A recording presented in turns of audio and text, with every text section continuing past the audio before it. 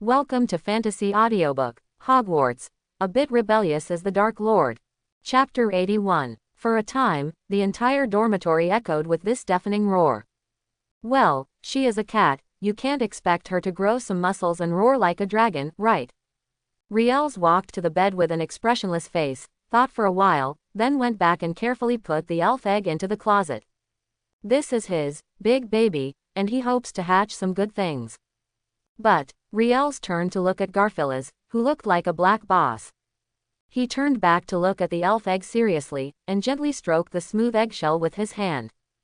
Don't imitate certain eggs. I don't ask you to hatch Arceus and Mew, nor do I ask you to hatch divine beasts. All I'm asking for is that you can hatch a wife beast for me. If that doesn't work for you, I can accept it if it's fat or something like that. The fat flying speed is absolutely unparalleled in the wizarding world. If he could hatch one out, he wouldn't have to worry about transportation problems in a short time. Meow meow, meow meow. Garfield. No, Garfield pinched his waist and looked at Riels with dissatisfaction. There were only two pieces of information revealed in those unruly eyes. The first one was, why are you not satisfied with me like this? The second message is, I'm hungry, does the cat food you promised still count? Riels covered his face with his hands. If possible, I really don't want to understand what this guy means. Although he said that, he is a man of his word. Since he promised to eat the cat food as much as he wants, he will definitely not let her eat it as much as she likes. Did you know that you ate the Philosopher's Stone? That's the Philosopher's Stone. That thing can turn stones into gold. If you have gold, you can eat cat food as much as you want. It's okay now. If you eat the magic stone, there will be no gold. Without gold, there will definitely be no more cat food and small cans. At this point, Riels paused, his eyes drifting to the big gold chain.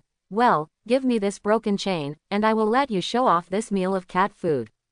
He wasn't coveting the big gold chain, but he was just curious. Did the cat come out of its shell with an accompanying spiritual treasure? He had to take it and study it carefully, maybe it was really a great thing. Meow. Garfield held the basin and showed off the meager 3 kilograms of cat food.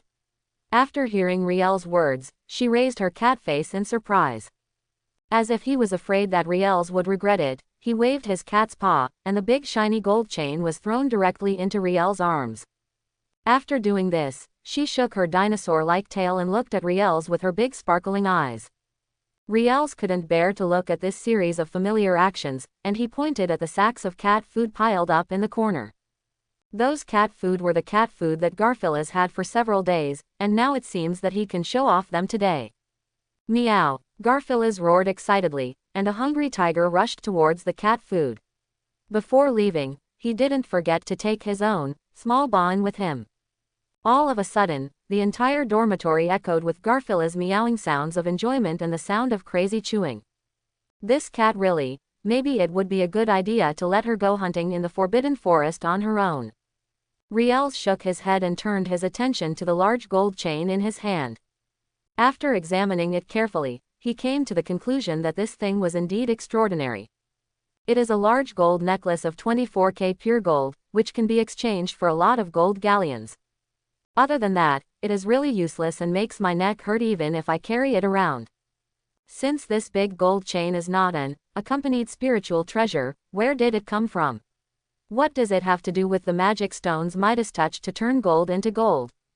Riels rubbed his chin and his eyes flickered slightly. System, can you check Garfield's panel information? Higher magical beast. Garfield, formerly known as Garfield. Danger level. Times XXX. Master. Riels Thomas. Ability. Midas into gold, magic breath, strong muscles. Advanced magical animals. 5 times danger level. Also equipped with 3 skills. Riels looked at the panel and then at Garfield, who was showing off cat food and wagging his tail. Forgive him for his blindness, but he really doesn't think this idiot can compete with a giant dragon. This big gold chain should be the product of turning stones into gold. No, more accurately, it should be turning things into gold. Needless to say, this ability must be derived from the magic stone. Magic breath. The magic version of atomic breath. Then it comes from genetic fluid, but I don't know how powerful it is. The strong muscles should be the reason why she has changed so much. Looking at this feature, it should also come from Godzilla's genetic fluid. Of the 3 skills, the first one is the Midas touch, but it should also be able to be used on other things, but I don't know if it can be used on people. If possible, then it can barely be regarded as a control skill. Not to mention the second magic breath, this is definitely the most powerful one among the skills. Just by listening to the name, you can roughly tell that this is a skill that gathers the magic power in the body and then sprays it out violently. Riel's frowned slightly when he thought of this. No, this skill is not only derived from genetic fluid, it should also be related to the magic stone. The genetic fluid provides an ability similar to atomic breath, and the magic stone provides enough magic power. The combination of the two results in the current magic breath. This is easy to understand. When Garfield was still Garfield, he was just a kitten who ate slightly more. There is no magic power in her body, and Godzilla is not a magical creature. The source of magic power in Nagafara's body can only be the magic stone. Is this a blessing in disguise? This magic stone is really worth it. 2 things that were useless to him were combined to create something like this. How could one express value? Riels raised his lips in pleasure and turned his attention to the last skill, which was the third skill, muscle strength. There is no doubt that this genetic fluid comes from Godzilla, but the question is, what is its function? It is a skill, it must be activated. Faraz is exploding like this now. It's hard for him to judge whether this is a passive skill or a passive skill. But one thing is certain, the function of strong muscles is to strengthen Garfield's body. Most likely after being stimulated, it will increase strength and speed. So this is an explosive auxiliary skill. Riels's eyes flashed with understanding. No wonder her danger level is 5 times, these 5x are indeed worthy of the name. The numbers here refer to the Ministry of Magic's classification of the danger levels of magical animals. A total of 10 are divided into 5 levels. 1 times means it is harmless to humans and animals and can be easily tamed. 2 times means it is almost harmless and can be tamed by ordinary wizards. The 4 times are highly dangerous and require advanced wizards to have a chance to tame them, and some cannot even be tamed. 5 times are extremely dangerous and require several elite wizards to tame them. A single elite wizard may be life-threatening when encountering them. There are also some that cannot be tamed. Only leaders like the giant dragon, Manticore, and Acromantula can reach 5 times. Garfila's current danger level is classified into 5 times. In a sense, she can be regarded as an existence on an equal footing with the dragon. Of course, this classification of danger levels does not completely represent the strength of magical animals. It is just a vague generalization. Today's harvest is very good. The front foot subdued the basilisk that can be used as a bodyguard, and the back foot Garfield evolved into Garfilas. It's just noon now, and Garfilas has hatched. There's no need for me to stay in the dormitory in a daze anymore. In the afternoon, I just have a potion class with the little lions. As we all know, a big wave of emotional value is coming for the little lion and the little snake. So his goal in the afternoon is very clear: earn emotional points, earn emotional points, earn emotional points like crazy. Godriel stretched, stood up and walked towards the door. Before going out, he didn't forget to turn around and tell him, "Don't fight, especially don't touch that elf egg. Don't go out of the dormitory either. The house elves will come to clean up later. I don't want you to bully them." Garfilas waved his hands without raising his head, while Xana raised her eyelids, and then fell asleep. A hard-working cat and a night owl, very good, he is very relieved. Riels nodded, closed the door without any worry, and walked towards the banquet hall. When passing by an ordinary dormitory, he paused. As a hidden prefect, is it normal to care about injured classmates? After finding a legitimate reason to go in, Riels pushed the door open and entered, and then the entire Slytherin dormitory rang out with shrill wails. After finishing, Riels walked out of the dormitory with a satisfied look on his face, with a big smile on his face. Malfoy hatred +19, fear +18. Riels paused, and the smile on his face became deeper. Good, now he feels even better. What he wants is this effect. Wherever he stops, his emotional value will rise. This is the correct way to open emotional value. Banquet hall. When Riels arrived, there were already many wizards sitting at the dining tables of the 4 branches. After scanning around, he didn't see the little angel Hermione on the Gryffindor table, so he didn't go there, but went straight to the Slytherin table. As soon as he got closer, he heard Pansy's angry thoughts. This guy Riels hasn't seen anyone else since morning, not even in class. I really don't know what he wants to do. It's true, Professor Snape. Riels is going to do bad things at first sight. Why didn't he allow him to take leave? Cassandra drank the sweet white porridge without changing her expression and said calmly, "You have been saying these things all morning, I think I already know it." Obviously, Pansy was not dissatisfied with Snape for granting leave, but with Riels. The reason why she has been complaining is because she wants to drag Cassandra over, so that the two of them can denounce Riels together, which will make it less boring. However, she was still very satisfied with Pansy after seeing through it, so she chose to listen quietly. He actually hid what he did from us, but we still treat him as a good friend. Pansy pouted, with an unhappy look on her face. Not only was he unhappy about Riels, he was also unhappy that Cassandra was not on the same side as her. If she complained about it, she would look stupid and like an idiot. You should tell him this directly. Also, you are you and I am me. Don't use us casually for anything. This is unreasonable. Cassandra didn't raise her head when she spoke, still tasting the sweet and soft white porridge. Yesterday, Pan Chi Sheng forced her to take a sip. She was about to get angry, but it turned out that this thing was surprisingly good. She also understood why Pansy ignored her image. Of course, with so many people sharing a bowl of porridge, she still felt a little uncomfortable. This was one of the reasons why she was so cold to Pansy today. Riels, he must still be sleeping in the dormitory.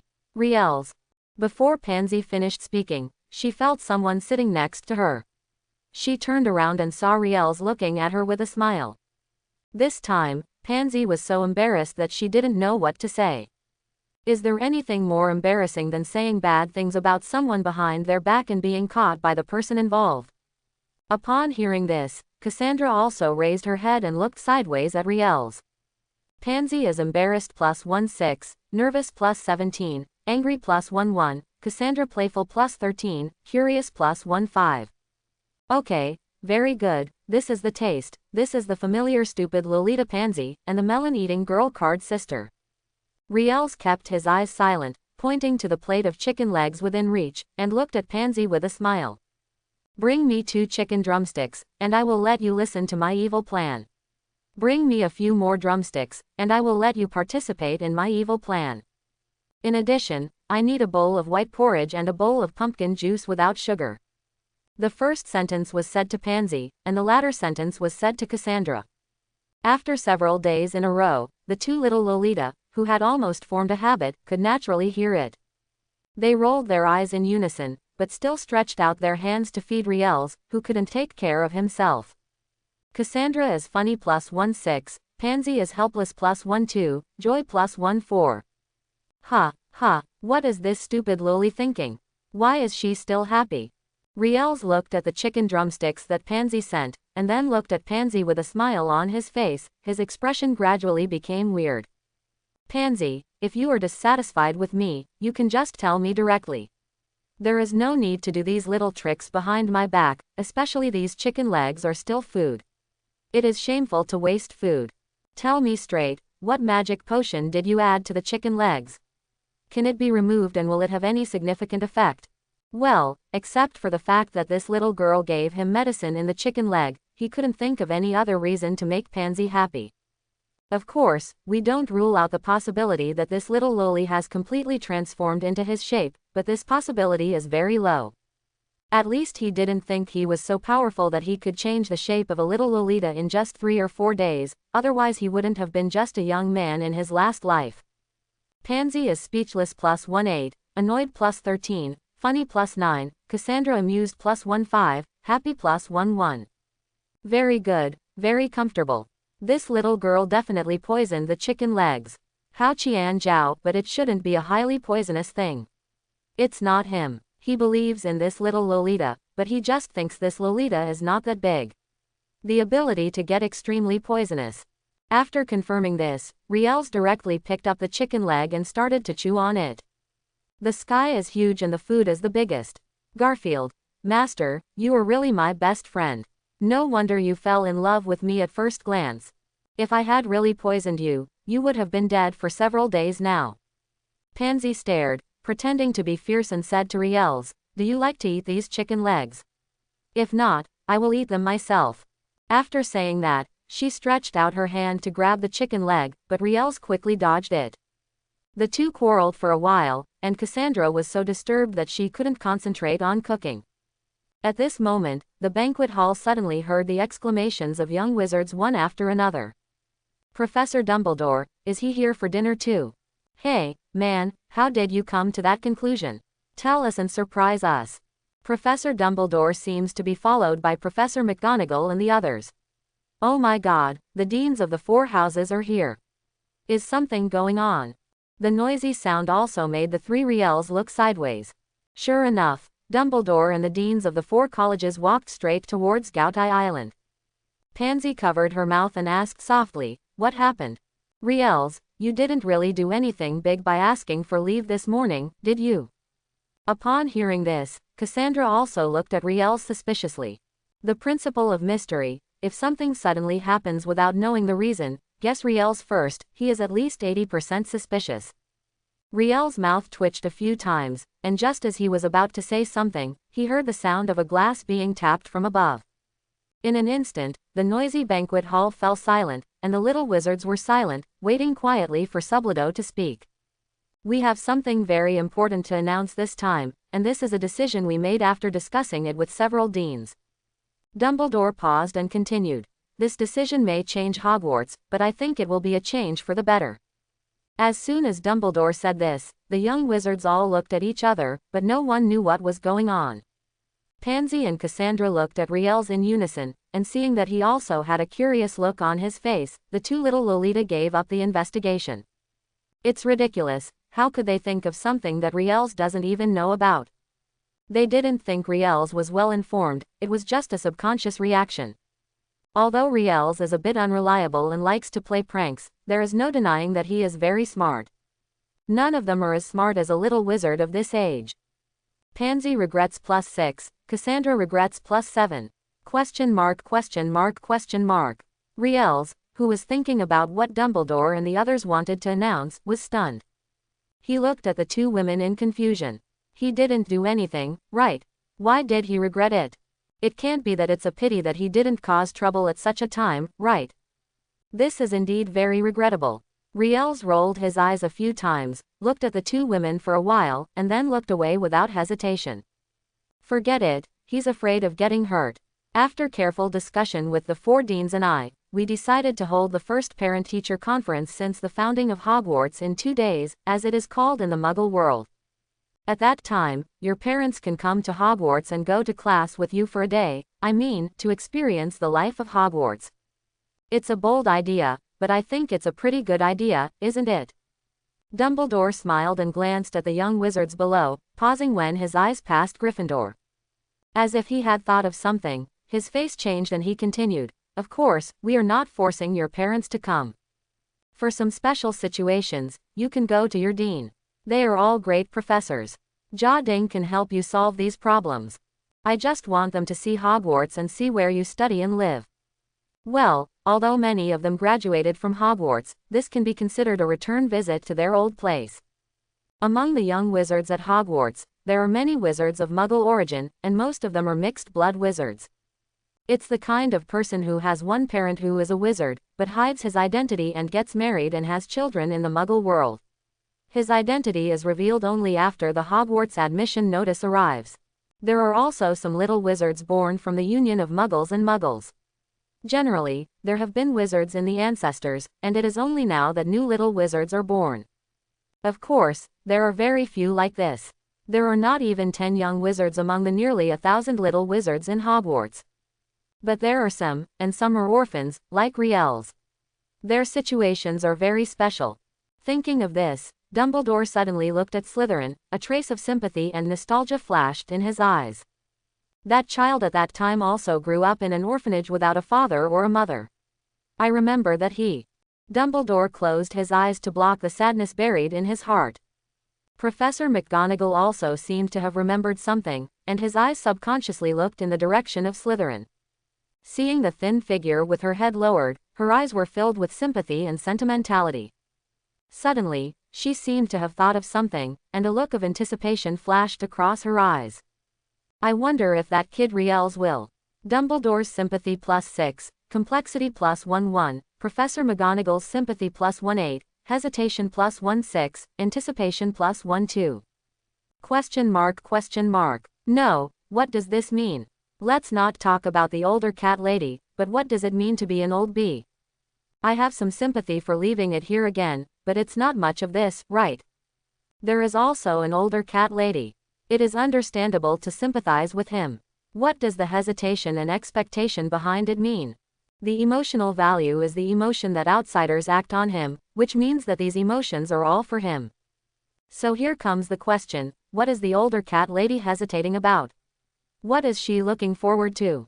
Riels couldn't figure it out, so he scratched his head and decided not to think about it. As I said before, as long as I don't doubt or think about it, there will be nothing in the world that can trouble me. The answers to all these will come to light later. There is really no need to dwell too much on this matter. That is just asking for trouble. Of course, except during the exam, so choose all C. Parent-teacher conference. What is that? Do you just ask parents to come to the school to take a look? Pansy tilted her head and looked at Riels in confusion, even Cassandra was no exception.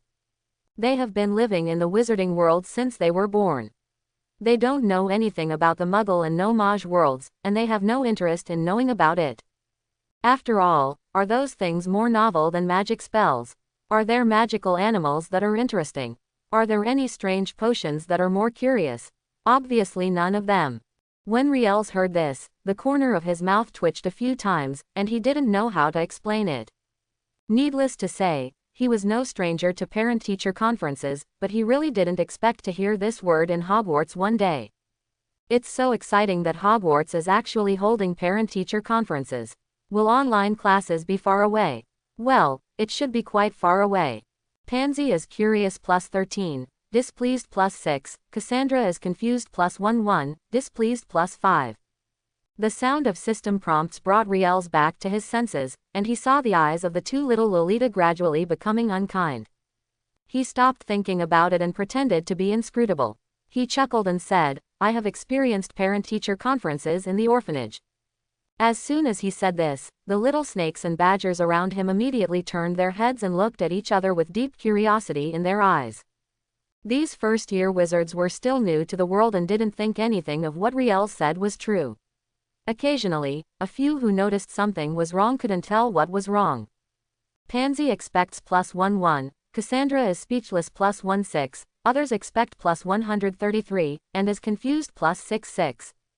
Riels raised his eyebrows, put his hands behind his back, and continued speaking like a veteran. The parent-teacher conference is exactly what the name suggests. It is to allow parents to enter the school and see how their children are doing in school, and of course the most important results.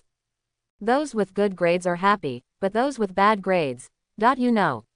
In life, it is inevitable to receive 2 beatings. I just want to say that you should be a grandson first and then a father. If you get through it, it will be over. After what he said, it seemed reasonable at first, but after listening carefully, it seemed even more reasonable. Although something still felt strange, the little snakes and little badgers didn't pay attention. They only pay attention to the fact that the parent-teacher conference allows their parents to come to school to see their performance and achievements in school. It's okay if you have good grades, but if you have bad grades, you might get beaten. That's terrible. I will definitely be reprimanded, and maybe even have my pocket money deducted. I'm okay. I believe my parents will be proud of me and maybe give me more pocket money. When the time comes. You can watch what I say, I don't mind. Oh, Brian, you are such a good brother to me. Well, I just want to ask, is it true that Hogwarts seems to have no grades? It seems like we have never had any exams, right? As soon as this question came up, the little wizards were all stunned, even Riels, who was waiting for the mood value to be smashed.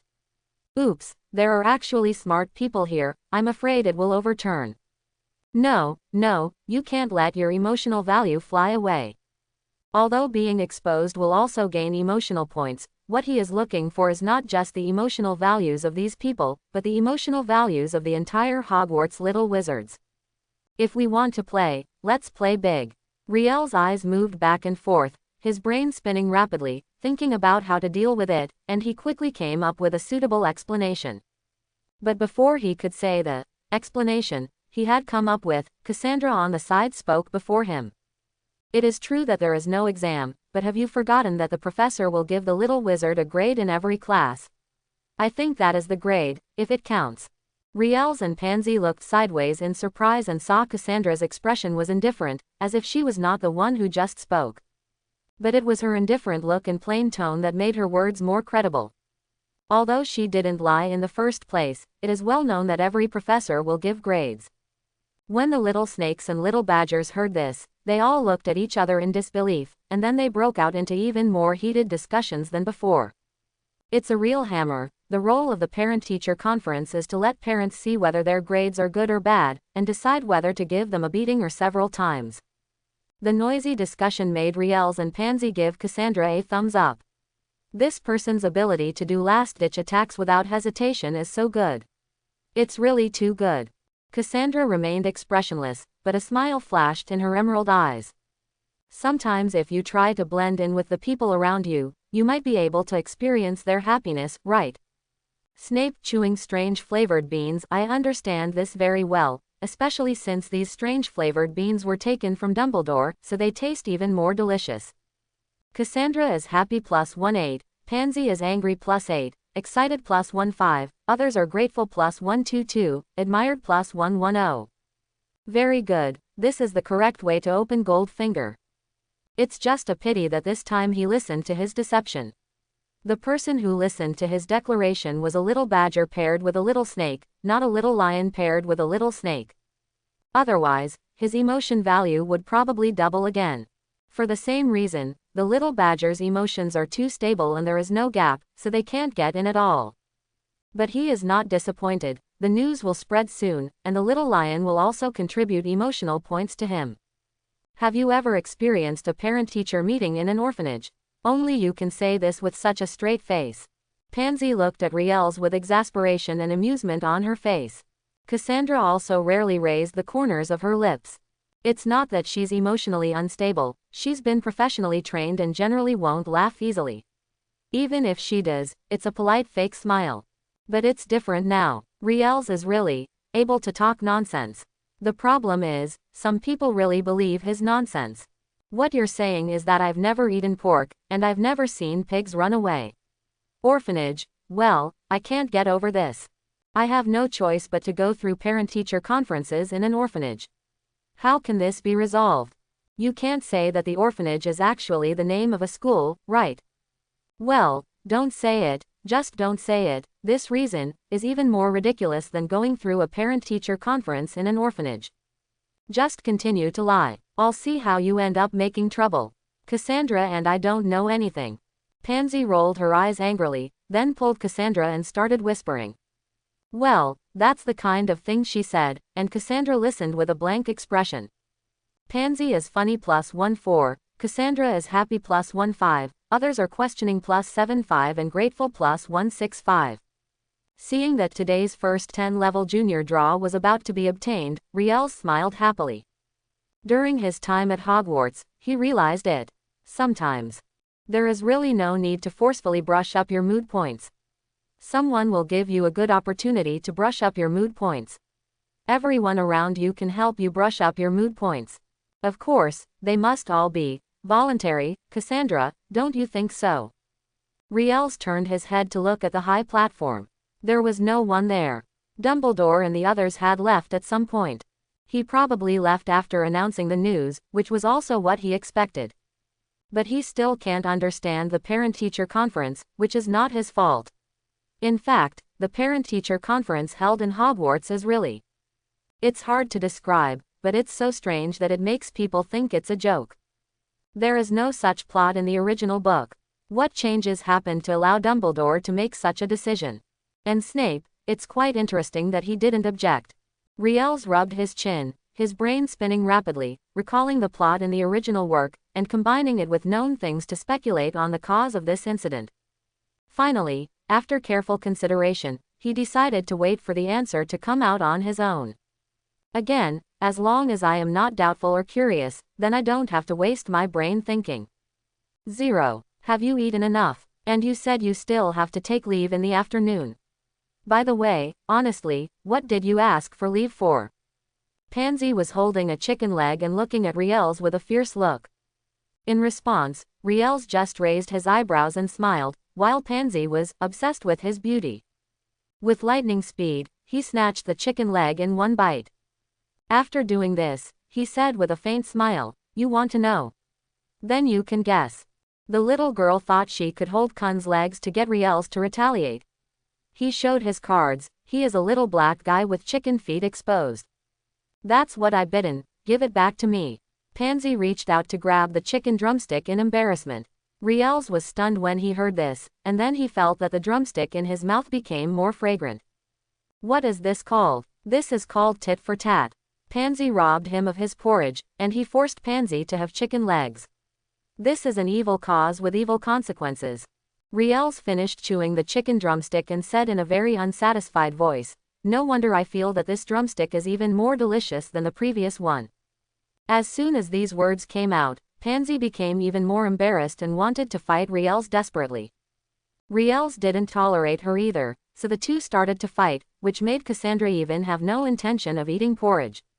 Looking at the two laughing people, the corners of her lips curled up unconsciously, and her eyes were filled with smiles. She thought it was the right decision to ignore her family's objections to enrolling in Hogwarts this time.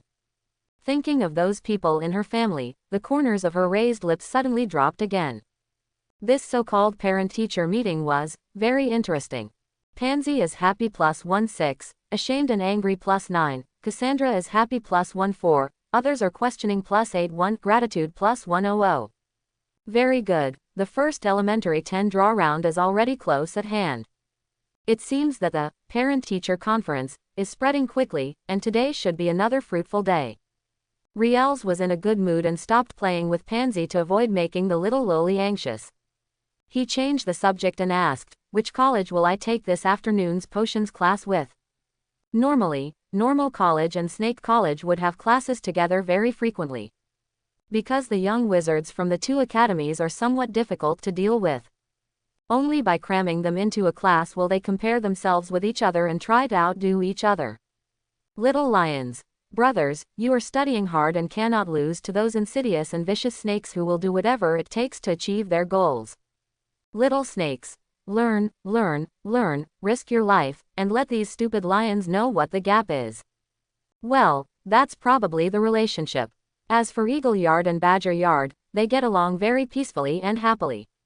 Most of the reason is that the young wizard in the Badger Academy is too emotionally stable, which makes people in other colleges want to compete for him.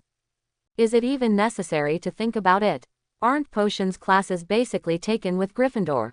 Although occasionally with the other two houses. But it doesn't happen once every 4 or 5 days, and I think today will be no exception. It should still be with Gryffindor.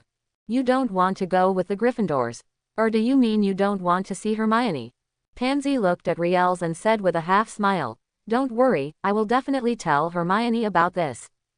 Riels's eyelids twitched a few times and he almost punched this stupid loli twice. It's best to open one eye or close one eye when you sleep. Pansy smiled and said, "Thank you for reminding me, I will remember it." Pansy's joy +18 and Cassandra's evil smile +17.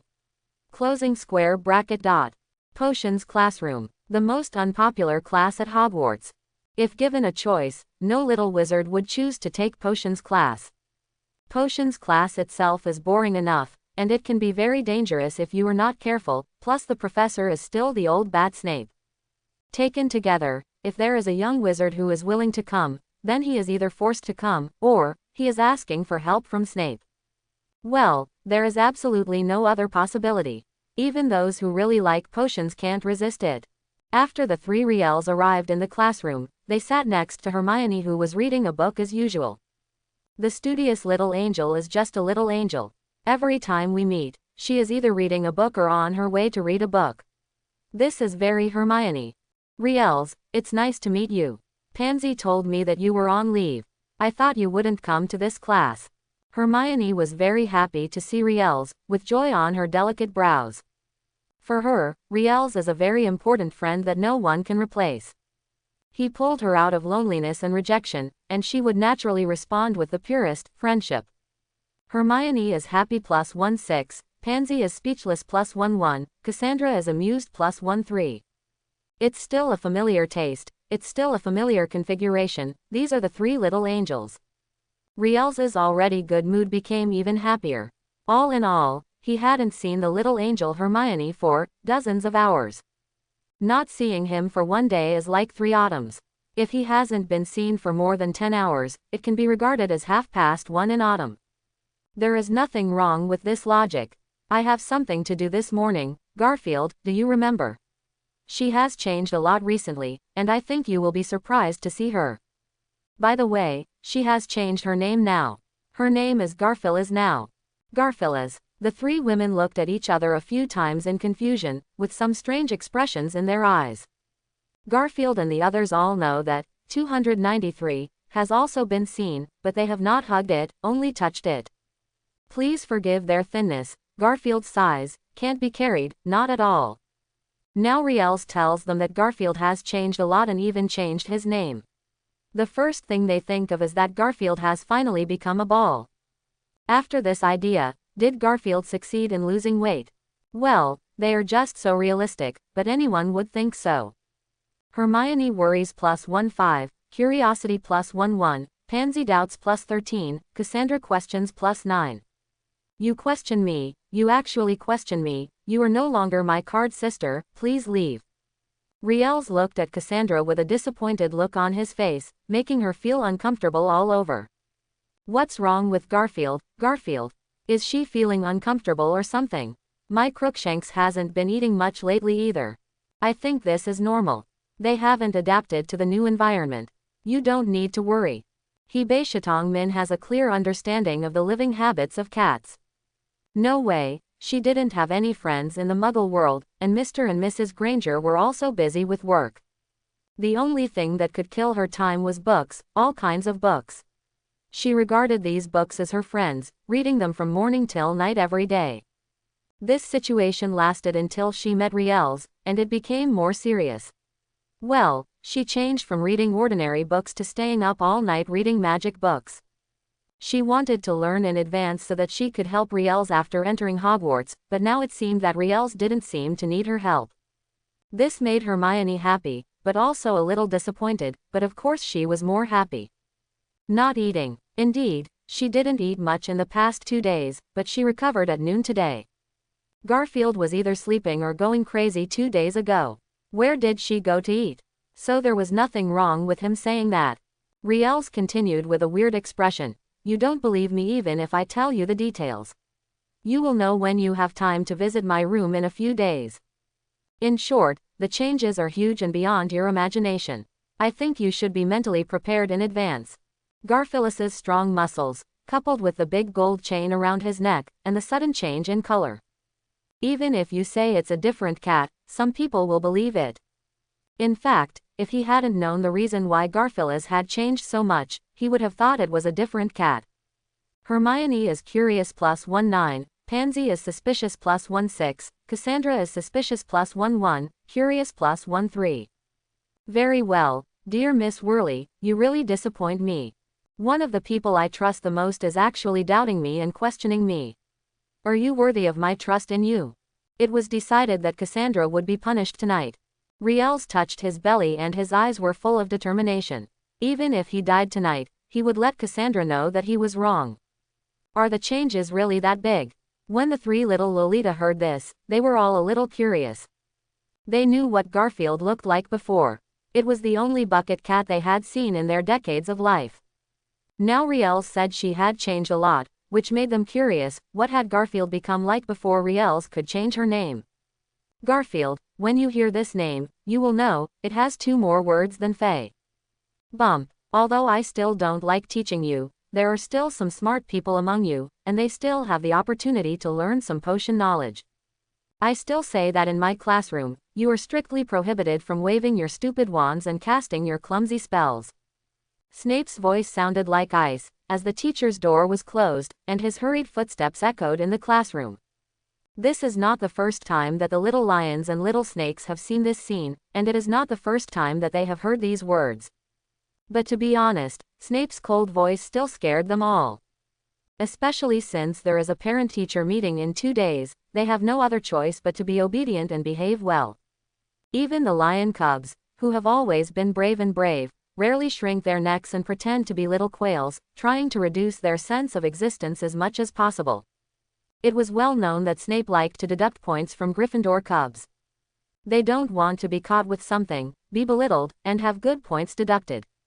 I'm afraid I'll wait until the parent-teacher conference to discuss everything.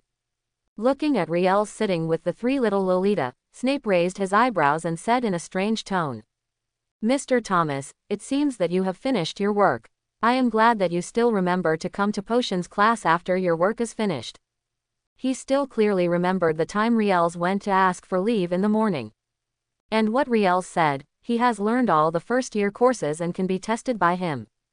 Originally, he had some expectations. If that was the case, then Riels would definitely be a rare talent. As Dumbledore said, don't look at the world of genius through your own eyes. But now Riels is sitting here, what does that mean? Is Riels finished? Well, it's possible, but he prefers to believe that Riels is afraid. That's why I chose to take the afternoon class, trying to avoid tonight's test. Snape is disappointed +16, Hermione is worried +12, Pansy is gloating +13, Cassandra is amused +11, others are sympathetic +23b gloating +11. What's that formula? Little lions plus little snakes equals a big wave of emotional values coming. Now he declares that this formula is completely invalid because he has created a new formula. Little lions plus little snakes plus Snape equals lots of emotional values coming. Little lions and little snakes can easily produce considerable emotional value. Snape would sometimes target him, which would cause the little lions and little snakes to have mood swings, just like that. In other words, Snape was an introduction, guiding them to reveal their emotional value. To sum up, this is a perfect formula. In addition, he also had to complain that Ronald today is still not good enough, even Malfoy can't compare, it's really bad. Riels narrowed his eyes in pleasure and said with a smile, "Professor Snape's lectures are so exciting, how could I not come and listen to them? What's more, Professor Snape is going to give me a test tonight. If I come here to study, won't it be easier for me to do the test then?" As soon as he said this, the little snakes and little lions looked at him with even more sympathy, as if they were looking at a person who was about to be executed. It was too bad. They knew that this leave was not easy to get. Fortunately, they did not risk their lives to clear it. Little snakes. Isn't this little snake too miserable? Being targeted like this by his own dean, did he do something unnatural? Little lions. Although the two sides have different ideas, they both deeply sympathize with Riels's experience. Even the 3 little Lolita were no exception, they all looked at Riels with sympathy but helplessness. There's no way, that's Professor Snape, and if they intervene now, it will only make things worse. Snape's displeasure +19, others' sympathy +199, gloating +16. Seeing the skyrocketing emotion level, the smile on Riel's face deepened a little deeper. Very good, at this pace, it won't be long before his second elementary 10-draw streak of the day comes out. Today seems to be another fruitful day, and I will go to Snape's place for a test in the evening, and maybe something good will come out by then. After all, Snape is famous for not telling his truth. He doesn't ask for anything too good, just a divine edge is enough, even if he is close to being turned upside down, it's not unacceptable. Mr. Thomas, I hope what you have learned in this class can help you answer the questions I asked. After saying that, Snape stopped talking and started to lecture. What is the difference between boat-shaped aconite and wolfsbane bird's head? What are their functions? What kind of brewing method should be used when preparing wolfsbane potion? What should I pay attention to when brewing it? Can someone get up and give me an answer? Regarding these questions, the little wizards all lowered their heads, looked at their noses and hearts, pretending that they heard nothing. Snape is different from other professors. For other professors, if you answer the question wrong, nothing will happen. You might even get extra points. But this doesn't work with Snape. If you answer wrong, he will not only belittle you severely, but also make your doubts come true. They will also deduct 5 points from your college, or even 10 points. Therefore, the best way to face Snape's questions is to pretend not to hear them, unless you are absolutely sure that you can answer these questions. But they have never learned these questions, so how can anyone possibly be able to answer them? Well, Hermione raised her little hands, eager to try. In the end, this question was successfully snatched by her, and she also managed to earn a full 5 points for Gryffindor. In this regard, Riels said, he did not express it because he was browsing the system mall. Although the lottery is good, it is too. It's not stable anymore. Some particularly important things still have to be purchased from the system mall. For example, those potion recipes in the forbidden books, the potion materials they require are very strange, which means they are not easy to find. For example, Veela's bodily fluids, dwarf's toenails and the like, well, they are all very strange, and the effect of the refined potion is also very strange. A potions class was spent with the little wizards shivering and pretending to be quail, Riels visiting the system store and making big purchases, and Hermione constantly raising her hands to answer questions. After dinner, Riels walked step by step towards the headmaster's office of Slytherin, dragging his belly that was enlarged by 2 little girls. With every step he took, he could feel the sound of water sloshing in his stomach. There was no doubt that it was the food that the 2 little Lolita were feeding. Mainly the pumpkin juice fed by Cassandra. In order to retaliate against her, he drank 5 glasses of pumpkin juice in one go. 5 glasses in total. Now he feels like he never wants to drink pumpkin juice again. No, he doesn't even want to smell it anymore. I'm tired of it, I don't love it anymore, there's nothing more to say. Boom. Tilde operator boom. Enter. Snape's cold words came from the dean's office, and Riels was not polite and opened the door and walked in. As soon as he entered, he went straight to the chair and sat down, regardless of Snape's expression. As soon as he sat down, he let out a comforting sigh. These 2 scumbags are so irresponsible in making my belly bigger. Can we kill them by taking a walk after dinner? It was really hard on my waist. If it hadn't been strong enough, I would have fallen halfway. When Snape heard this, his face froze with displeasure, and his expression became extremely strange. A big belly, 2 scumbags, Riels' waist. Is this what he can hear? No, is this what a teenage child should say? And why do men have a big belly? Is there a magic potion that allows men to have children? Well, don't tell me, there really is. But this has absolutely nothing to do with Riels's big belly. How old can a child understand? Is the hair bloated? Snape resisted the urge to slap him and said coldly, Mr. Thomas, just say you're full when you're full. There's no need to say these misleading words. Snape is unhappy +19, funny +6. Riels didn't care too much about these 3 melons and 2 dates, he just raised his eyelids lazily. Professor Snape, my belly is indeed a lot bigger, isn't it? It's true that they fed me, isn't it? It's true that they didn't accompany me for a walk to eat, right? So which of these words I said are not correct? I think there is nothing wrong with what I said. It's not that he is trying to fight Snape, but what he said is true and he is reasonable, so is not afraid of Snape's power. What makes sense is what makes sense, what makes sense is what makes sense. If you don't make sense, you just don't make sense. If you don't make sense, you will be angry. As a young wizard in the new era, how could he be afraid of these powers? He wanted to use practical actions to show Snape that he was not afraid at all. Mr. Thomas, what you said makes sense. I think I'm too superficial. Snape said with a smile. I think Mr. Thomas is ready. I hope you won't disappoint me too much. Besides, you'd better stand up. The chair is broken and I haven't fixed it yet.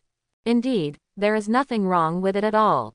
Dumbledore may be right, you shouldn't treat Riels like a child, you should treat him as a disobedient child. Snape silently put down the questions he had prepared, and decided to let Riels memorize them. Snape is unhappy +18, funny +9. As we all know, 3 melons and 2 dates are not much, but 6 melons and 4 dates are a lot. You have to carry them with your clothes. Again, no matter how small the mosquito legs are, they are still meat. If you save them a lot, you can make a stir-fry. Overall, this is a good start. Maybe Snape will reveal the big baby tonight. Riel stood up with a smile, and kept stroking his round belly with both hands. The horse charm in his body took effect, and the feeling of fullness disappeared instantly. It is indeed a horse charm. Good reviews, must be good reviews. Don't worry, Professor Snape, I have just repaired this chair for you. I think it is as good as new now. One of the abilities of the horse talisman is that any item it touches can be restored to its perfect state. This ability was already triggered when he just sat on the chair. Horse talisman, another review. Snape doubts +19, doubts +11. Mr. Thomas, it seems that your repair is in good hands as before. Riel smiled incredulously and pointed to the intact chair. He didn't say a word, but the meaning was already obvious. Aren't you questioning me? Then you can see for yourself. When Snape saw this, he frowned and looked over. With just one glance, he was sure that the chair had indeed been restored to its original state. No, it was restored to perfect condition, just like when it was made. Why is this chair the same as when it was just made? Is it possible to restore it to its original appearance? How did Riel's cast a spell right under his nose without him noticing? Wandless casting combined with silent casting. Is this something a first-year wizard can master? Snape's heart was in turmoil, but his face remained calm and calm. Snape was shocked and revealed the reward, top-grade pharmacy talent. It is detected that the host already has a high-grade potion science talent, and the two talents begin to merge. Congratulations to the host for obtaining the ultimate potion science talent. Excellent potion science talent. With this talent, you will be the darling of potion science. All potions can be trusted at your fingertips, and your understanding of potions far exceeds that of others. This is a real good start. Riel's raised the corners of his lips happily, feeling that life was just like this. It's not in vain that he sat on the broken chair as soon as he entered the door. The old bat Snape was as awesome as ever. Mr. Thomas, you did a great job and cast the spell silently. I don't think I need to test your spell anymore. Snape said calmly. For the remaining potion, just mix up a potion and let me take a look. 11. He didn't ask Riel's how he did it, nor did he praise him too much. As Dumbledore said, as a professor, his duty is to teach young wizards the right things. Guide them to the right path instead of exploring their secrets. Riel's was confused for a moment, and then smiled again. Professor Snape, can I brew some potion? The ingredients for the potion. Snape glanced at him and said coldly, any potion will do. You can use the potion ingredients I have here as you wish. But Mr. Thomas, you have to remember that these potion materials are very precious, and I hope you don't waste them. As the leading potion master in the wizarding world, the potion materials he keeps in his room are naturally very precious. It can be said that each of these magic potions is worth thousands or even tens of thousands of gold galleons, and a large part of them are priceless and unavailable, so you can't even buy them. Especially in recent years, the Ministry of Magic has tightened its control over magical animals, strictly prohibiting the presence of poachers, and some potions have also become more rare. After all, the materials for magic medicine are either from magical animals or from various herbs. The latter can be grown and the former can be grown. Weak magical animals can be bred in batches, but those like giant dragons cannot. The Ministry of Magic also strictly prohibits the breeding of dangerous magical animals. Therefore, it can be said that these potion materials should be used less and less, and there should be no waste.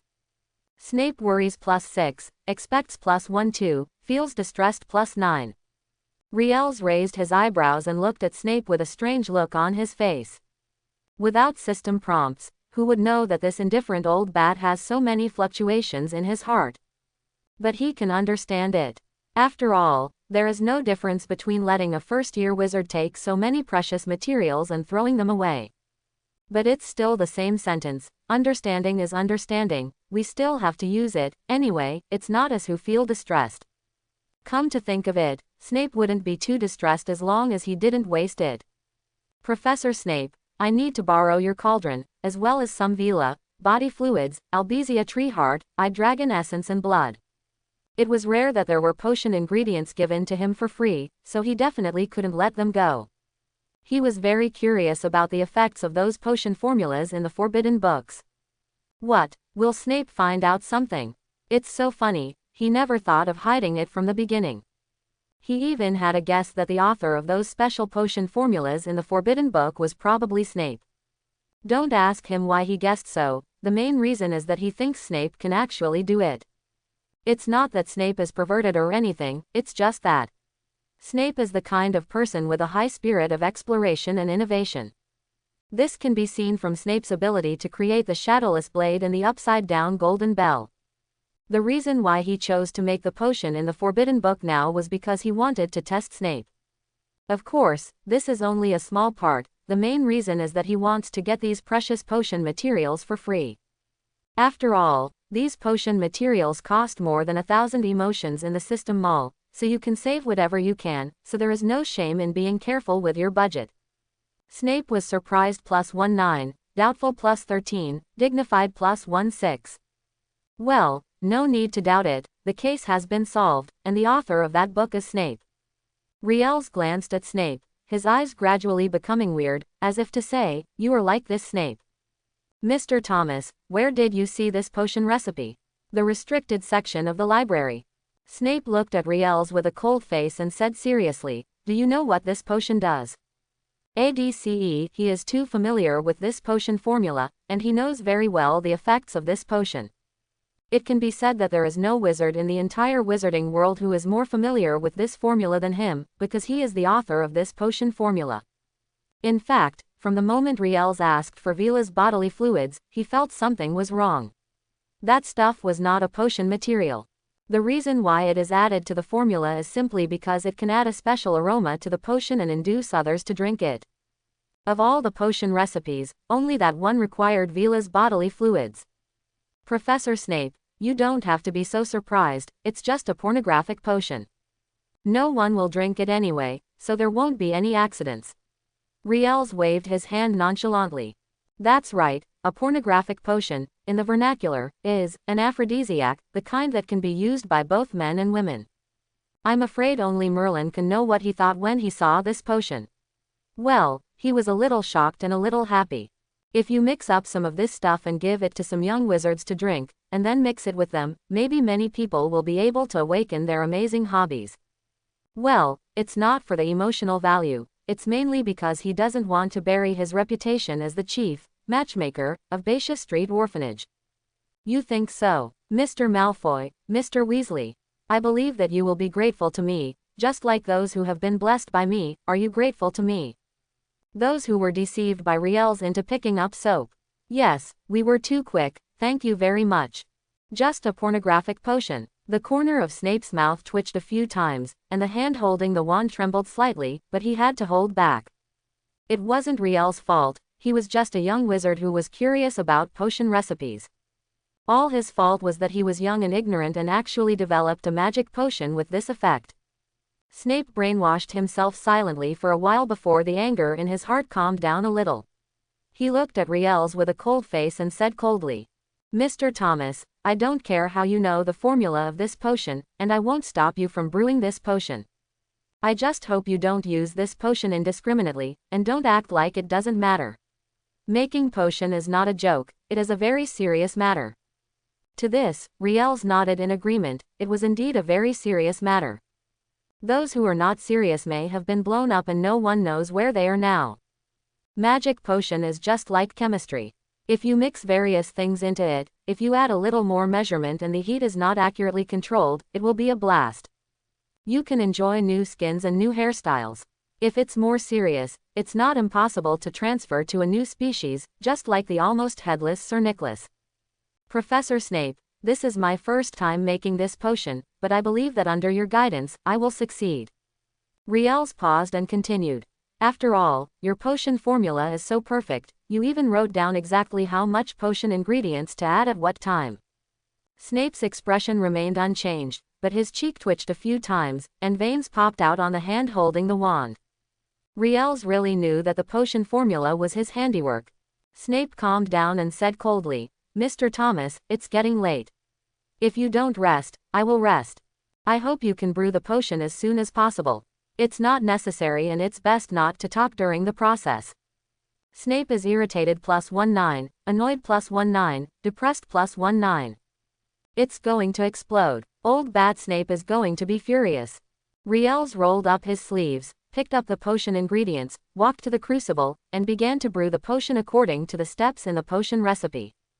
It's funny, Slytherin believes in judging the situation, and there is nothing wrong with his choice. Again, the emotional value cannot be fully refreshed, so just stop when you are ready. If you really make Snape anxious, it will do him no good at all. Perhaps it was his talent in potions that came into play.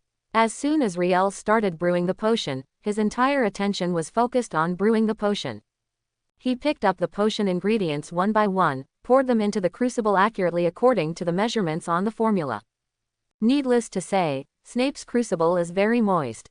Well, it's really easy to use, and it's very suitable for pot chicken pancakes.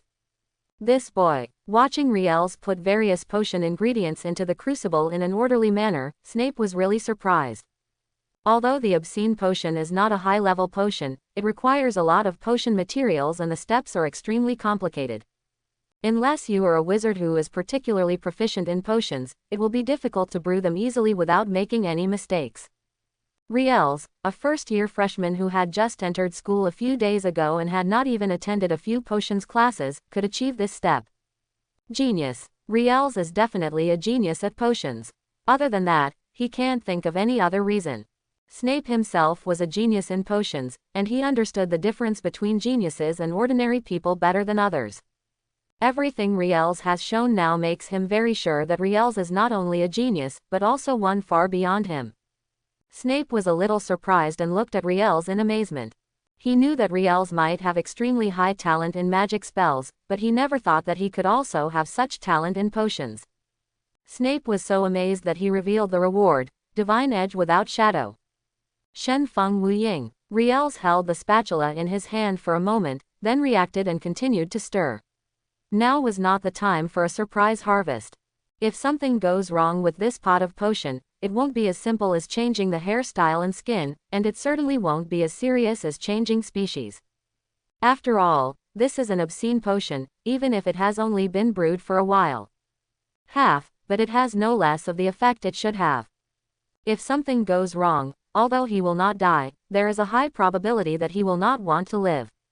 Therefore, for the sake of his own innocence, Riels was very meticulous during the subsequent brewing process. He kept his eyes fixed on the crucible and did not dare to relax at all. Soon, the thick white liquid in the crucible began to bubble and boil. Well, the pot was boiling. Riels and Snape both looked at each other with stern looks. The former knows the formula, and the latter is the maker of the formula. They both know that the opening of the crucible means that the brewing of the obscene potion has reached the final step. Professor Snape, can you please stay away? If I fail, please don't hold back on yourself. Please find someone to save me. Riels coughed dryly and changed the subject. Although Riels' words changed quickly, Snape still heard clearly. His face was dark, and the veins on the hand holding the wand popped out. It really looked like Riels had been beaten to death. What does it mean not to hold back on yourself? Does it mean that if Riels fails, he will become Zisha? But the one who failed was obviously Riels. Why was he Zisha? Also, Riels is obviously not sure about making this potion, so why bother making it? This time it is really big trouble. If things go wrong, the Slytherin snakes, and even the entire Hogwarts wizards, will be poisoned by the obscene potion. Snape was speechless and revealed the reward, a bottle of Veela's bodily fluids. The old bat exploded with Veela's bodily fluids. For a moment, Riels looked at Snape even more strangely. If he hadn't known that all Veelas were female and not male, he would have doubted whether the Veela's bodily fluids were produced and sold by Snape himself. Thinking of this possibility, his hand shook and he almost spilled the small bottle of translucent, viscous transparent liquid that smelled like sea water. His trembling not only startled him, but also scared Snape almost out of his mind. If so much Veela body fluid goes down, it will definitely affect the entire Hogwarts. Mr. Thomas, I don't know what you are thinking, but I hope you can concentrate. If you can't, then it's because of me. Snape had a cold face and suppressed his anger as he continued. I can count you as passing my test, but I think you should be able to remember the lesson this time. Don't force things you can't do, otherwise you may endanger yourself and others. Pour the soul's nourishment. Riels ignored Snape's preaching and directly poured the wedding baby's bodily fluids into the crucible. To be honest, he wasn't ignoring Snape on purpose, it was just that the cauldron had been left open for too long. If he didn't pour it in, the pot of potion would explode. If he is in the same room with a beautiful young lady, if the obscene potion explodes, he will not be the one to suffer anyway. But being in the same room with a greasy old bat, he has to die to make this potion succeed. Snape panicked and revealed the reward, quickly joined forces. Riels ignored the system prompts, but concentrated on dripping these viscous liquids that exuded the smell of the sea into the crucible. Snape clenched his wand and watched this scene nervously. He was ready to run away if he failed. He knows the horror of the obscene potion. It's nothing in one person. If there are two people, the picture is so beautiful that he can't even imagine it. Now he feels a little regretful about why he studied this potion and why he recorded it. This is really a sin. He would rather face Voldemort than watch Riels brewing the obscene potion here. This frightening feeling is really too painful.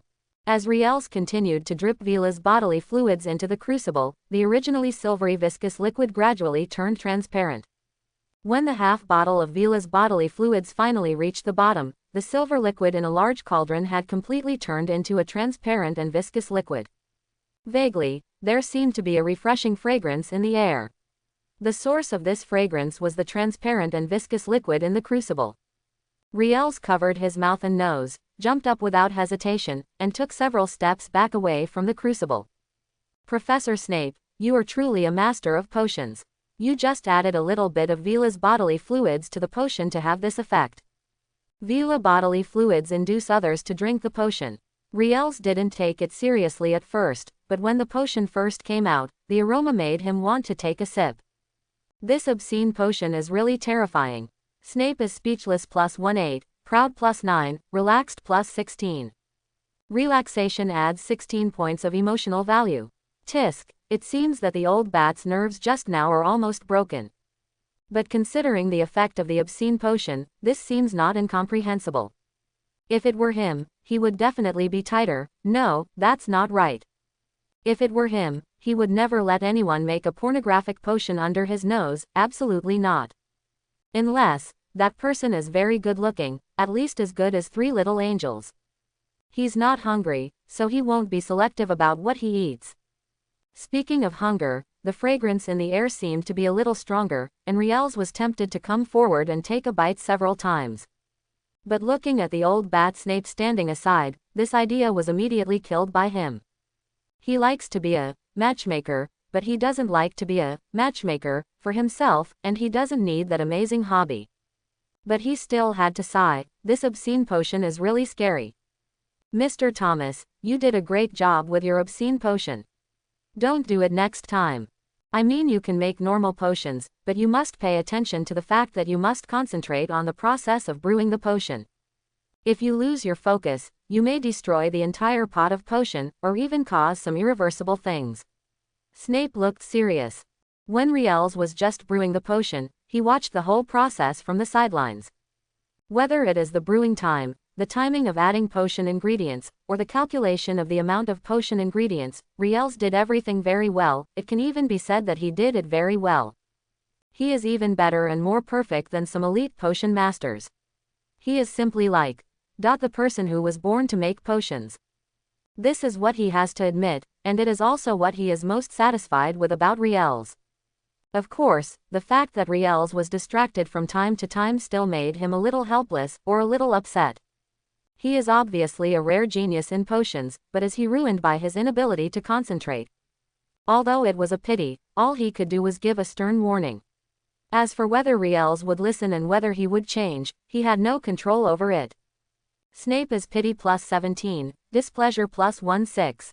The second basic 10 consecutive draws, achieved. Today is another fruitful day. Not only did he tame the basilisk as a bodyguard, but the Garfield egg also hatched into Garfield, giving him 2 powerful fighting monsters for nothing. Relying on the parent-teacher meeting, his emotional value reached more than 2,000 in half a day. At night, the old bad Snape also gave him a set of magical spells such as Shadowless Edge and Rapid Healing. How can this be described with the word pleasant?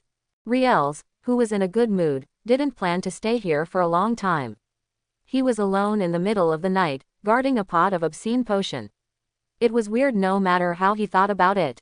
With this time, he might as well go back early to draw the lottery and sleep with the elf egg that might hatch the wifemon. But before that, Professor Snape, can I take away some potion? This is the first potion I brewed in my life, and it has extraordinary meaning to me. Although its effect is a bit.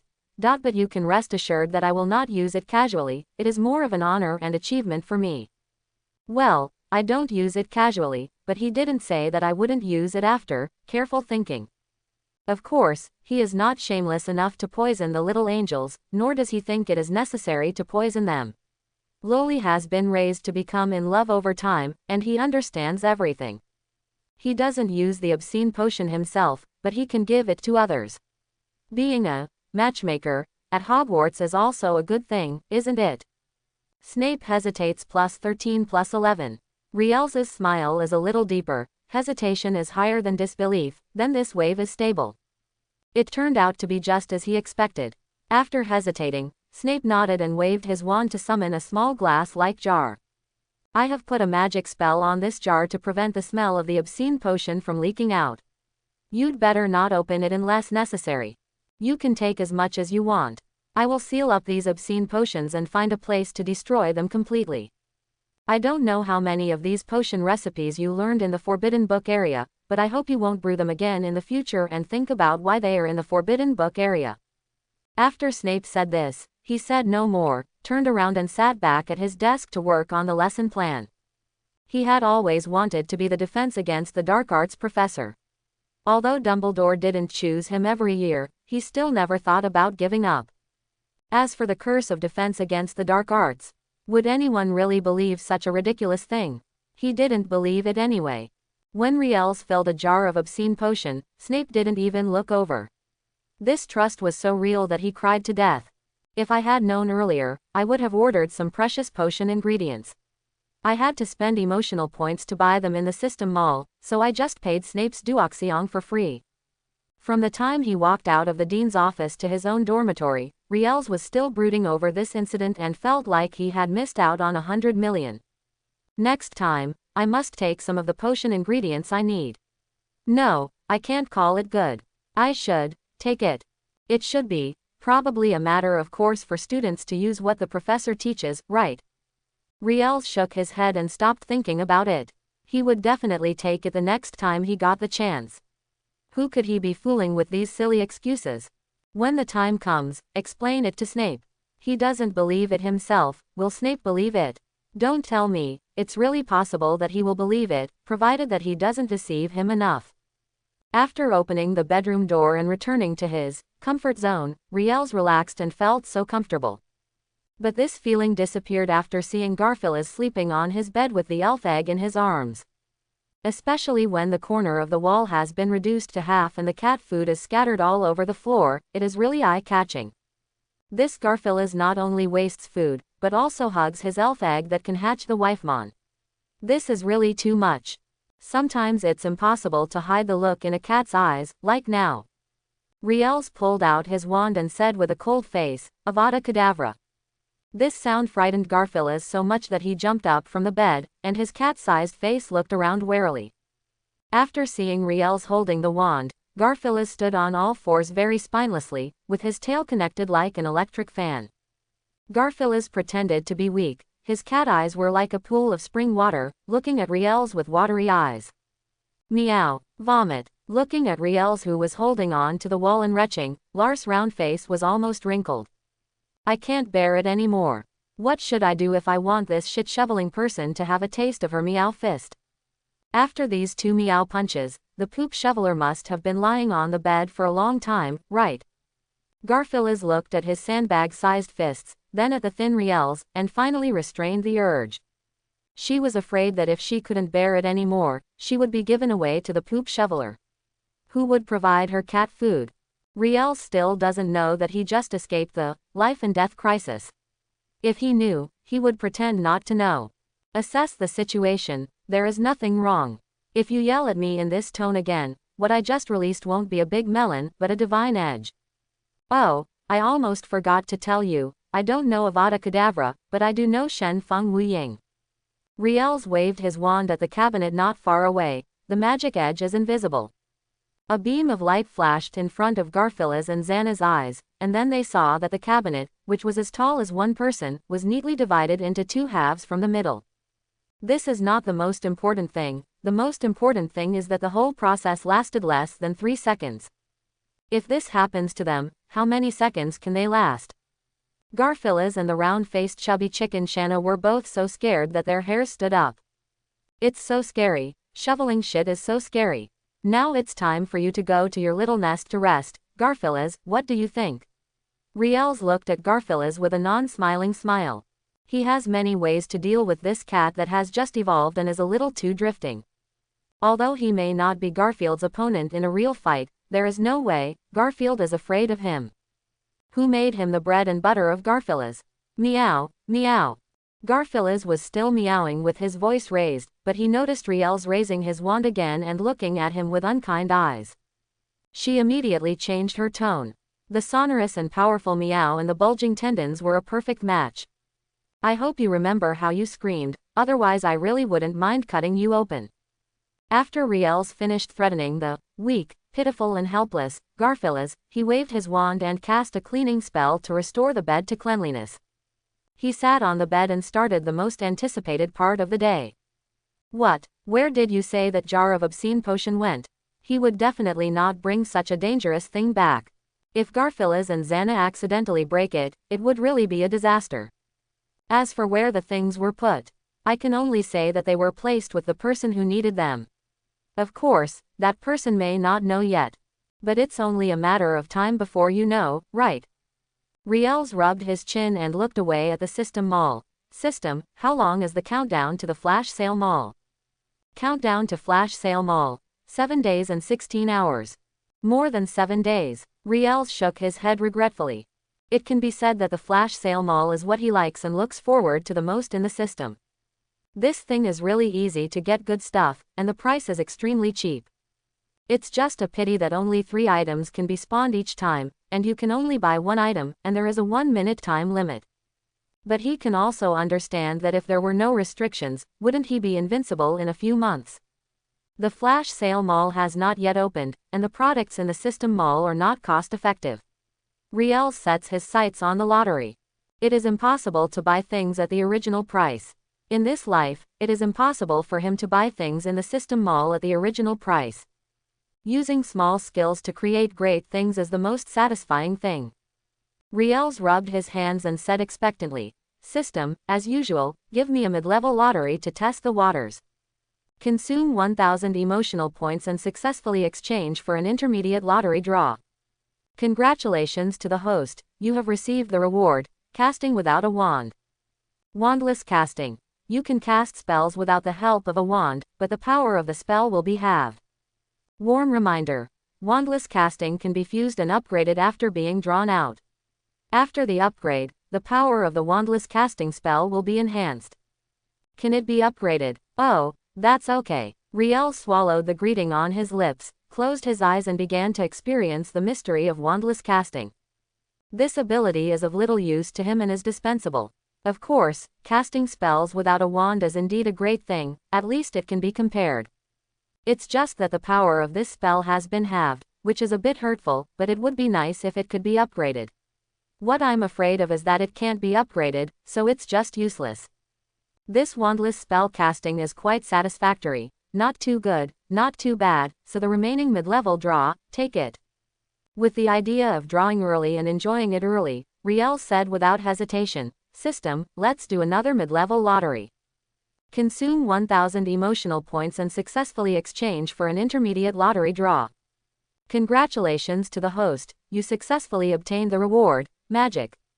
Magic Shield. The magic from Kamar-Taj can be released without the need to chant a spell.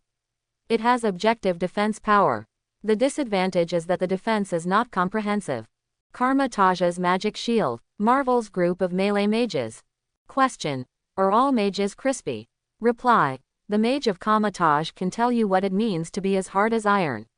Hold a shield in one hand and a whip in the other. Whoever uses long-range magic first loses. Magic shield is a primary magic. As the system introduces, it has objective defense power, but it cannot defend the whole body. Its defensive power is not much different from that of armor. The biggest difference is that one is for the whole body, and the other allows you to take the lead in charging. Is this the time for me to change my profession to a melee mage? Riels raised an eyebrow. To be honest, he is still very optimistic about the melee mage. Who said that the mage can't be tough? Find out about the melee mage. Let's not talk about anything else, let's just say that this magic shield does not require spells or wands. The most important thing is that it will not reduce the effect. For this reason alone, he praised magic shield. Riels turned his hands a few times, and two magic arrays emitting golden light burst out from the back of his hands, forming a medium-sized shield in the air. This scene shocked Garfield and shrank back into the corner, and Xana also retracted the head that popped out. It's so scary, this shit shoveler seems to be getting stronger again. Riels didn't know the reaction of the two little ones, and the big one. He was closing his eyes and feeling the loss of magic power in his body. The magic power is being lost at a constant speed, but that's right. The maintenance of the magic shield requires a lot of magic power supply. The lost magic power is not that much. At this rate, I can maintain the magic shield for less than an hour, which is still acceptable.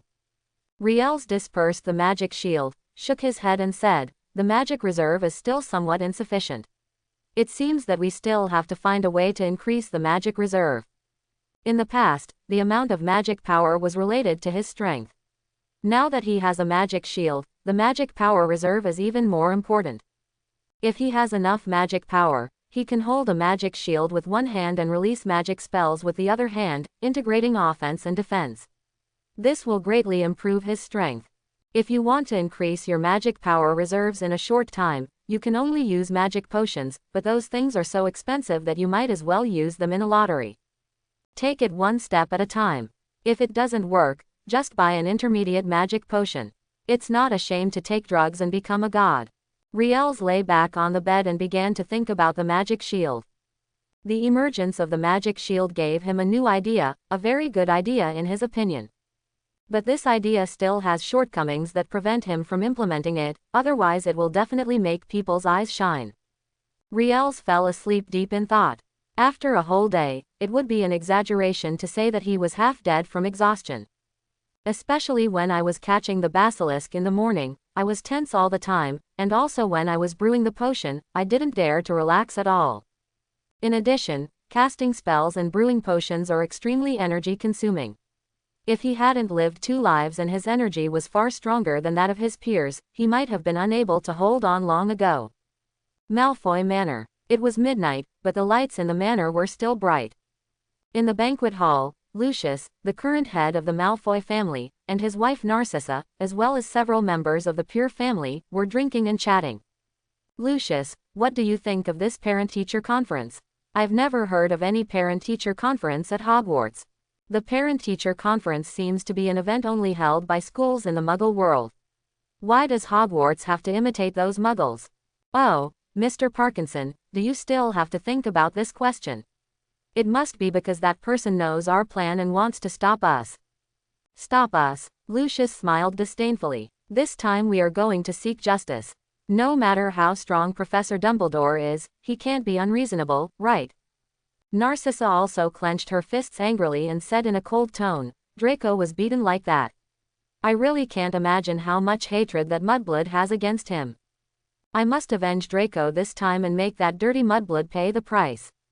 As the only son of Lucius and Narcissa, Draco was loved, and any good thing would be sent to him. In addition, Lucius had instilled in Draco the concept of family glory for a long time, and gradually developed Draco's temper. It can be said that it is clear to everyone present how much they love Draco. Seeing how angry the two of them were now, they just looked at each other and no one rashly interrupted. They were summoned only because of the power of the Malfoy family, and they still wanted to vassal the Malfoy family to maintain the family. Of course, they don't want to have a little Muggle-born wizard weighing down on their children. This is a shame for pure blood, an absolutely unacceptable shame. Everyone talked for a while and arranged all the plans. Lucius stood up with red wine. Mr. Gower, Mr. Crabbe, Mr. Parkinson, because of our common goal. Seeing this, Narcissa smiled and stood up to agree. For the children, everything we have done is worth it. The meaning of their gesture is very clear. After talking, you can leave. The three of them saw this clearly, so they didn't hesitate much and left after drinking. Soon, only Lucius and Narcissa were left in the luxurious banquet hall. Without outsiders, the couple no longer pretended to smile, and both sat on the sofa with gloomy expressions. Is our plan okay? This is Dumbledore after all. Narcissa's face was full of worry. Albus Percival Wulfric Brian Dumbledore, the most powerful white wizard in the wizarding world, the headmaster of Hogwarts, and other identities. Every one of them is one of the top 3 in the wizarding world. Especially Dumbledore's origin. Although he is not one of the 28 sacred pure blood families, the Dumbledore family still cannot be underestimated. It can be said that the Dumbledore family is a mysterious and powerful family. The 913 is no weaker than the sacred 28 pure blood families at their peak. This can be seen from the fact that every member of the Dumbledore family can be protected by a phoenix. You must know that it is a phoenix, a magical animal that will never be tamed. Throughout the thousands of years of history in the wizarding world, only the Dumbledore family has the phoenix to follow them. What's more, Dumbledore also has other identities, which makes Narcissa worry. Guess why Hogwarts held that stupid-sounding parent-teacher conference? Whose idea do you think it was? Who could have such a big idea? Lucius gently shook the red wine glass and continued with a cold look. In fact, Dumbledore has cracked our plan. After all, we can't force them to hand over that filthy mudblood in front of so many wizards. This would be very detrimental to our Malfoy family. Hogwarts brings together young wizards from the entire British wizarding world. Calling their parents is equivalent to gathering half of the British wizarding community. If they dare to force Hogwarts to hand over Riels, then you don't have to think about the consequences. In the final analysis, it was Draco Malfoy who instigated this matter, and it was he who challenged Riels, and he must bear the consequences of whatever he was beaten into. It doesn't make sense for them to avenge Draco, and the wizarding world has never been a peaceful place, and no one will sympathize with Draco's injury. Those people would only laugh at the fact that the young master of the Malfoy family was no match for a young wizard of Muggle origin. It was really embarrassing. After all, Draco brought this on himself, didn't he? Narcissa's face changed when she heard this. You mean, our plan will never succeed? Then why should we spend so much effort? Is there nothing we can do? Draco is still waiting for us to avenge him. She almost roared out the last sentence, and her charming face became a little distorted at this moment. She didn't have as deep thoughts as Lucius. She wanted to avenge Draco and teach that dirty mudblood a lesson. Originally, she wanted to go directly to Hogwarts to ask for an explanation, but was blocked by Lucius, so she came up with the plan just now. As a result, Lucius now told her that those plans would not work at all and were nothing in Dumbledore's eyes. So what are they planning so much for? Who will avenge Draco? Narcissa was now like a ignited explosive barrel that would explode at any time, and the look she looked at Lucius became dangerous. Sometimes I really wonder, didn't Merlin give you a brain? Why can't Draco be compared to a fool? Lucius gave her a cold look.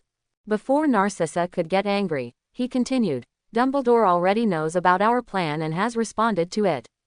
If we cancel the plan, it is tantamount to telling him that we already know his response and have come up with new ways. What do you think will happen then? Narcissa ignored her anger and began to think seriously. She didn't know if she was really stupid or if Lucius didn't explain it clearly at all. She thought about it for a long time and had no clue. She was about to feel dizzy. Dumbledore knew the plan. They knew that Dumbledore knew their plan. Then they... As if knowing that Narcissa couldn't understand it at all, Lucius curled his lips disdainfully and started to explain to her. It's not necessarily a bad thing that Dumbledore knows about the plan. From the beginning to the end, I never thought about actually gathering pure blood families to force Dumbledore to surrender. That's the stupidest way, no. As soon as these words came out, Narcissa became even more confused, and her brain, which was already unable to turn around, was almost shutting down. No, why is it that the more she talks about it, the less she understands it? Do these people have other plans behind her back? Fortunately, Lucius only paused and continued. Since our plan has been exposed, let's follow Dumbledore's lead. When we hold Dumbledore and the others down, you go find that filthy mudblood. Ah, Narcissa was stunned for a moment, then she quickly asked her worries, but will Dumbledore let me leave? And Snape and the others? What's more, what will I do when that mudblood is in a crowded place? Do I have to do it in front of so many people? Dumbledore knew their purpose, and once she left, she would definitely be targeted. Don't forget, Dumbledore is not the only powerful wizard at Hogwarts. And even if she could really find a reason to go out and avoid other wizards, where should she attack Riel's? I think they would understand a mother's urgency to visit her child, wouldn't you? You don't need to worry about anything else, just remember this. Lucius glanced at her and warned sternly, you can't kill that mudblood, and don't lose any arms or legs. Just teach him a lesson. Remember in particular, you must not use black magic such as crucifixion. You can't strike with a fatal blow. You can't strike too hard. Then what's the point of revenge? Narcissa's breath froze, and anger swept through her heart again. What do you mean? Just let that mudblood go. Draco has yet to recover from his serious injury. He is still lying in bed and cannot get out of bed. Is this the end of it? Even if we don't kill the mudblood, we should at least let him experience Draco's pain. She doesn't understand, really doesn't understand. She has obviously calculated so much, but the result is to ask her to teach Riel's a lesson, so what's the point? Idiot, use your brain like that of a troll to think about the consequences of killing someone in Hogwarts. Don't say murder, even if you seriously injure someone, you won't be able to escape. It may even implicate the entire Malfoy family. Did you know? Lucius's voice was like ice that would never melt for thousands of years, which directly chilled the heart of Narcissa, who was burning with anger. How could she forget that? That's Hogwarts, what if she killed Riel's there? Having said that, she was still a little dissatisfied. Wouldn't Dumbledore and the others be angry if I teach that mudblood a lesson? That's right, this is Hogwarts. We can't kill Riel's or seriously injure him. Can we just teach him a lesson? Narcissa thought of this and became more confident. She didn't feel that she was wrong. When Lucius heard this, he almost laughed angrily. Looking at Narcissa, who was scratching her neck, the anger in his eyes gradually disappeared and turned to deep disappointment. If Draco is so stupid, he may have inherited it from Narcissa. This family marriage is really not advisable. I said you were the brains of a troll, but you still don't believe it. Think about it for yourself. As long as the mudblood doesn't die or be seriously injured, will Dumbledore and the others investigate further? When you saw Draco's injured appearance, you couldn't control yourself for a moment and went to teach that mudblood a lesson. Isn't this the reaction a normal person should have? Narcissa was stunned. Well, it's true. Although this plan sounds very simple and unreliable, it is the only way for them to get revenge so far. Thinking of this, Narcissa stopped thinking about it, clenched her wand and said fiercely, don't worry, I will make that mudblood regret what he did. Lucius waved his hand, motioning for her to go out quickly, leaving him to stay and be quiet. Narcissa was not angry at the thought of taking revenge right away. She just glanced at him and turned around to leave the banquet hall. She is now looking for a magic spell that will not cause serious injury or death, and will not cause people to lose arms or legs, but will bring them extreme pain. Although she can't kill Riel's for revenge, she will try her best to make Riel's experience the greatest pain. As Narcissa left, Lucius was the only one left in the banquet hall, drinking wine with deep thoughts. The house elves who had been waiting outside the door for a long time opened the door and asked tentatively, Master, we need to clean. Go away. If you bother me again, I don't mind using your heads to hold wine. Lucius' words with murderous intent scared the two house elves and quickly closed the door, hugging each other and trembling. With no one to disturb him anymore, Lucius walked to the window with red wine and looked at the full moon outside the window, his eyes full of complexity and fear. Is that news true? Is that person really back? In a daze, he felt a burning sting from the tattoo of a snake biting a skull on his left arm, as if in response to his question. Lucius grabbed the tattoo hard, and the annoyance and fear in his heart continued to be amplified. Bang, bang, The sound of breaking glass kept coming from the banquet hall, and the house elves gathered together, trembling and listening to these sounds. Early morning, Hogwarts banquet hall. Pansy, you clearly have porridge, why do you always grab my drink? Can't I be full after just one bowl? You are allowed to eat several chicken drumsticks in one meal, but you are not allowed to drink 2 bowls of white porridge in one meal. Pansy held 2 bowls of steaming white porridge and looked at Riels very proudly. Riels looked at her like this. A headache arose, and Cassandra almost laughed when she saw it. Pansy is happy +15, proud +13, Cassandra is funny +16. Smile, smile, smile hard at me. Riels smelled the aroma of white porridge in the air and ate dry bread and chicken drumsticks expressionlessly. Really, sometimes his wife is in a fight with Pansy, a Lolita. Only by beating her buttocks swollen can she suppress her rebellious nature. You shouldn't blame me, but blame the house elf for not being able to find more rice and making more porridge. That's not right. You shouldn't blame the house elf. You should blame the meters for growing too slowly. Pansy happily took a sip of the white porridge and said in an extremely exaggerated tone, "Wow, Wenbai tastes so good today." Cassandra also took a sip of the white porridge, and agreed without taking it too seriously, "Indeed, it tastes much better than before." The 2 little Lolita looked at each other across Riels, both giving each other looks of approval. As roommates in the same dormitory, they have a clear division of labor. Pansy is responsible for the main attack, and Cassandra is responsible for finishing the attack at the right time. Why did Cassandra take the last hit and not Pansy? Well, sometimes words spoken in a plain tone are the most deadly. Pansy is happy +19, proud +13, Cassandra is happy +18, funny +15. Hard, really hard. Riels held the dry bread and chicken drumsticks expressionlessly, with veins popping up on his hands and even on his forehead.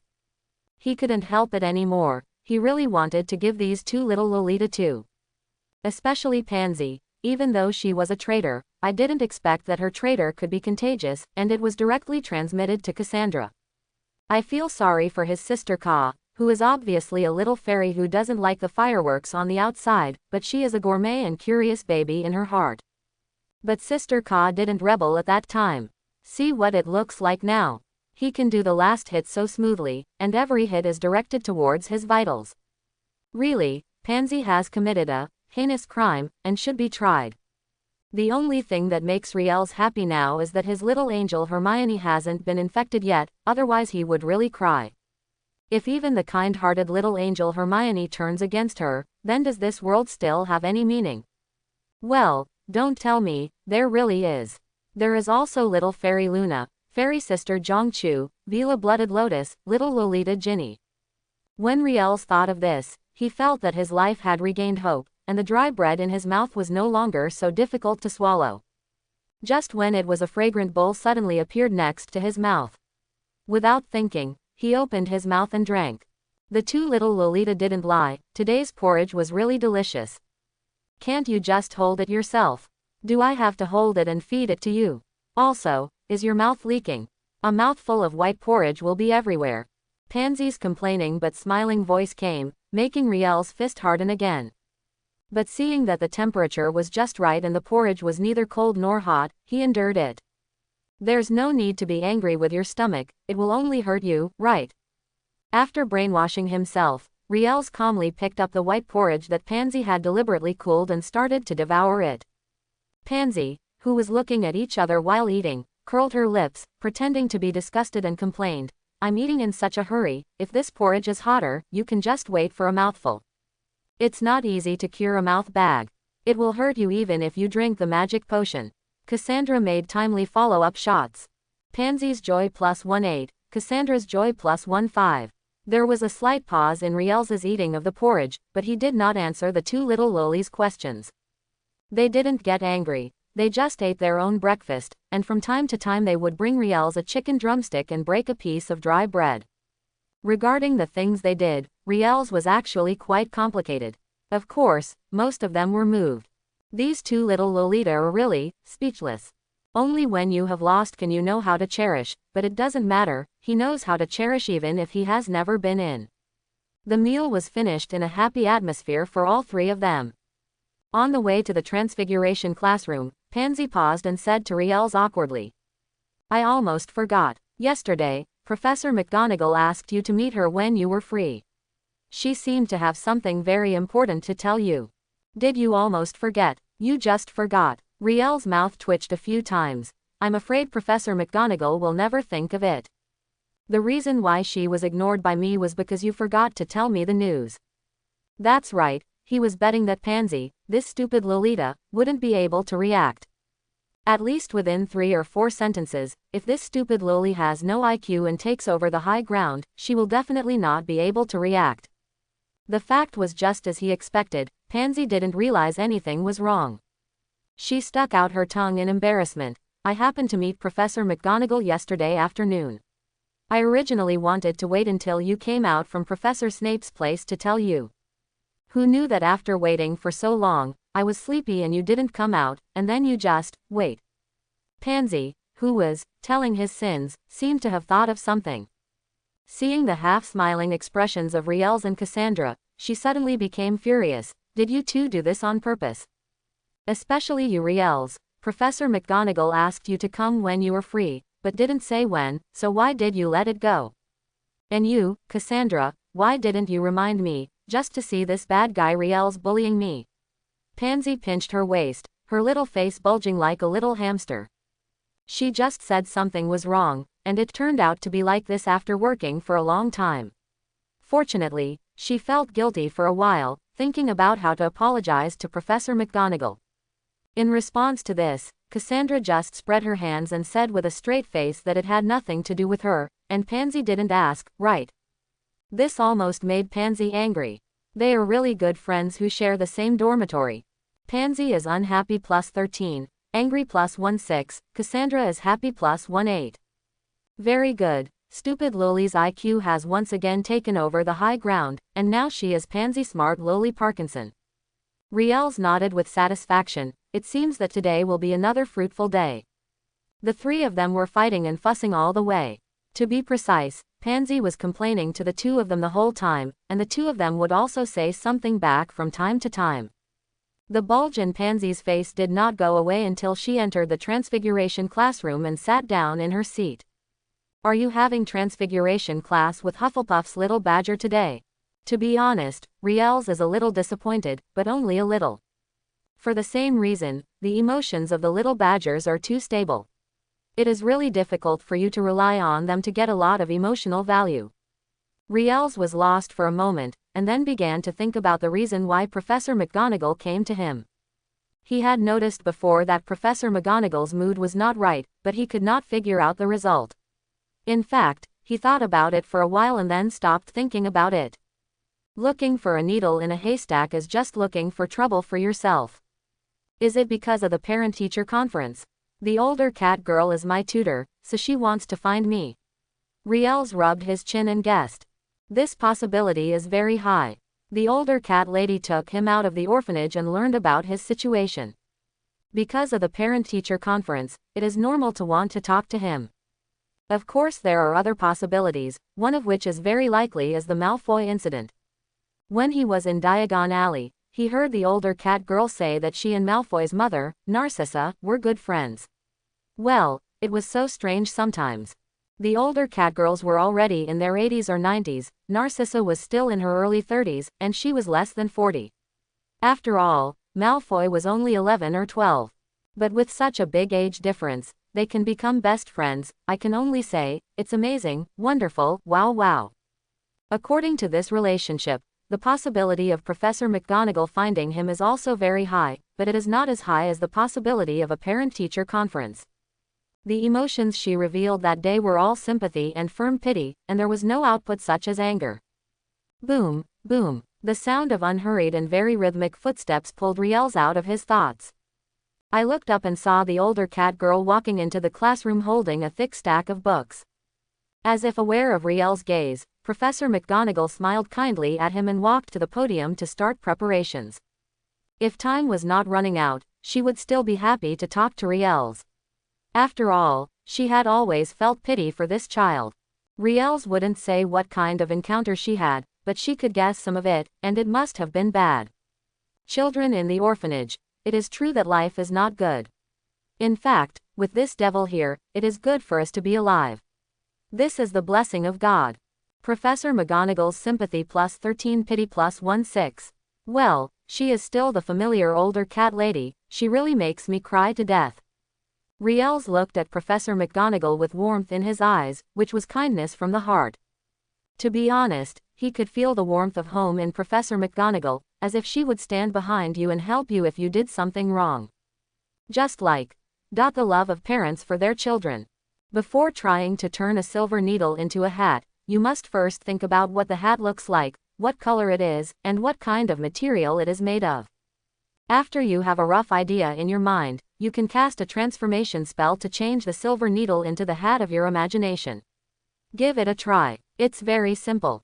Professor McGonagall held the wand and walked in the aisle between the desks, observing the little wizard's control over the spells. The transformation spell is not difficult to say, but it is difficult to say that it is not difficult. It not only requires strong creative ability, but also requires sufficient control over magic spells. The ability to conceive is easy to understand. If you don't imagine what form you want to change things into in advance, how can you cast a transformation spell? Sufficient magic control is required because the amount of magic you output will directly affect the finished product you transform. Especially in some delicate places, if you can't control the magic power well, you won't be able to improve that place. Magic power is more or less equivalent to weak strength. The more delicate it is, the more careful you have to work on it. If you try harder, you may lose all your efforts. Of course, the first graders can't learn the transformation spell in such detail yet, and even the fifth graders can't learn it in such detail. This is one of the reasons why Gemma Farley did not choose to use the transformation spell when she dressed up as Malfoy a few days ago. Another part of the reason is that it is easy to change the form of objects with the transformation spell, but it is difficult to change the form of living things. That is not something fifth-year Gemma can do. I think this hat suits you very well. Would you like to put it on and have a look? Pansy held the light green pointed hat very proudly. She just wants to show Riels what talent is. This is talent. Faced with this hat, which was the same style as Professor McGonagall but in a different color, Riels was filled with strong resistance. But he didn't say it directly, but planned to use other methods to change Jinxi's idea of cuckolding him. It's not that he doesn't dare to say directly that he doesn't want to be a cuckold, it's just that he can't. According to his understanding of this stupid Lolita, the more he resists, the more energetic this stupid Lolita becomes, and it is possible to directly slap him on the head. So he chose to trick this stupid Lolita into cuckolding herself. I think this hat is very beautiful and matches your dark brown hair. It will look beautiful on you. Come, let me put this cuckold on your head with my own hands. Without waiting for Pansy to react, Riels grabbed the cuckold and put it on for her with a kind smile. Don't tell me, this hat matches Pansy very well, but you can guess the reason if you think about it. This cuckold is what Pansy subconsciously changed based on her head, so it makes sense that it is suitable. It's beautiful. It's really beautiful. Cassandra, what do you think? Riels clapped a few times and let out a heartfelt admiration. As long as the cuckold was not on his head, he thought it looked good. Especially when he was wearing this hat for someone else, the feeling was not only exciting, but very exciting. Is it really beautiful? Riels, don't lie to me. Cassandra, is what Riels said true? Although Pansy's words were questioning, the smile that couldn't be hidden on her face betrayed her mood. No girl doesn't like to be praised for her beauty, especially by someone of the opposite gender whom she admires very much. She is just pure happiness, not those messy happiness. What can a child of 11 or 12 understand? Hey, I know everything I need to know, but wizards are more mature. Pansy is happy plus 1/8, excited plus 1/5, looking forward to plus 1/6, Cassandra is happy plus 1/8, funny plus 1/6. Riels was so moved that he covered his mouth, fearing that he would laugh out loud. They were so moved that they were really, very cool. With just a little interaction, you can have an emotional value of 40 or 50, and all of them are positive. You must know that positive emotional values are much more difficult to obtain than negative ones, although no matter which emotional value is spent, it will cost the same. I also think it looks very good. Riels has a very good taste. Cassandra praised it without saltiness. Riel's, whose aesthetic was affirmed, quickly added to the fire, "It looks good, very good looking. I strongly recommend you take it to meet Hermione. You know, she likes to share with others, and she also likes others to share with her. I'm talking about sharing happiness. Happy Ma is meant to be shared. I forgot to mention that his real name is Riels Thomas, and his nickname is Happy." "What, you asked him when he got his nickname?" "Well, in fact, the nickname existed just before he said that sentence. Although this hat is inexplicably heavy, just like you said, I should share it with my good friend Hermione. It's like she would share her books with me, which is a great thing." Pansy squinted her eyes happily and shook her head for fear that others wouldn't notice the green-pointed hat on her head. Pansy was very happy and revealed the reward, 500 gold galleons. Cassandra is happy plus 17. Professor McGonagall is funny plus 16, pleased plus 18. Older cat girl. Riels didn't care about the 500 gold galleons. He was laughing so hard. His family had Garfields who could turn stones into gold. The last thing he lacked was gold. Compared with this, the older cat girl was more important, especially the emotional value that exploded, which was enough to make him let go of the big stone that was weighing on his heart. They were all positive, indicating that Professor McGonagall was not looking for him for any bad reasons. Riels, Miss Worley, Miss Parkinson, it seems that you all have good control over the transformation spell, and your hats change perfectly. I declare that Slytherin will receive 15 points for the excellence of the three of them." As soon as Professor McGonagall said this, the little snakes immediately cheered, looking as excited as if they had won a battle. The little badgers also applauded and sent heartfelt congratulations. This made the little snakes who wanted to show off immediately wilt.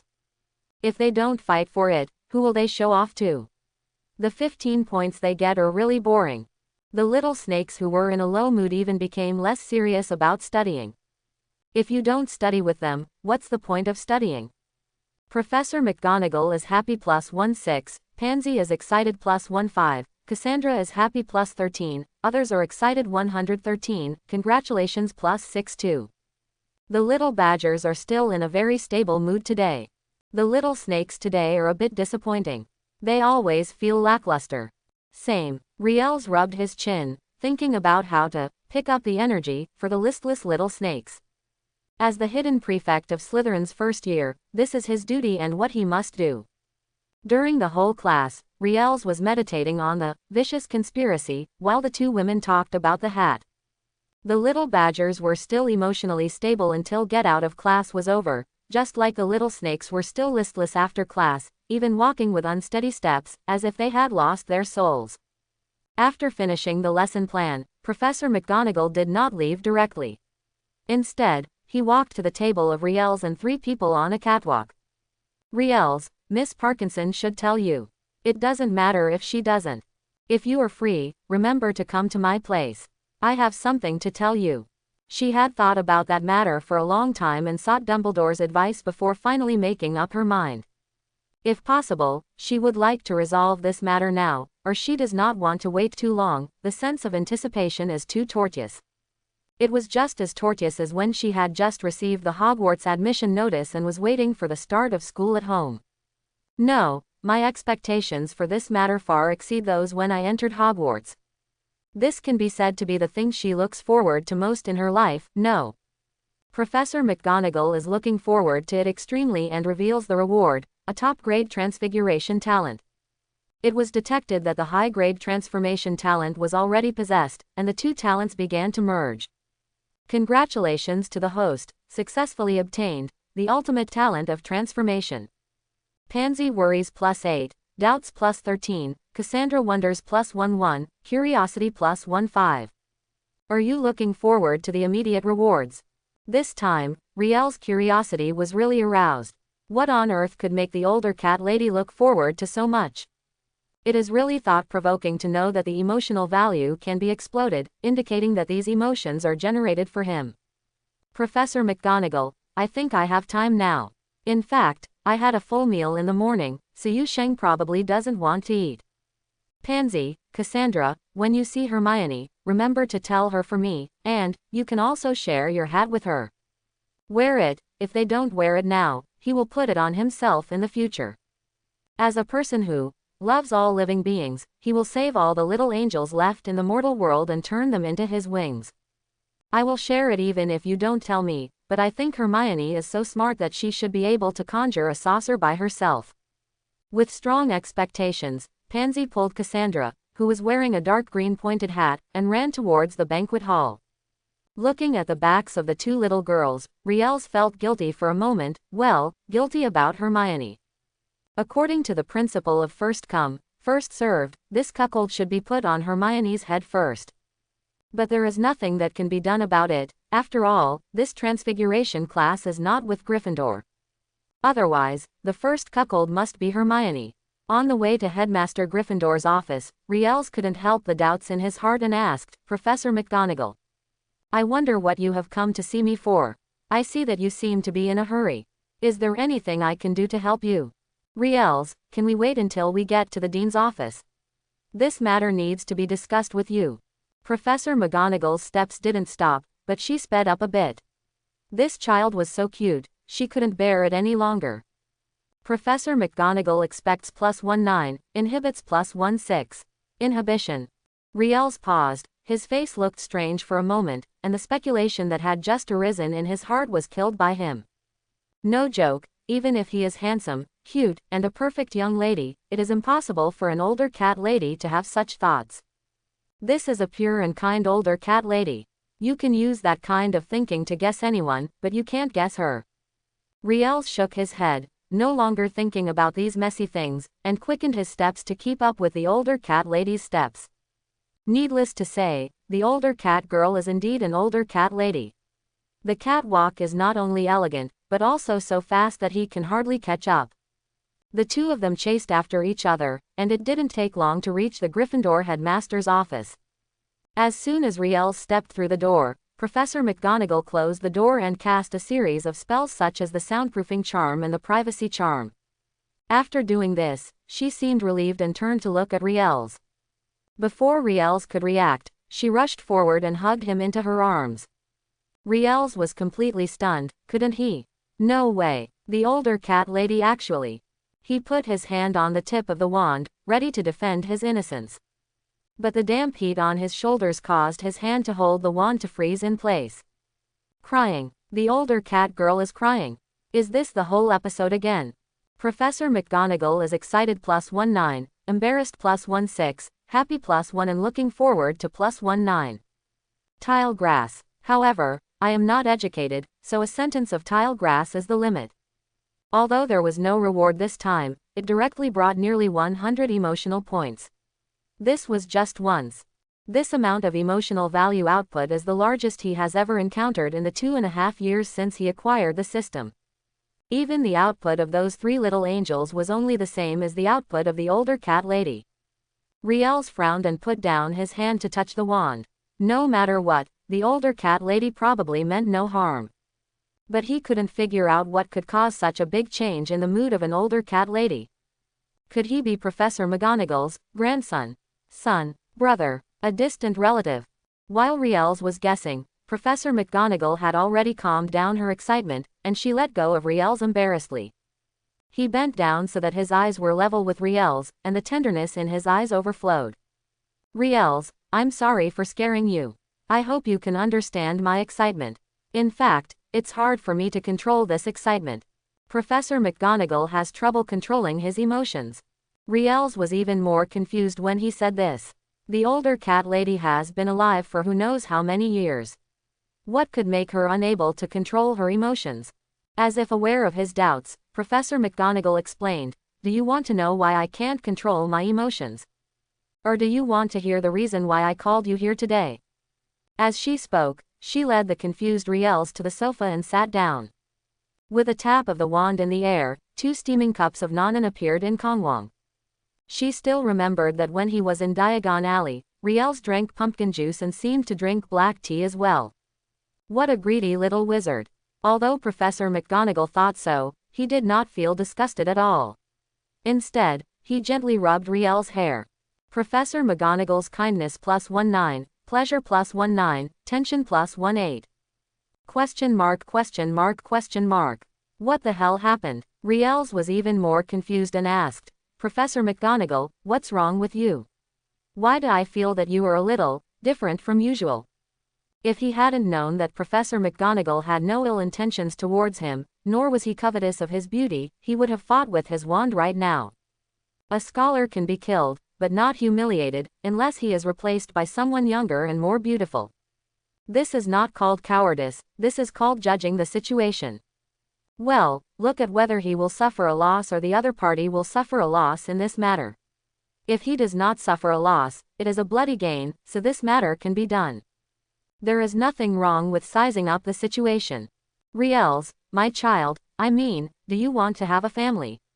I don't mean to expose your scars on purpose, it's just. Professor McGonagall hesitated for a long time, not knowing what to say. Obviously, I can talk freely in class, and I can also act resolutely in daily life. This has never happened before. But this time she was really nervous and looking forward to it. These complicated emotions made her brain a little confused and she couldn't think of how to express herself. This made Professor McGonagall very disappointed, and his bright eyes dimmed a lot. Professor McGonagall is disappointed +19, nervous +19, and expectant +19. Riels ignored the system this time, not because he was numb, but because he had more important things to do. Although the older cat lady didn't finish what she said just now, he had already made a rough guess. It's just that this is his guess after all, and it needs to be verified by an older cat lady. Riels asked tentatively, Professor McGonagall, do you mean to find someone to adopt me? Or, Professor McGonagall, do you want to adopt me? Apart from this possible accident, he couldn't think of any other possibility. This would also explain why Professor McGonagall was so excited. According to the original story, although Professor McGonagall was married, he did not have a child. She dedicated her life to her career and to the little wizards at Hogwarts. Now that she wants to adopt herself, the emergence of these emotions of nervousness, excitement and anticipation is explained. And the determined mood from the past 2 days, presumably it must be that you are determined to adopt him, right? Professor McGonagall was extremely nervous and revealed the reward, animagus. Riels ignored the system and just looked at the older cat lady with red eyes and unbearable excitement. The case is solved, the older cat lady does covet him, but not that kind of coveting, but this kind of coveting. Riels, I have never had children in my life. Sometimes when I look at the little wizards at Hogwarts, I can't help but think. If I had a child, would he also take Hogwarts to school?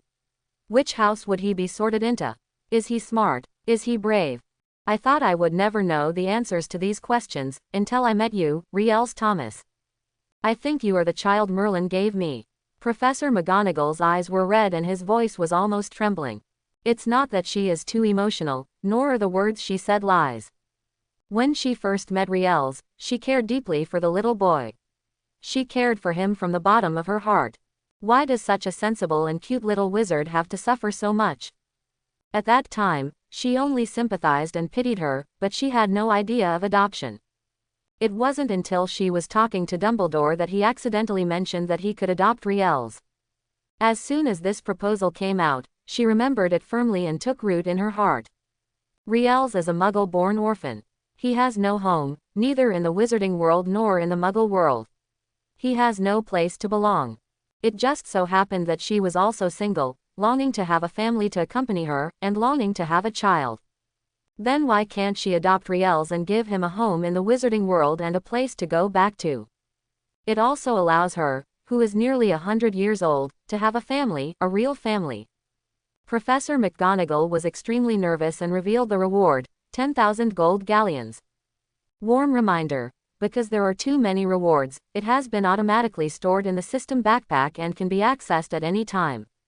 I really can't tell that this older cat lady is still a rich woman. But when you think about it, it makes sense. The older cat girl is the vice principal of Hogwarts and plays a very important role in the wizarding world. And that system warehouse, he didn't even know there was such a good thing before. He could only say, it's a bad system, it's hard for you to hide it from me, just wait for the bad reviews.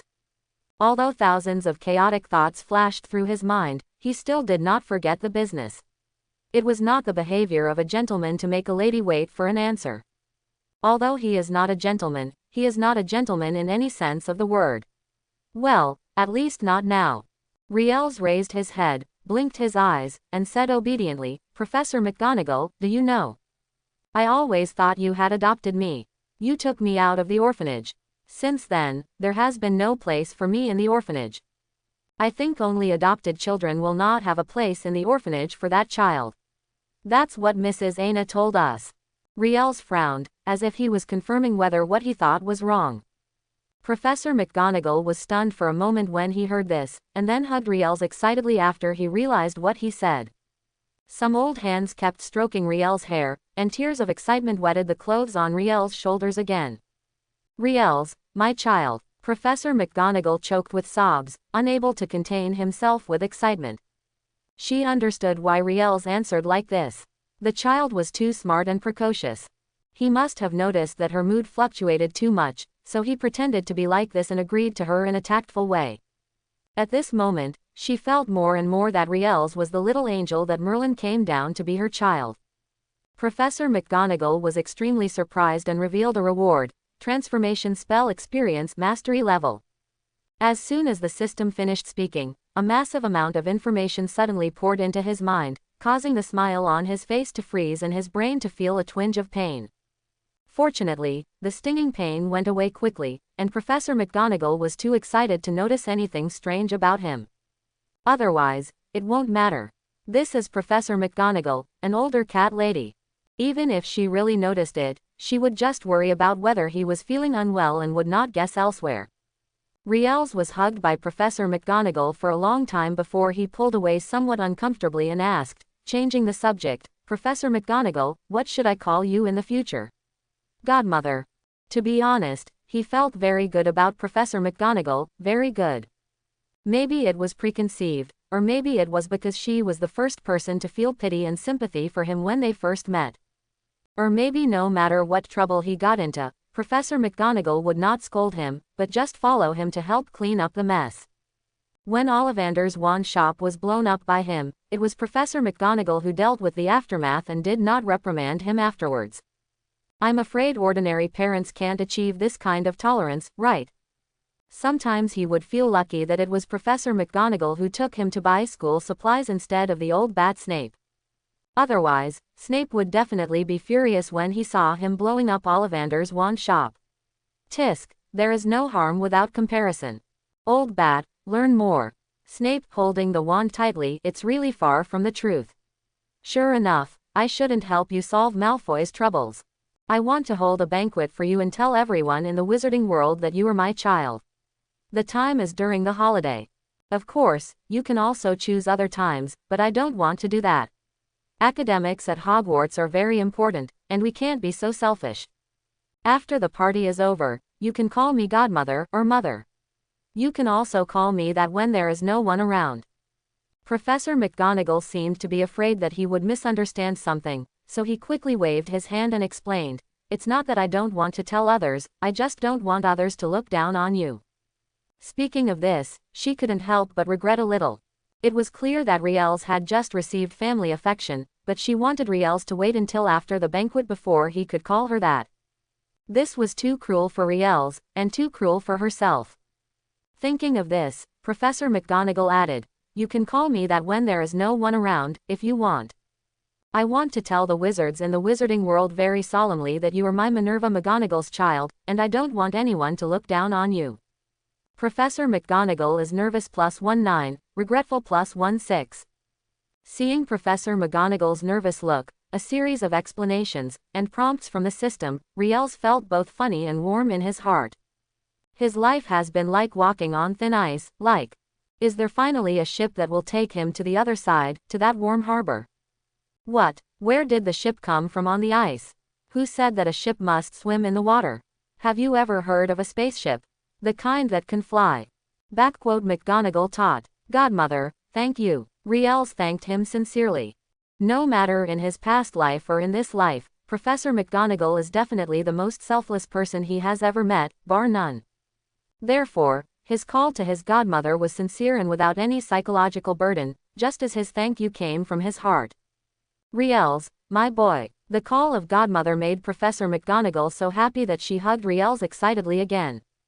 Feeling the excitement of the older cat lady, Riels couldn't help but pat her shoulder, trying to calm her down.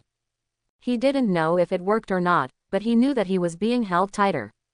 Helpless, Riels could only obey and be hugged by her. Of course, he would not resist.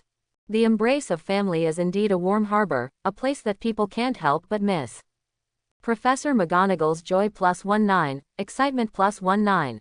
I don't know how much time passed before Professor McGonagall let go of Riels and arranged his clothes with red eyes. Somewhat embarrassedly, she cast a cleaning spell to return Riels's shoulders, which were soaked by her tears, to their original shape. Then, she began to tidy herself up. Riels just sat there quietly, counting what he had gained in that moment. He didn't know clearly. This count really shocked him. In just a short time, Professor McGonagall alone contributed nearly 400 emotion points to him. The top transformation animagus, the spell he wanted to try to change before. There are also 10,000 gold galleons and a proficiency level transformation spell experience. After absorbing the experience of the transformation spell, he has become a master of the transformation spell. Well, half a master is also a master. The transformation spell can change the shape of any object, which means that you have to learn the characteristics of various objects in order to cast the perfect transformation spell. This experience is equivalent to the foundation of the transformation spell. If you want to transform into something without flaws, then this foundation is indispensable. Overall, he was very satisfied with what he had achieved in this short period of time, especially since he and Professor McGonagall had become godmother and son. The other things can only be regarded as unexpected gains, right? Riels rubbed his chin. While he was still deep in thought, Professor McGregor, who had just finished sorting things out on the other side, suddenly remembered something. Riels, I'm sorry, I almost forgot something very important. She could actually forget such important things. It seemed that she was really old. Professor McGonagall's guilt +16, worry +17. Upon hearing this, Riels raised his head in confusion and asked, Godmother, what happened? No, weren't you so excited that you shed tears just now? Why are you feeling guilty again?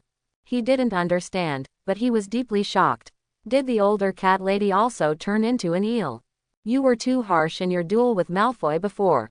This matter was known to Narcissa and the others, who were Malfoy's parents. They wanted to take revenge, but because of Dumbledore's majesty, they didn't dare to act rashly, so they united with other pure blood families in an attempt to pressure us to hand you over. Professor McGonagall frowned. Those are the 28 sacred pure blood families after all, and the Ministry of Magic is standing behind them. It would not be good for anyone to break up.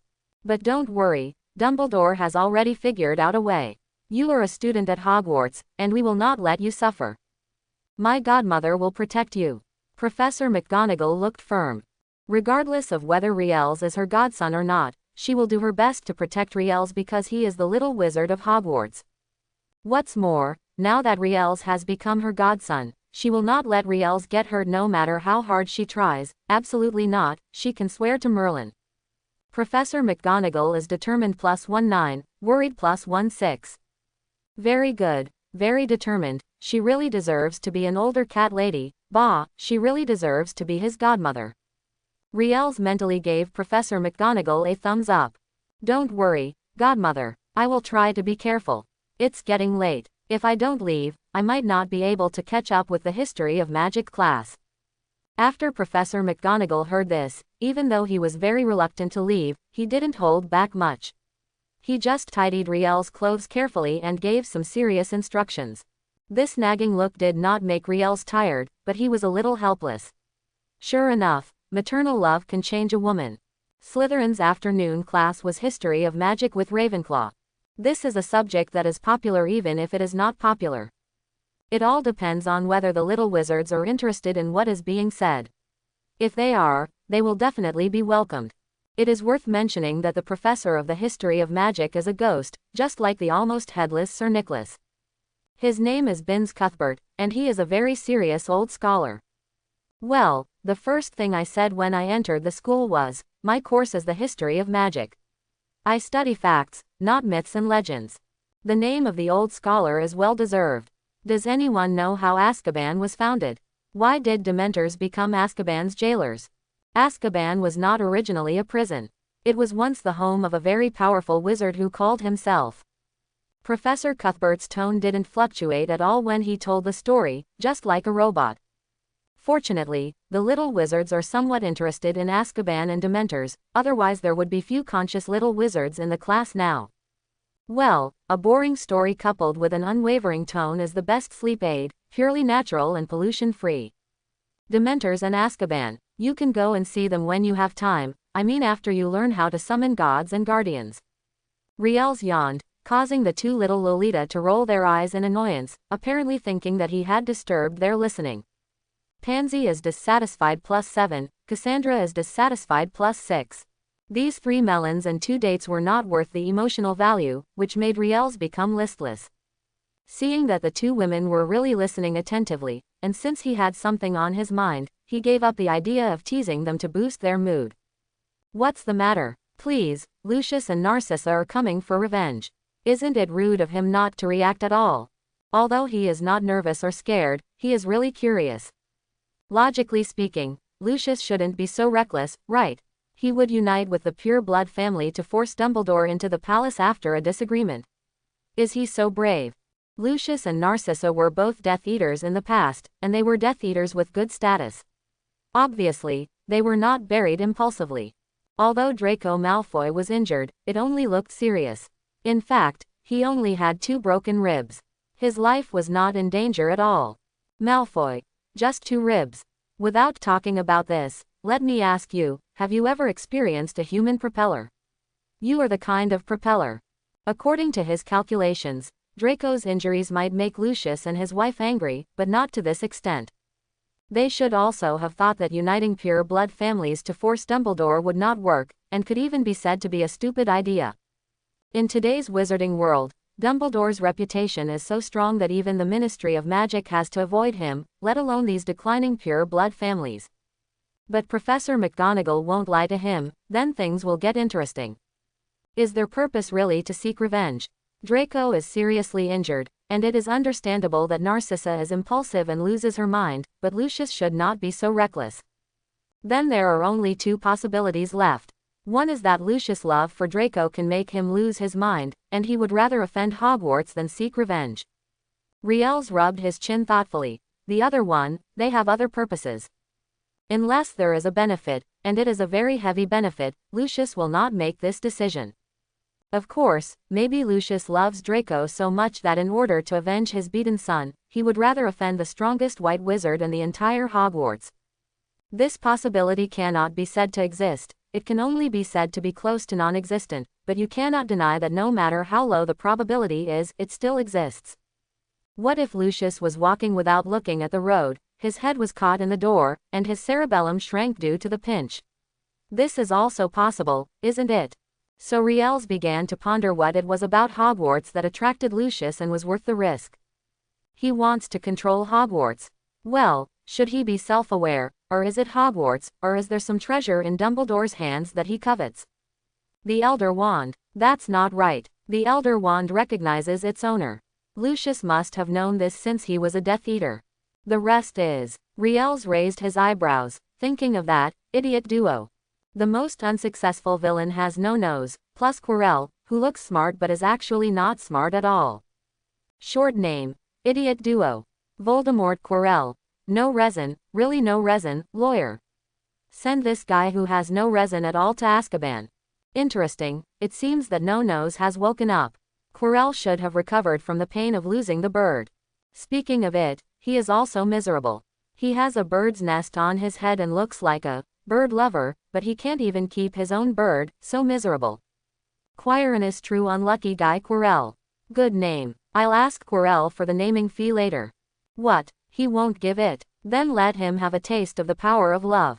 Ha, the chicken gun can't find the target, so it's impossible to carry out the chicken shooting.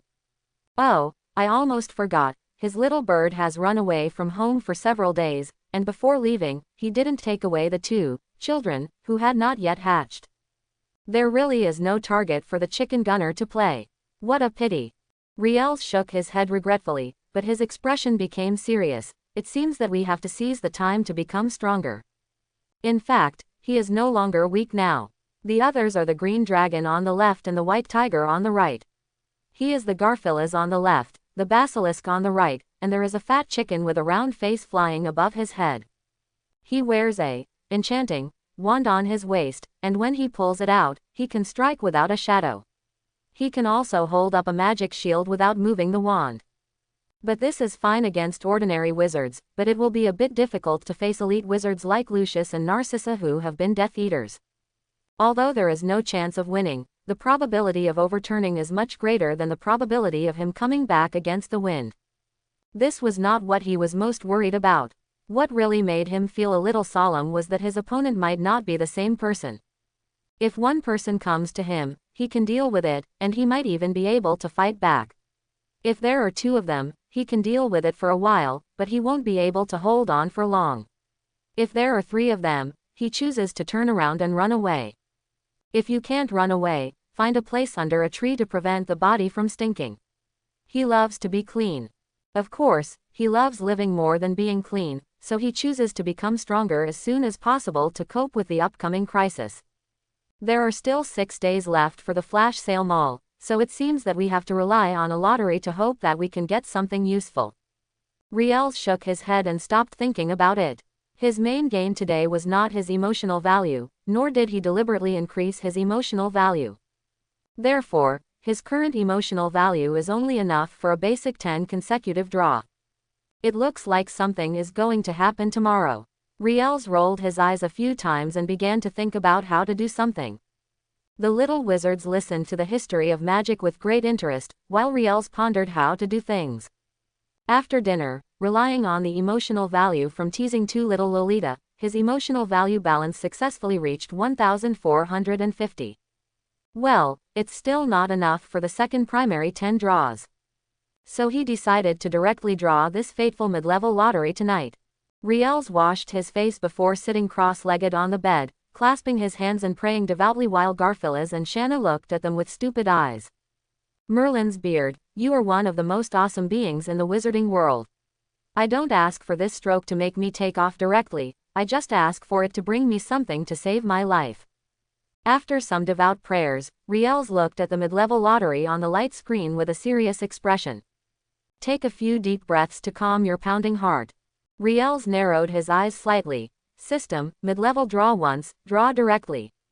Consume 1,000 emotional points and successfully exchange for an intermediate lottery draw. Congratulations to the host, you have received the reward, Servant Contract. Servant Contract. You can sign a servant. Once signed, it cannot be cancelled, and those who violate the contract will be thrown away. Warm reminder. After signing the contract, the life and death of the servant will be determined by the master, but the signing of the servant contract requires the consent of both parties, otherwise the servant contract will not be signed. Closing square bracket. Servant contract. Looking at the parchment scroll that suddenly appeared in his hand, Riel sat up straight, with an expression of unknown meaning on his face. Is this thing so outrageous? Once you sign it, you can't cancel it. If you cancel it, your soul will fly away. I can even directly control his life and death. Does this mean that if I sign a contract with Dumbledore, I can become invincible in the wizarding world in another way? Or sign a contract with Noseless, directly regroup the Death Eaters, and become the new Dark Lord? It sounds nonsense, but it is indeed nonsense. But it is undeniable that this servant contract is a good thing, a real good thing. Of course, the premise is that you can make a strong person willingly sign a contract with you, otherwise this thing will be a piece of waste paper. From a certain point of view, it is similar to the adopt poke ball, but it is not useless, and it does not have the weird setting of scrapping it if it fails. But the problem is still obvious. Where can he find a strong person willing to sign a contract with him? There are many powerful wizards in Hogwarts. Let's not talk about Dumbledore. Which of the 4 deans is not the strongest? But he was a Hogwarts student, and the 4 deans would have protected him, and he had a good impression of the professors at Hogwarts. Well, except for a certain defense against the dark arts professor who was said to be very smart, but turned out not to be so, and a bit stupid. Quirrell.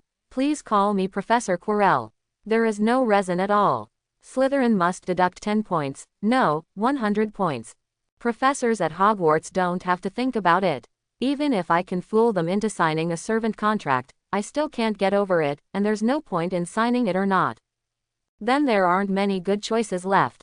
The best one is the noseless and imprisoned first-generation Dark Lord Grindelwald. The former is just a remnant soul, and the contract may also be just a remnant soul of the contract, and I don't like it. The latter is powerful, but he is imprisoned in Nurmengard. No matter how to find him, even if he is found, he probably won't be able to sign a contract. Riels was lying on the bed, holding a parchment scroll in his hand, looking out the window, at the swimming fish. There are not many top wizards in the wizarding world, and none of them can be easily handled by him. So he could only lower his gaze to elite wizards like Snape. There are indeed more options to choose from now, and you have the opportunity to choose between them. But a new question also arises. Where are the elite foreign wizards in Hogwarts? So there are indeed many choices before me, but there are only a few that I can choose from. It can even be said that I have no choice. No wonder this thing is put in the mid-level lottery, the shortcomings are too obvious. Riels complained speechlessly. Servant contracts are very advanced and awesome, but the restrictions are also confusing and I can't find a good solution. Law. The best way to get the other party to agree to sign a contract is to convince them directly, or to threaten them with something. But if you can defeat him and have the leverage to control him, then why would you waste a servant contract? But if you can't defeat the other party and have no reason to threaten the other party, how can you get the other party to sign a servant contract? So this is an endless loop. When Riels thought of this, he no longer thought about it. He flicked it and put the parchment scroll into his system backpack. It's a good thing after all. Keep it. What if one day I can be like the protagonists in those novels and go out and pick up a seriously injured peerless strong man? Although the probability is very low, just ridiculously low, people still have to have some wishes, otherwise what is the difference between them and salted fish? Riels rolled around and wrapped himself in a quilt to look like a caterpillar, then moved his body upward with another thrust, and then, nothing more. Go to sleep. Find a way to do something tomorrow and work hard to earn emotional points. Hogwarts headmaster's office. Even late at night, candles were still lit in the principal's room, clearly illuminating the surrounding bookcases and clearly showing the despair on Dumbledore's face. Who knows? I was woken up by a knock on the door while I was half asleep. I thought something important had happened again. As a result, when Professor McGonagall came in, he only shared happy things with him for more than 2 hours. The whole 2 hours. How comfortable do you feel to sleep for these 2 hours? Professor Dumbledore, that child Riels, he is really as if he was the child Merlin prepared for me. I can feel the intimacy from him. In fact, when we met for the first time, I could feel the intimacy in him. It was a kindness that people couldn't help but get close to. You don't know how pitiful he was back then. If only I could have done it earlier. Recalling the time he met Riels, his thin and small figure, and his tattered clothes, Professor McGonagall couldn't help but feel distressed and wanted to cry, and his heart was filled with guilt. If only she had met Riels sooner, he wouldn't have suffered so much, it was all her fault. As if he sensed that Professor McGonagall was in a bad mood, the half-asleep Dumbledore also became energetic. He said helplessly, "Minerva, this is not your fault. There is no need for you to blame yourself. Besides, everything has gotten better now, right? I know you care about Riels, but he is a very strange child. Don't think too miserable about him. At least he is living a good life now. Not only is it very good, it is simply extremely good." The 3 exquisite little Lolita around Riels are enough to make others envious, although few people of the same age understand them now. I wonder how jealous the little wizards of his age will be when they are in love with Riels. They should be eager to give him a heart-breaking blow, right? And with that outrageous talent for magic, Riels is really far ahead of his peers, even those 1 or 2 years older than him. Now Riels is favored by Professor McGonagall. It can be said that he is a very lucky man. He is so lucky that people are a little jealous. You are right, Professor Dumbledore, everything is going to a good place. I almost forgot, I came here to ask. Don't Lucius and Narcissa have any new moves? I know Narcissa, and Draco is as important to her as Riels is to me. Professor McGonagall frowned. Draco is seriously injured, it's impossible for Narcissa not to be anxious at all, and I don't think Lucius will unite with pure-blood families to force us because of this matter. To put it bluntly, Lucius doesn't have the guts yet. How many wizards in the British wizarding world are not Hogwarts graduates? How many can you find? What's more, as the principal of Hogwarts, Dumbledore has such a famous reputation. How desperate must Lucius and the others be to think of this method of uniting with the declining pure-blood families to force Hogwarts to hand over people? Let's not talk about whether it can be successful or not, let's just talk about the consequences of this matter. If we are not careful, the Malfoy family will become a target that everyone in the business world despises. Is it worth it just for Draco's injury? But if you think about it from another perspective, if Riels was seriously injured, she might do the same thing, or even do something even more amazing than this. We can't pry into other people's inner thoughts. Maybe only they know what Lucius and Narcissa are thinking.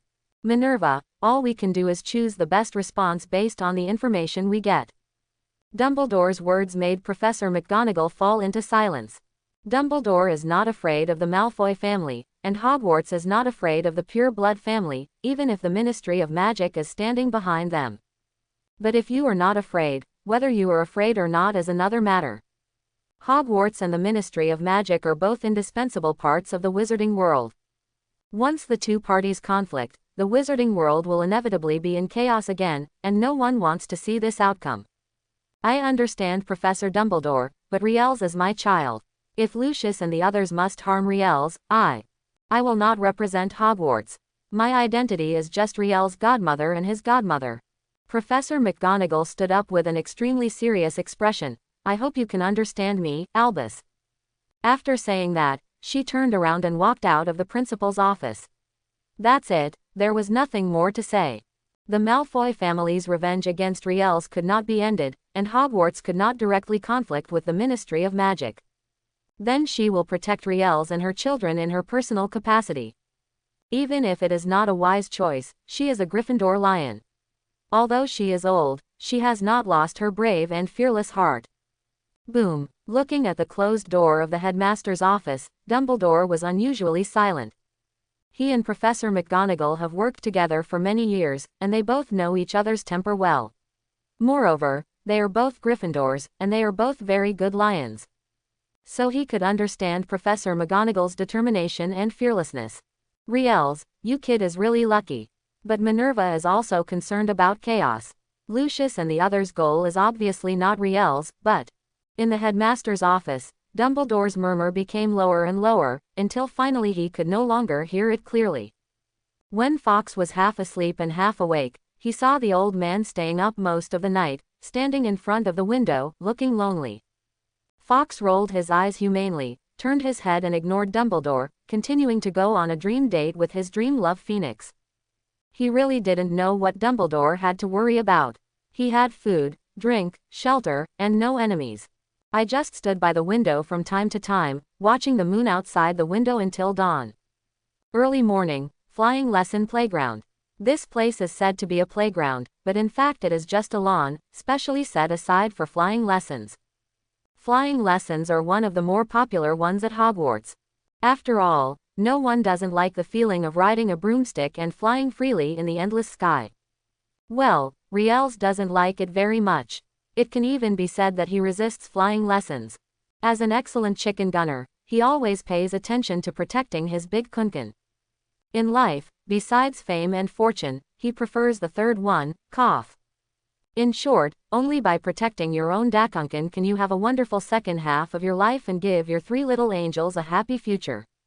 So Riels is very resistant to flying lessons, even though he knows that a magic spell has been cast on the magic broomstick, so it won't be a mess when flying. But he still doesn't feel at ease, and he doesn't want to risk the rest of his happy life on whether this curse may fail. In short, he was already thinking about how to skip class. He had no choice but to put Kundin first. Riels glanced around absent-mindedly, his brain spinning wildly, thinking about the reasons for asking for leave that didn't seem so fake. His appearance fell in the eyes of two little angel Lolita, and they looked at each other inexplicably. Riels, this is the first flying lesson we have had since we have been here for so long. Why do you look so unhappy? I think you boys would all like flying lessons, right? Cassandra also asked her doubts. Logically speaking, boys should like the feeling of riding a broomstick and flying freely in the air more than girls. But the way Riel's looks now is completely incompatible with his liking. The resistance visible to the naked eye clearly shows that he doesn't like flying lessons. Based on their understanding of Riel's, his performance was a bit intriguing. Pansy is curious +16, doubtful +11, Cassandra is surprised +16, amused +13. Well, I successfully attracted the attention of too little Lolita, but it's really not good. Once they pay attention, it will be hard for him to skip class. If these too little Lolita knew what he was thinking, they would definitely give him a few kicks behind his back. Don't be surprised, this is what they will do. Riel's frowned and said with a smile, I'm very happy. Who said I'm unhappy? Look at how happy I am smiling. Smile, laugh hard, it is best to directly dispel the doubts of these too little Lolita. However, the idea is very rich and the reality is very skinny. He still underestimated the intelligence of these too little Lolita, and also underestimated how well they understood him. From the moment he said these words, the two little girls who were still a little unsure that he hated flying lessons were immediately confirmed. Let's face it, Riel's just doesn't like flying lessons. He must have been trying to skip the lessons just now. Pansy and Cassandra looked at each other with a look of amusement on their faces. As Riel's good friends, they naturally can't let Riel skip classes. All this is for his studies. Riel's, as the hidden prefect of Slytherin's first year, you don't want Slytherin to lose points, right? You don't want Professor Snape to be disappointed, right? Pansy crossed her arms and said with a wicked smile, Mrs. Hooch's class is very interesting. I think you will like it very much, right?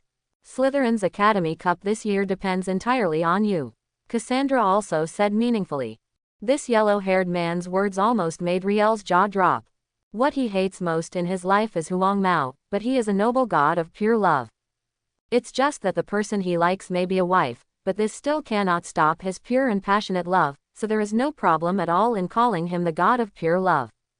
If you have to call me, then you can call him Riel's Yongxiang Thomas. But that's not the point.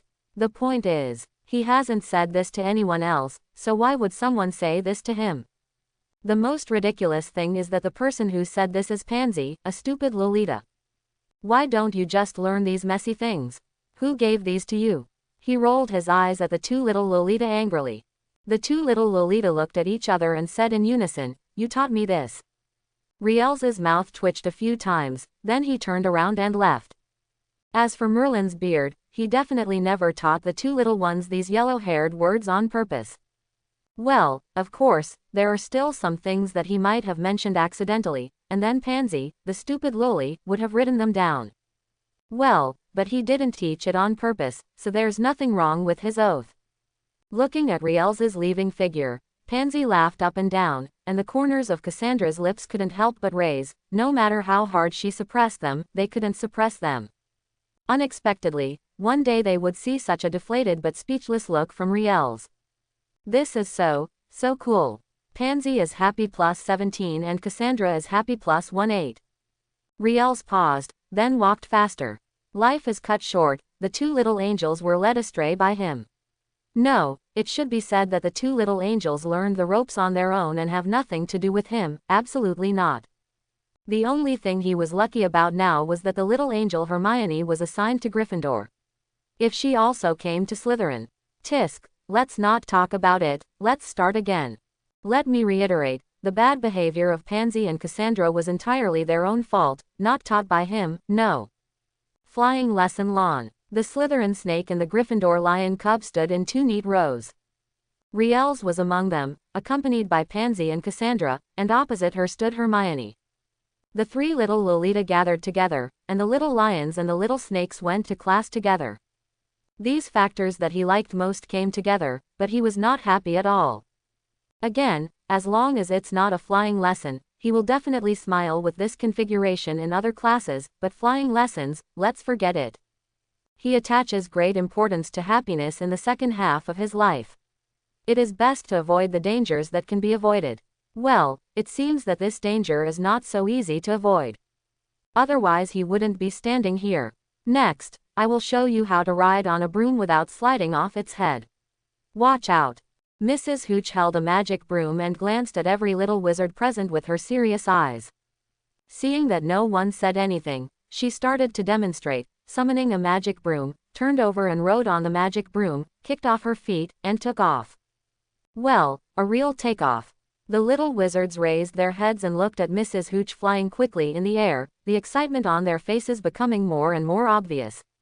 Especially the difficult moves that Mrs. Hooch performs from time to time, which attracts cheers from the little wizards. Different from the excitement of other little wizards, Riel silently clamped his legs and felt the sadness in his balls. No matter how good the spell on the magic broom is, even if the probability of something happening is only 1 in a billion, he will not gamble. So Riel glanced across the lawn, looking for something to protect him from the beating. Finally, after Mrs. Hooch finished her demonstration, Riel also successfully found a rectangular wooden board beside the fountain. You might say it was a coincidence, but this board was right next to the fountain, as if it was specially prepared for him. A bench with a wooden board missing. Sometimes I really don't want to live. My life is like walking on thin ice. When will I reach that happy paradise? That piece of wood. Dot, are you trying to knock Mrs. Hooch unconscious so you can skip class? Pansy looked at Riel strangely. Her question almost made Riel vomit blood as he was thinking about how to use this board. Cassandra's mouth twitched at the side. Stupid lowly Pansy is online again, conquering all levels of IQ, and is once again thrown into the endless abyss. Pansy is surprised +16, suspicious +13, Cassandra is sympathetic +11, curious +15, Hermione is confused +18. Little Angel Hermione. Riel looked at Hermione standing in the crowd of Gryffindors, his eyes overflowing with anticipation. Please save me, take me away from this stupid lowly, or just take this stupid lowly away. However, Hermione didn't understand what he meant and thought he was trying to see if she could pick up the magic broom. Then, the little angel Hermione whispered very seriously, "Get up." The somewhat worn magic broom lying on the ground trembled a few times, and flew directly into his hand the next moment. The force at that moment made Hermione's palms numb and her body swayed. But she didn't care, she just happily held up the magic broom and told Riel that she could pick it up. Excitement +16, anticipation +18, encouragement +15. The little angel Hermione, even if she misunderstands his meaning, is still the same little angel. Unlike some stupid lowly who weighs 70 pounds but has a 99-pound weight. What? Why is it that when I only weigh 70 kilograms, my bones have gained 99 kilograms? Is this a beaver? Obviously, the extra 29 bones on stupid Loli's body were all given to others by her. Stupid Lolita wants to assimilate the people around her and make them all develop backbones. For example, Cassandra was infected with backbones, and she can skillfully use bones to make up for the damage. That swordsmanship is so perfect that he can hit the vital points with his swords, making you unable to guard against him. To sum up, Hermione is the best and kindest little angel. So in response to Hermione's complimentary look, Riel smiled approvingly, but the smile didn't reach his eyes. It is better to seek help from others than to ask for yourself. I will protect 1 bird and 2 eggs, and will not let them shed the sorrow of the eggs, nor let them fly and beat the eggs. He could only. Riel looked at the wooden board lying on the ground, his eyes gradually becoming deeper. Although some people are alive, they are already dead, and although some people are dead, they are still alive. Just like some people, you have to pretend even if you don't have to pretend. Stand up, stand up. The clear and melodious sounds of the 2 little Lolita came along with the sound of the magic broom colliding with the palms of their hands. Riel knew the expressions of Pansy and Cassandra without looking, so he chose not to look back and just lowered his head to study his own board. Bench, you're bored. What about my board? You are so shameless. Pansy is proud +15, Cassandra is happy +14, and Hermione is looking forward to +18. I'm in tears, I'm really in tears, dear Miss Hermione Granger, you are definitely the best of the 3 little Lolita. Before Riel could cast a moved look at Hermione, stupid lowly Pansy spoke.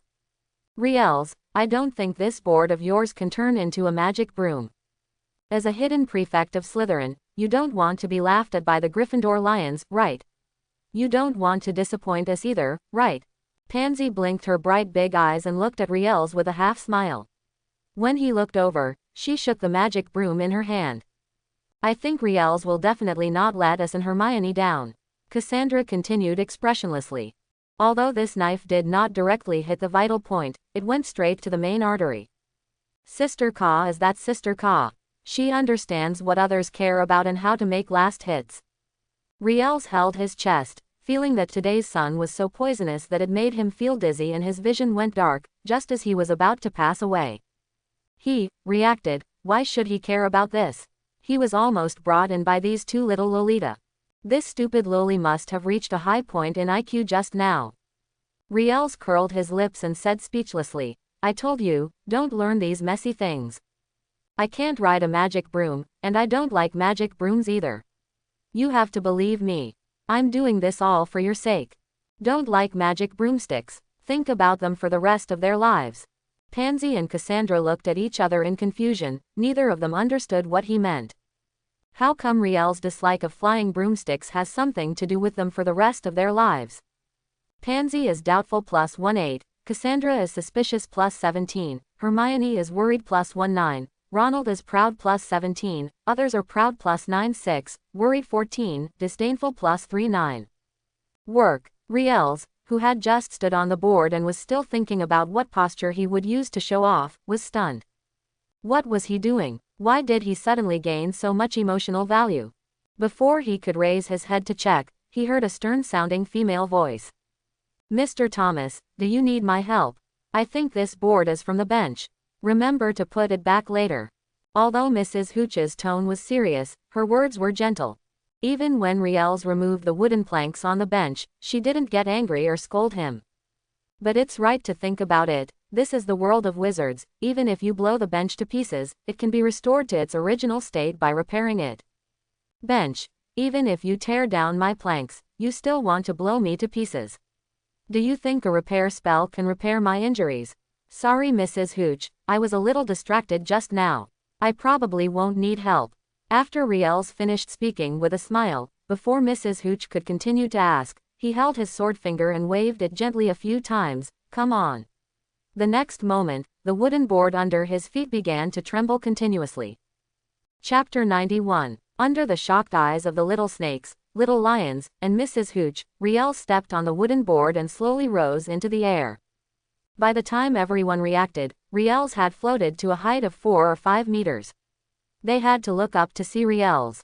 At this time, Riel's, the old god, was standing on the board, outputting magic power and stabilizing the balance of the board.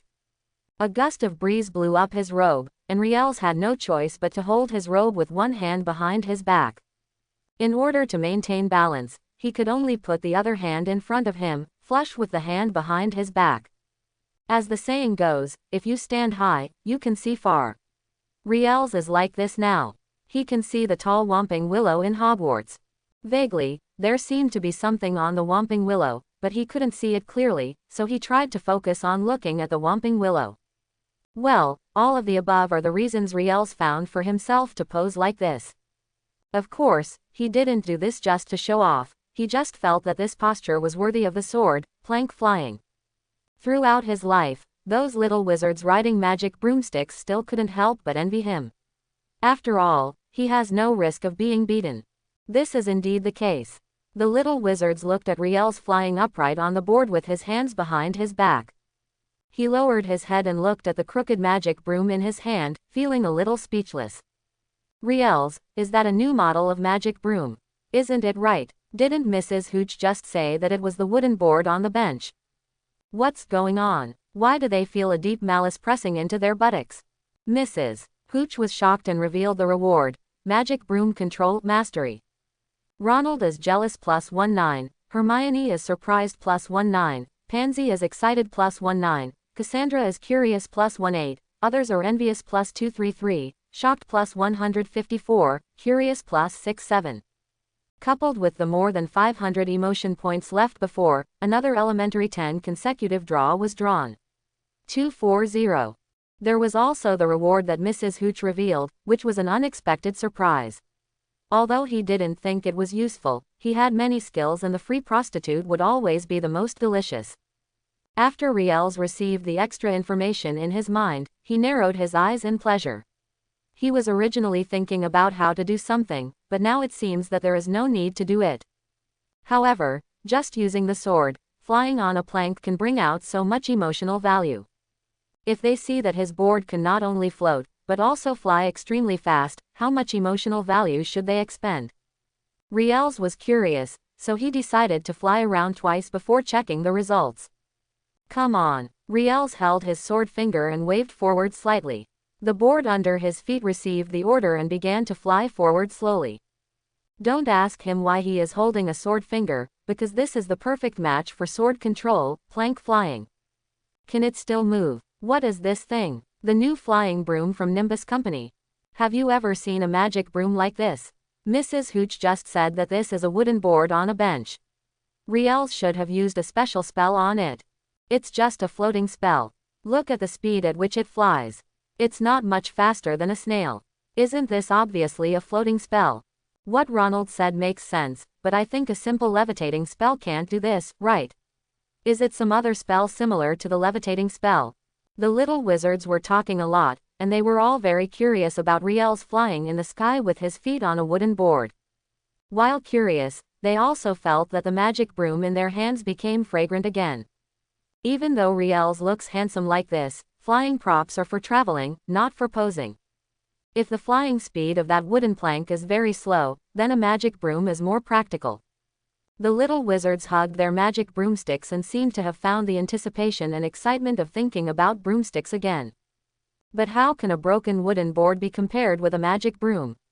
They are not envious, not at all. Pansy and Cassandra looked at each other and understood that Riels was casting a floating spell, and they knew this spell too. Not only can they do it, but Hermione can also do it. The difference is that they relied on hard work to earn the curse. Hermione didn't do anything. Riels immediately taught her the floating charm. This made them feel very unbalanced, and Riels often teased them, so they united to fight back against Riels. But they didn't expect that Riels' floating spell could actually have such a use, and they all wanted to try it. Unlike the two rebellious little girls here, the little angel Hermione on the other side didn't think too much about those things. All her attention was on Riels flying in the air, and the wand she held tightly allowed her to use magic spells at any time to help Riels. As for Mrs. Hooch, she is still immersed in the fact that a piece of wood can actually carry people flying. In other words, Riels' move opened the door to a new world for her. It turns out that you still have this posture when flying. Ronald is jealous +19, Hermione is worried +19, Cassandra is surprised +19, Pansy is excited +19, others are envious +136, jealousy +85, admiration +111. This is the smell, this is the feeling, this is the correct way to open the system. Riels took a few deep breaths comfortably, and the movements in his hands became faster and faster, faster, faster, it's almost here. Well, the wooden plank under his feet is about to hit the teaching building. But it doesn't matter, as the saying goes, the movements must be fast and the posture must be handsome. Just as he was about to hit the teaching building, the sword finger in Riels's hand swung sharply, and the board turned at a high speed, performing a wave of mid-air drifts. Seeing this, the little wizards below all exclaimed, and the worried Hermione put down her raised wand with relief. Just a little bit close, Riels hit the teaching building. You must know that it is not an ordinary teaching building, it is the teaching building of Hogwarts, a magic prop that has been cast a spell. Their exclamations woke up Mrs. Hooch, who was immersed in the joy of discovering new postures. Seeing Riels floating in the air, Mrs. Hooch didn't care about anything else and shouted loudly, "Mr. Thomas, please come down immediately." Although I am very curious and excited about this new flying position invented by Riels. But flying is no joke, accidents can happen if you are not careful. I still remember that when she was flying well on her magic broom, a rectangular thing with a sharp tip flew towards her. That thing could still explode, but luckily she used a magic spell to intercept it, otherwise a flight accident might have occurred. Later, through the magic spell, she found the source of that thing. What did the Muggles call it? An anti-aircraft missile. It seemed that she didn't remember the name very clearly. After all, it was just a small incident for her. Mrs. Hooch is anxious +19, others are envious +123, jealousy +64, pleasure +57, worry +29, disdain +35. Tisk, it seems that just flying can no longer bring out much emotional value, so you need to show some real skills. Riels curled his lips and waved the sword in his hand. The plank that was still flying slowly suddenly accelerated and rushed directly towards the little wizards below. He had been flying slowly before and had adapted to the feeling of flying on a wooden plank. He was already prepared for the sudden increase in speed, so there was no danger. But the little wizards below didn't know this. Seeing Riels rushing down, they thought his magic sweep, the board was out of control. They all screamed in fright, turned around and ran away, trying to avoid Riel's suicide bomb attack. Riels, don't want, Mr. Thomas. There were several exclamations in succession, with Pansy and Cassandra in the front, Hermione in the back, and Mrs. Hooch in the end. Although they are usually two rebellious little Lolita who like to pick on Riels when they see Riels in danger. Without even thinking about it, they took out their wands and ran forward, trying to prevent Riels from falling to the ground. Hermione was more direct. She seemed to have forgotten that she was a wizard. Even though she had a wand in her hand, she had no use for it and could only rush forward with red eyes. There was no thought in her mind right now, it was just her body's instinct that drove her to catch Riels, and she didn't even think about the consequences of doing so. Mrs. Hooch had no time to worry about the three little Lolita running forward desperately. She held her wand and tried to use the levitation spell to control Riels, who was rushing straight down. But her floating spell was useless against the board. It seemed like there was an invisible force that made it impossible for her to control the board.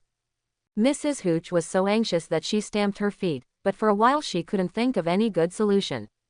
There was no way. Riels was rushing down too fast, which was already comparable to an ordinary flying broom flying at top speed. This is why she is so anxious. Once she hits the ground at this speed, the consequences will not be as simple as a big swelling. Mrs. Hooch was very anxious and revealed the reward, Nimbus 2001. Hermione was extremely worried and revealed the reward, knowledge of every first-grade subject mastery. Pansy was extremely worried and revealed the reward, disappear without a trace. Cassandra was extremely worried and revealed the reward, top-grade herbalism talent. Ronald is excited +19, expects +19, others are frightened +266, worried +95, gloating +38. It has been detected that the host already possesses the talent of high-grade herbalism, and the two talents are being merged. Congratulations to the host, you have received the reward, the best herbalism talent. Hiss. This time it seems, I've gone a little too far. Although this reward is very generous, it is the most reward Riels has ever received in the more than 2.5 years since he obtained the system. But he was not very happy, especially when he saw three little Lolita running towards him desperately. He admitted that he was moved, and his heart was no longer warm, but boiling hot. Only subconscious actions can show whether a person really cares. Just like the three little Lolita, he could see clearly that they ran directly towards him without any hesitation. They may not even have thought about the consequences of doing so. Therefore, he solemnly announced that he would take back the fact that Pansy and Cassandra had an affair. They are still little angels. And Hermione, she is the best little angel among the little angels. Riels thought with emotion, but the board under his feet did not slow down, and there was no need to slow down, because it was already on the ground. Well, under the watchful eyes of the little wizards, he landed safely. Hey, why are you in such a hurry? Are you here to greet me? Riels stepped off the board, arms spread out in mock surprise. God's mercy, he flew down quickly this time just to increase the emotional value of the little lions and little snakes, and of course there was a reward from Mrs. Hooch. After all, Mrs. Hooch gave him a reward in just a short while, and his emotional value was on the verge of exploding. Although rewarding, he didn't have much use for his flying experience, but it was undeniable that flying with a sword on a plank had a great impact on Mrs. Hooch. The fact was just as he expected, Mrs. Hooch did explode, but what exploded was somewhat indescribable. There were also three little Lolita. He didn't expect that they would explode together. This was something that had never happened before. In fact, He has never encountered a situation where two people broke out the rewards at the same time. Is the reward generous? It's not bad. As I said, prostitution for free is always delicious, but he doesn't feel very happy. Because these rewards were based on the fact that the three little Lolita were scared to tears, which was not what he wanted to see. After all, the three little Lolita are the most important treasures to him, and they are forbidden things that cannot be touched. Riel's. The three little Lolita were neatly arranged, and their crying voices made Riel's heart tremble uncontrollably. He was really distressed. Before he could say anything, the three little Lolita neatly threw themselves into his arms. Even Cassandra, who had always been calm and self-possessed, now had red eyes, her body could not stop shaking, and her tears could not stop flowing. Not to mention Hermione and Pansy, they were already crying into tears, nestled in Riel's arms, and it didn't take long for his clothes to be wet from crying. These cries were like a knife piercing Riel's heart, making him extremely guilty. After all, it is his problem to make the people who care about him so sad because of him. Isn't it okay for me? You all know the characteristics of the curse, and you should know the characteristics of the curse. And I'm not the kind of person who does things that I'm not sure about. Stop crying, this time it's me. I'm sorry, I won't do this next time. Riel's apologized sincerely. No matter how many explanations he gave, this time it was still his lack of consideration. He thought the three little Lolita knew him well enough, so he didn't tell them in advance. Thinking about it now, they were so worried that they forgot to think about it. How could they still think about his purpose? To be honest, the three little Lolita were very good to him and even changed their original personalities, but he couldn't treat them as tools. For example, Hermione is smart, kind, studious, has a sense of justice, and has a strong sense of self-esteem. But in front of Riel's, she will not be strong, but will follow Riel's. Pansy is domineering and can be said to be a bit sarcastic, but that is towards others and people she despises. Although she may be stupid, it is undeniable that Riel's gets along well with her, and Pansy will restrain her personality when he is around him. Cassandra is the one with the most obvious characteristics among the three. She is very proud, very smart, and is a truly perfect Slytherin. But her arrogance is not annoying, but people feel that she should be like this. Of course, everyone who knows her knows that she is indeed arrogant. But for such an arrogant person, he never showed any condescension when getting along with Riel's. You can even artificially feed Riel's with Pansy. It can be said that they all restrained their personalities in front of him, and he should make changes accordingly. Well, next time before something happens, tell them so that they don't worry again. It was okay if he didn't coax them, but when he coaxed them, the three little Lolita cried even more fiercely. Riel's, you are so angry with us. Pansy's eyes were red, and she hit Riel's on the chest with her little pink fist angrily. Cassandra, on the other hand, was much more sensible. She just quietly stepped away from Riel's arms and took out a handkerchief to wipe her tears. Hermione was crying while checking to see if Riel's was injured. Riel's also cooperated by raising his arms so that Hermione could check more thoroughly. Hermione is relieved +19, upset +19, Pansy is happy +19, upset +17, Cassandra is shy +18, embarrassed +13, happy +19. Mrs. Hooch's peace of mind +19, others joy +211, disappointment +56, envy +82, jealousy +34. Today's second primary 10 draw is here. While comforting the three little Lolita, Riel's apologized to Mrs. Hooch. Professor Hooch, I'm sorry for making you worry. It's okay, Mr. Thomas, I don't blame you, it's just that we made a little fuss.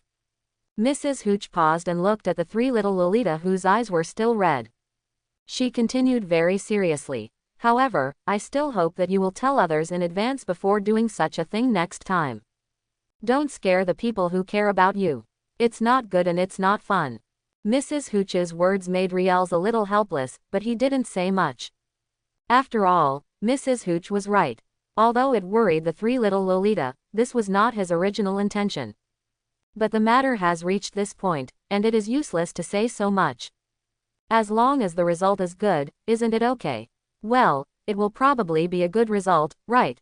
Riel's looked back at the three little Lolita and saw them whispering together, and suddenly felt something bad in his heart. Soon, his bad feeling came true. Strictly speaking, after arriving at the banquet hall at noon, this bad feeling came true. Hermione did not go to the Gryffindor table, but to the Slytherin table. Under the puzzled eyes of the little snakes, the three little Lolitas sat close together, just sitting there without speaking or moving. You guys, there are senior snakes who want to say something. After all, they have nothing to deal with Gryffindor's stupid lion. But before he could say anything, he was so frightened by Riel's cold gaze that he swallowed it back in his stomach. I can't afford to offend him, I can't afford to offend him at all. This is the ruthless man who severely injured the eldest son of the Malfoy family. Malfoy is still lying there on the bed. Hermione is nervous +1-1, relieved +1-8, Pansy expects +17, Cassandra is playful +1-8, others are curious +122, angry +8-8, fearful +146. Riels didn't pay attention to the system prompts, but ran behind the three little ones in a very stupid way. He's not a fool. If he couldn't see the obvious meaning of the three little Lolita, that would be really embarrassing. Let me tell you, the chicken drumsticks I got are much more fragrant than ordinary chicken drumsticks. There is also this pumpkin juice. After eating the chicken drumsticks, I can have a few mouthfuls of it. The taste is delicious. Without waiting for the three little Lolita to say anything, Riels directly picked up the chicken legs and pumpkin juice and started feeding them. Needless to say, he understands everything. A man is born in heaven and earth, how can he not know how to bend and stretch? Moreover, they had been feeding him this way before, so what's wrong with feeding him the other way now? This is called sizing up the situation, and there is no problem at all. 3 bowls of white porridge, please add a little sugar and 3 spoons for me. As soon as Riels finished speaking, a bowl of steaming white porridge appeared on the dining table. The special aroma attracted the little snakes to keep looking over. But out of respect for their dignity, they did not ask for porridge, but silently gnawed on the less fragrant dry bread in their hands. It's okay, they are used to it anyway. Riels and the others drink plain porridge every day, and they don't even think about asking for it. It's not like they never asked for it, but every time the porridge was gone, they became accustomed to it. Hermione is happy +1-8, Pansy is proud +17, Cassandra is happy +1-8, others are envious +133, desire +64. Hiss. Riels shuddered and almost spilled the porridge in his hand. He looked around at the little snakes and found no pervert who longed for him, then turned around and continued to feed the 3 little Lolita. I heard that eating sweet things can make people feel better. I gave you sugar in the white porridge, but don't worry, I only asked the house elves to add a little bit of sugar, so it won't be too greasy.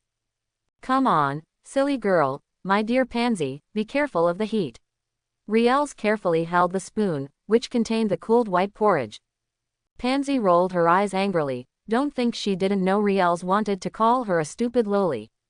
Originally, they just wanted Riels to serve them for 1 meal, but now it seems that 1 meal is not enough. It must be 2 meals.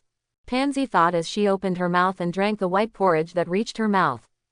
Just 1 mouthful made her eyes light up and she felt completely comfortable. The warm white porridge, after adding sugar, has a slightly sweet feeling. As Riels said, it is not greasy, but adds a lot of flavor to it. Pansy is happy +19, Hermione is nervous +13, expectant +1, Cassandra is amused +18. Riels ignored the system, but lowered his head and asked funny ly, does the white porridge with sugar taste good? If it tastes good, drink more. Here, let's nibble on a chicken leg first, let the porridge cool down, and let you taste the taste of the chicken drumstick I got. Riels put down the bowl, picked up a medium-sized chicken drumstick and stuffed it into Pansy's hand. After doing this, regardless of Pansy's reaction, he picked up Hermione's porridge and carefully cooled it before feeding it to her mouth. Riels's eyes were surprisingly gentle. Try it, you will definitely like the taste. Hermione was his first little angel, the little angel he owed something to, and the best little angel to him. In fact, he has always felt guilty in his heart, for not telling Hermione in advance that he would go to Slytherin with him. At first, he might have thought that by taking Hermione with him, he would not be able to protect Hermione. After all, Hermione, like him, was born as a Muggle. Or maybe he was thinking that it would be inconvenient for him to move with Hermione, and he had forgotten the specific details. But it is nothing more than these two reasons, and there cannot be other reasons. What, even if he told Hermione, Hermione wouldn't be assigned to Slytherin? Then the Sorting Hat has the final say. In fact, it is not the case. The Sorting Hat only extracts part of your memory to determine which house your personality is suitable for. If you particularly want to go to a college, you can also tell the Sorting Hat directly, and it will usually agree. For example, when Harry Potter was sorted, he didn't want to go to Slytherin, even though his situation was very suitable for Slytherin, and even the Sorting Hat persuaded him. But Harry Potter persisted, and the Sorting Hat changed its mind and assigned him to Gryffindor. Which house you go to is decided by the Sorting Hat, not you.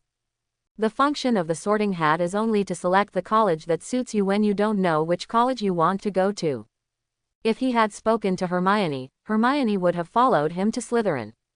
At that time, Hermione didn't even know what the 4 houses represented, and she didn't care about which house she went to. This incident made him feel guilty towards Hermione, and he had been trying his best to make it up to her, although the results were not very good. Very sweet. Hermione's eyes lit up as she felt the sweetness in her mouth. Riels, thank you. You know my parents never let me eat sweet things. They are dentists and think eating sweet things will make me get cavities. Hermione complained to Riels as usual, no change from before. Riels also listened silently, nodding from time to time, and kept moving his hands, even feeding hundreds of porridge to Hermione. It wasn't until Pansy on the side received a death stare that he reacted belatedly. If a bowl of water is uneven, something will happen. Pansy is displeased +16, Hermione is funny +17, Cassandra is amused +18. Very good, dear Sister Ka has once again become a melon eater.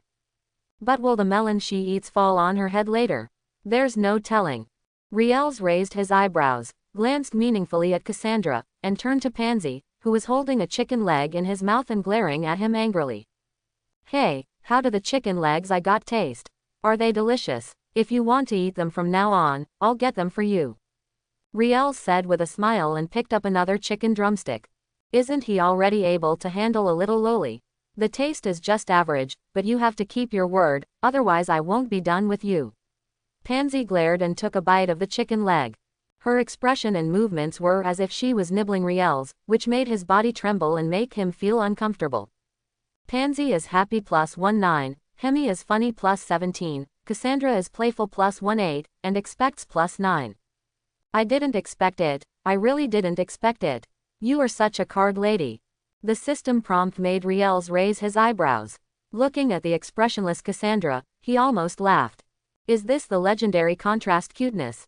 Although he looks cold on the outside and refuses to let strangers in, he is completely the opposite on the inside. Isn't this contrast cute? Cassandra, come and try it. I think you'll like this. And this cup of pumpkin juice. I remember you don't like pumpkin juice. I'll change it to black tea for you later. Riels took the white porridge, dug it in and blew it to cool down before feeding it to Cassandra. In fact, he didn't think Cassandra would eat it. Although she expected it in her heart, her indifference and grooming would not allow her to do so. Pansy and Hermione also had the same idea as him, and even many little snakes were watching silently.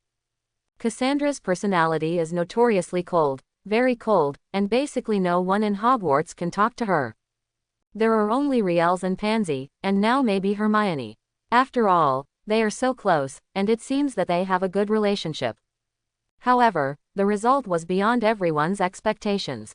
Not only did Cassandra not refuse, but she also cooperated very cooperatively and took the initiative to eat the spoonful of white porridge.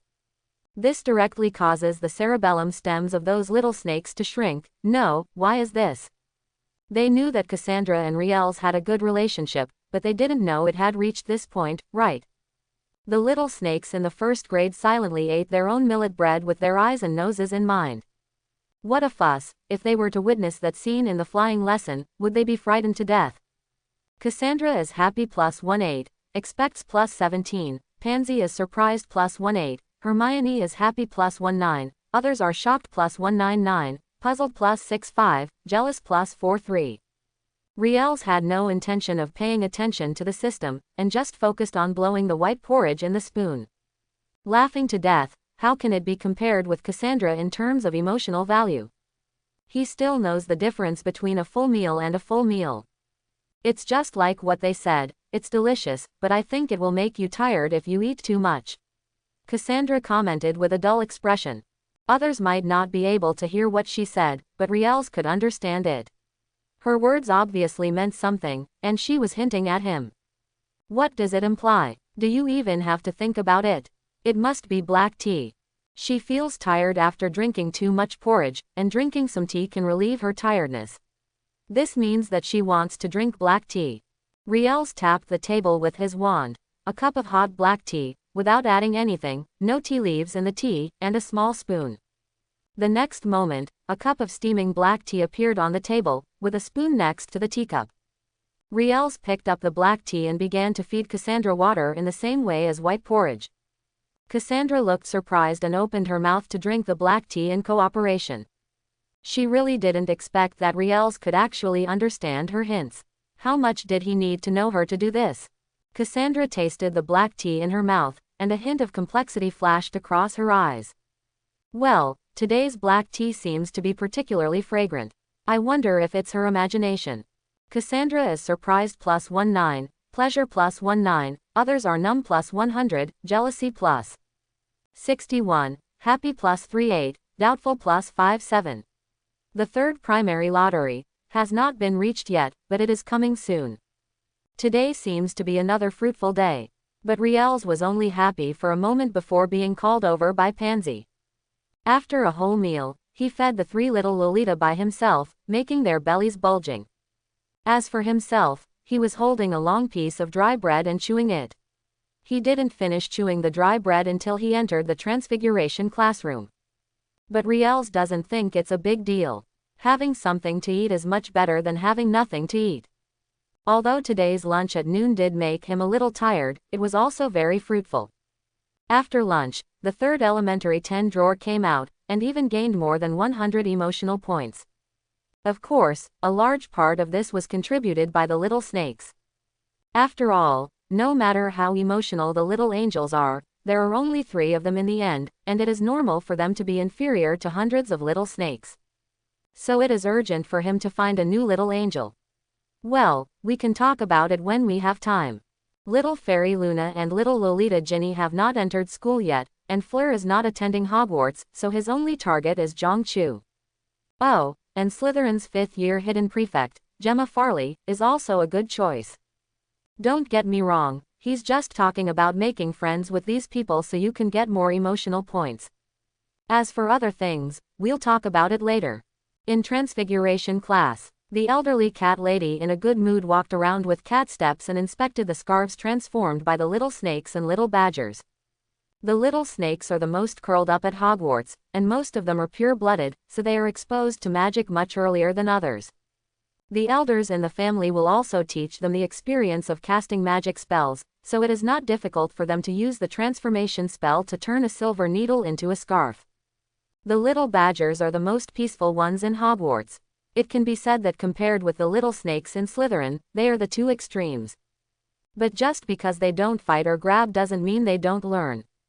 It's just that they are usually too easygoing and don't like to fight or lose their temper, so they appear to have a weak sense of existence, giving people the illusion that they are lazy. In fact, they learn nothing less than other little wizards. Therefore, it is not difficult for them to turn a silver needle into a scarf. Of course, there are also a few young wizards who have no talent for transformation. Whenever he meets these little wizards, Professor McGonagall will guide them carefully so that they can successfully cast the transformation spell. The transformation spell is magical. It can change the object into any shape regardless of its size, but you should be more careful and don't use the transformation spell on living creatures. It's not that it's not possible, it's just that it requires a lot of magic power. You can't do it now, so you. Professor McGonagall was speaking on the podium, and the little snakes and badgers were listening carefully below, including Pansy and Cassandra. Only Riels, he has a lot of experience with transformation spells, a reward from his godmother, the elderly cat lady Professor McGonagall. So he did not choose to listen to the lecture, but opened the system mall and looked for something that could help him. Tomorrow was the parents' meeting, and Lucius and Narcissa would definitely take action against him, no matter whether they were summoned by nose or not. As for why you don't keep the emotional value for the lottery, I can only say that you are too young to have this idea. There are too many factors that make the lottery unstable, and the lottery thing must be exclusive to the Dark Knight. A transfiguration class passed by while Riels was visiting the system store. The little snakes and little badgers listened attentively. At dinner time, Riels returned to his previous treatment, with Pansy feeding chicken legs and Cassandra feeding pumpkin juice. It was a pity that Hermione did not come to the Slytherin table. Night, Slytherin dormitory. The washed-up Riels sat cross-legged on the bed around the thin quilt, looking at his emotional value balance of 3,325. 3 mid-level draws. I don't know if I can find anything that will help me. At least it will allow me to deal with tomorrow's troubles. Don't blame him for being too cautious, it's really because he's afraid that the other person is not the same person. And Lucius and Narcissa were both elite Death Eaters in the past. For them, the 3 unforgivable curses are just food and water, without any psychological burden. He was also not sure whether the horse talisman could save him after Avada Kedavra was killed, so it was better to be cautious. Riels shook his head and stopped thinking about it, and instead rubbed his hands in anticipation. System, redeem me for an intermediate lottery draw, and draw it directly. Avertisement. Consume 1,000 emotional points and successfully exchange for an intermediate lottery draw. Congratulations to the host, you have received a reward, a bottle of intermediate magic potion. The sound of the system fell, and a bottle of light blue potion appeared out of thin air in Riel's hand. Riels grinned and raised his eyebrows playfully. A good start. Or what? The intermediate magic potion sells for 2,500 emotional points in the mall. Now he has used 1,000 emotional points to draw it out. He can only say that he has made a small profit of 10,500 emotional points. Although this is not the kind of life-saving thing he wants, the intermediate magic potion can also increase his magic power reserves a lot. Only if you have enough magic power reserves can you last long enough, and you are a real man, a real great wizard. Riels uncorked the bottle, first came forward and smelled the light blue viscous liquid in the bottle. Well, it had an inexplicable aroma. He always felt that he had smelled it somewhere, but he couldn't remember it for a while. He simply stopped thinking about it, raised his head and suffocated an entire bottle of intermediate magic potion. In the middle of the night, I stand alone in front of the window, looking at the moon sadly. Only the magic potion of wine in my hand can relieve my sorrow. Of course, he wasn't worried at all. Besides, how could he see the moon in Slytherin's dormitory? There is also the sun. If the sun can be seen, the pods will not fall off if he uses Lu Ying to bubble them. Speaking of which, he seemed to have forgotten to ask Snape about the shampoo again. The obscene potion made him too panicked last time. It doesn't matter if you ask next time. Bubble pods usually don't go bad. Riels licked the viscous light blue liquid on his lips clean, and smacked his mouth a few more times. It feels a bit floral, and also has a faint smell of the sea. But in general, the floral scent is stronger, but what kind of floral scent is it specifically? I really can't remember it, but why does this smell feel so familiar? Riels frowned and thought for a while, but couldn't remember where he had smelled this smell. After all, he had a photographic memory, but photographic memory was about things, not what he smelled, so he really couldn't remember where he smelled it. Forget it, as long as it works. Once you know the formula of the magic potion in the future, you should be able to know the answer. It's not too bad to drink anyway. Riels shook his head and lay on the bed like a salted fish, closing his eyes and feeling the growing magic power in his body. This refreshing feeling, he still remembers the last time he experienced it. It was the last time he had the primary magic potion. After a while, the surge of magic power in Riel's body slowed down, and he was able to roughly calculate the improvement that a bottle of intermediate magic potion brought to him.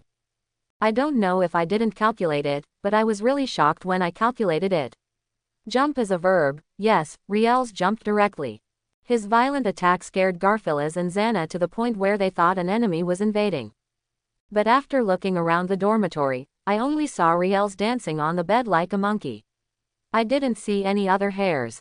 There was only one egg, the elf egg. Garfield and Xana rolled their eyes humanely, jumped back into their nests, and watched the shit-shoveling man's excited dance. The abstract dance and clumsy dance moves made them shake their heads. Tisk, this shit-shoveler still needs to practice, this dance is really ugly. Riels didn't know that the two little, big, cats, were commenting on his dancing. He was so surprised now that he didn't know how to describe his mood. It wasn't until he danced awkwardly for a while that he managed to calm down his excitement and lay down on the bed again. But his excitement still did not decrease much. A bottle of intermediate magic potion directly increased my magic power by about 5/6. This is no different from doubling my magic power. A 5/6 increase in magic power, rounded up, doubled his magic power reserve. Coupled with the addition of the curse heart talent, these magic powers are all pure magic power, the kind without impurities. Although the effect will gradually decrease as the number of times you take the magic potion increases, it is already outrageous. You must know that his own magic power reserves are already on par with ordinary adults. Now that it has doubled, it means that his magic power reserve has almost reached the level of those high-level wizards. An unexpected surprise. This time it's a real unexpected surprise. Riel smiled so hard that his mouth almost became crooked. This bottle of intermediate magic potion increased his strength by at least 50% to 70%. With a large reserve of magic power, you can instill more magic power when you release the magic spell, and you can win easily when you fight against the enemy. Only if the magic power reserve is sufficient, his conjecture about the cursed machine gun can be realized. Of course, this is not the most important thing. The most important thing is that he likes to be a long-lasting man. Overall, Riels is very satisfied with the results of this lottery. If you are satisfied, you will not want to leave. It's already been a good start. I hope it's not just a good start and it's over. Riels rubbed his hands in anticipation. System, if you want to exchange for an intermediate lottery, you should just draw it directly.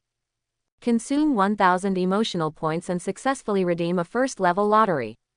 Congratulations to the host, you have received the reward, Taoyuan Cave.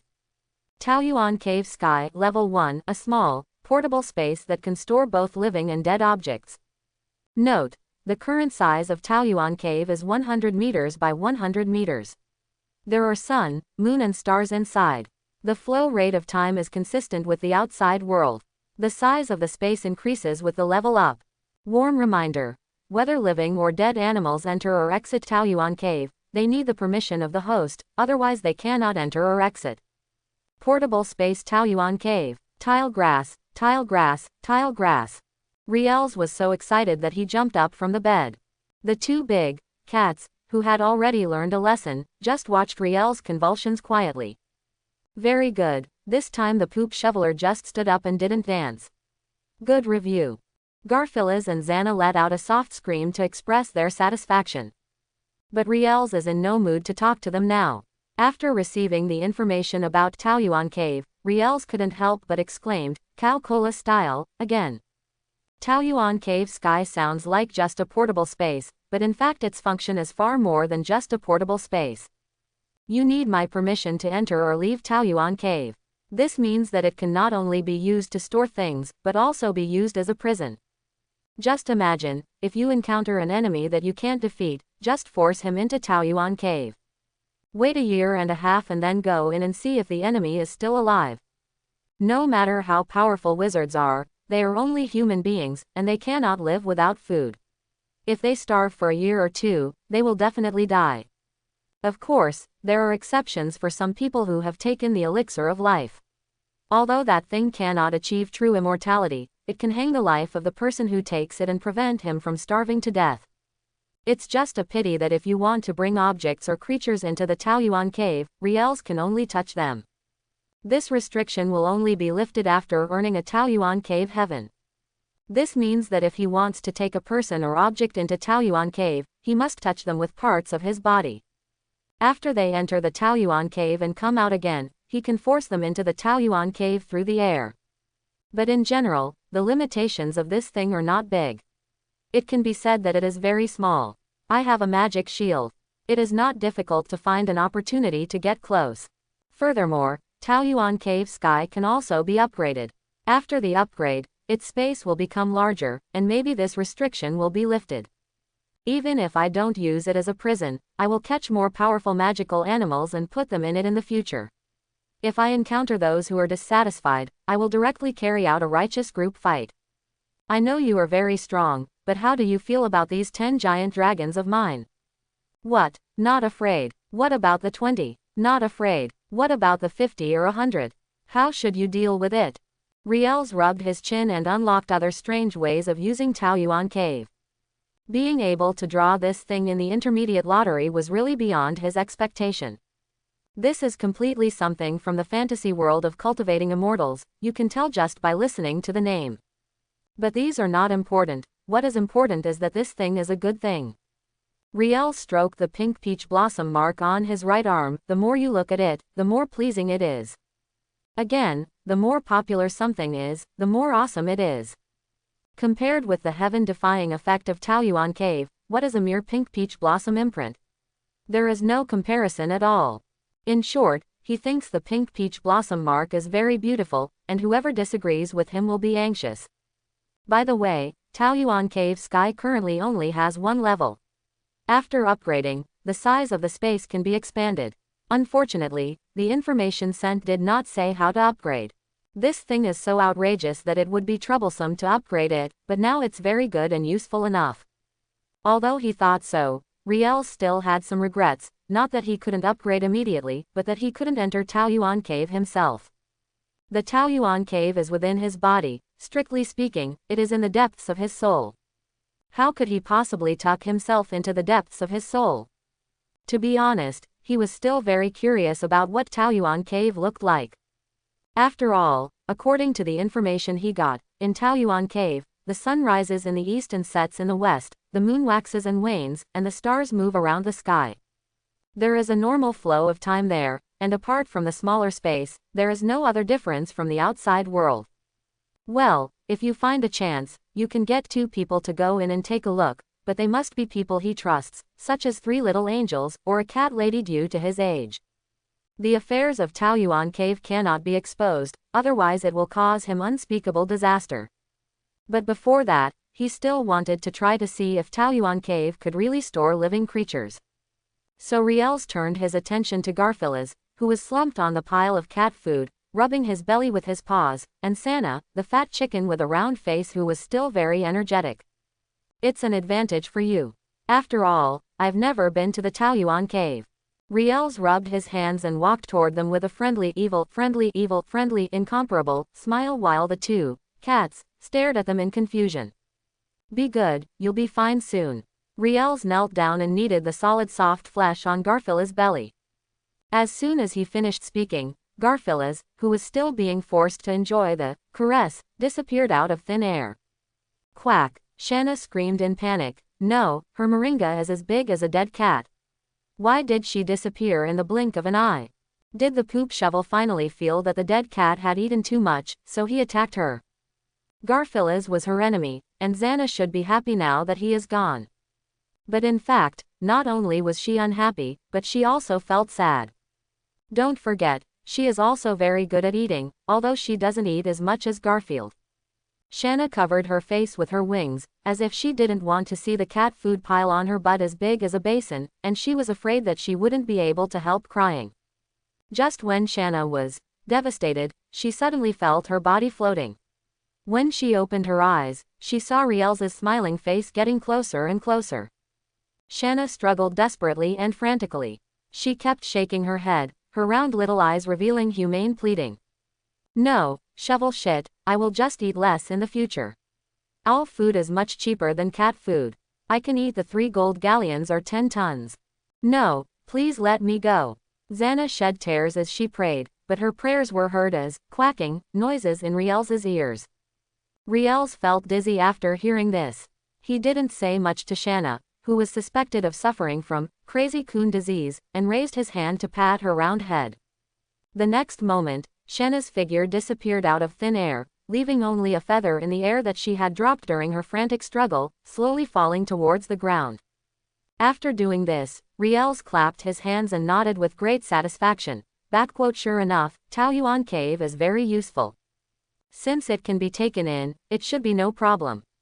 Just let these two guys get familiar with each other in there. They may have to be in there more often in the future.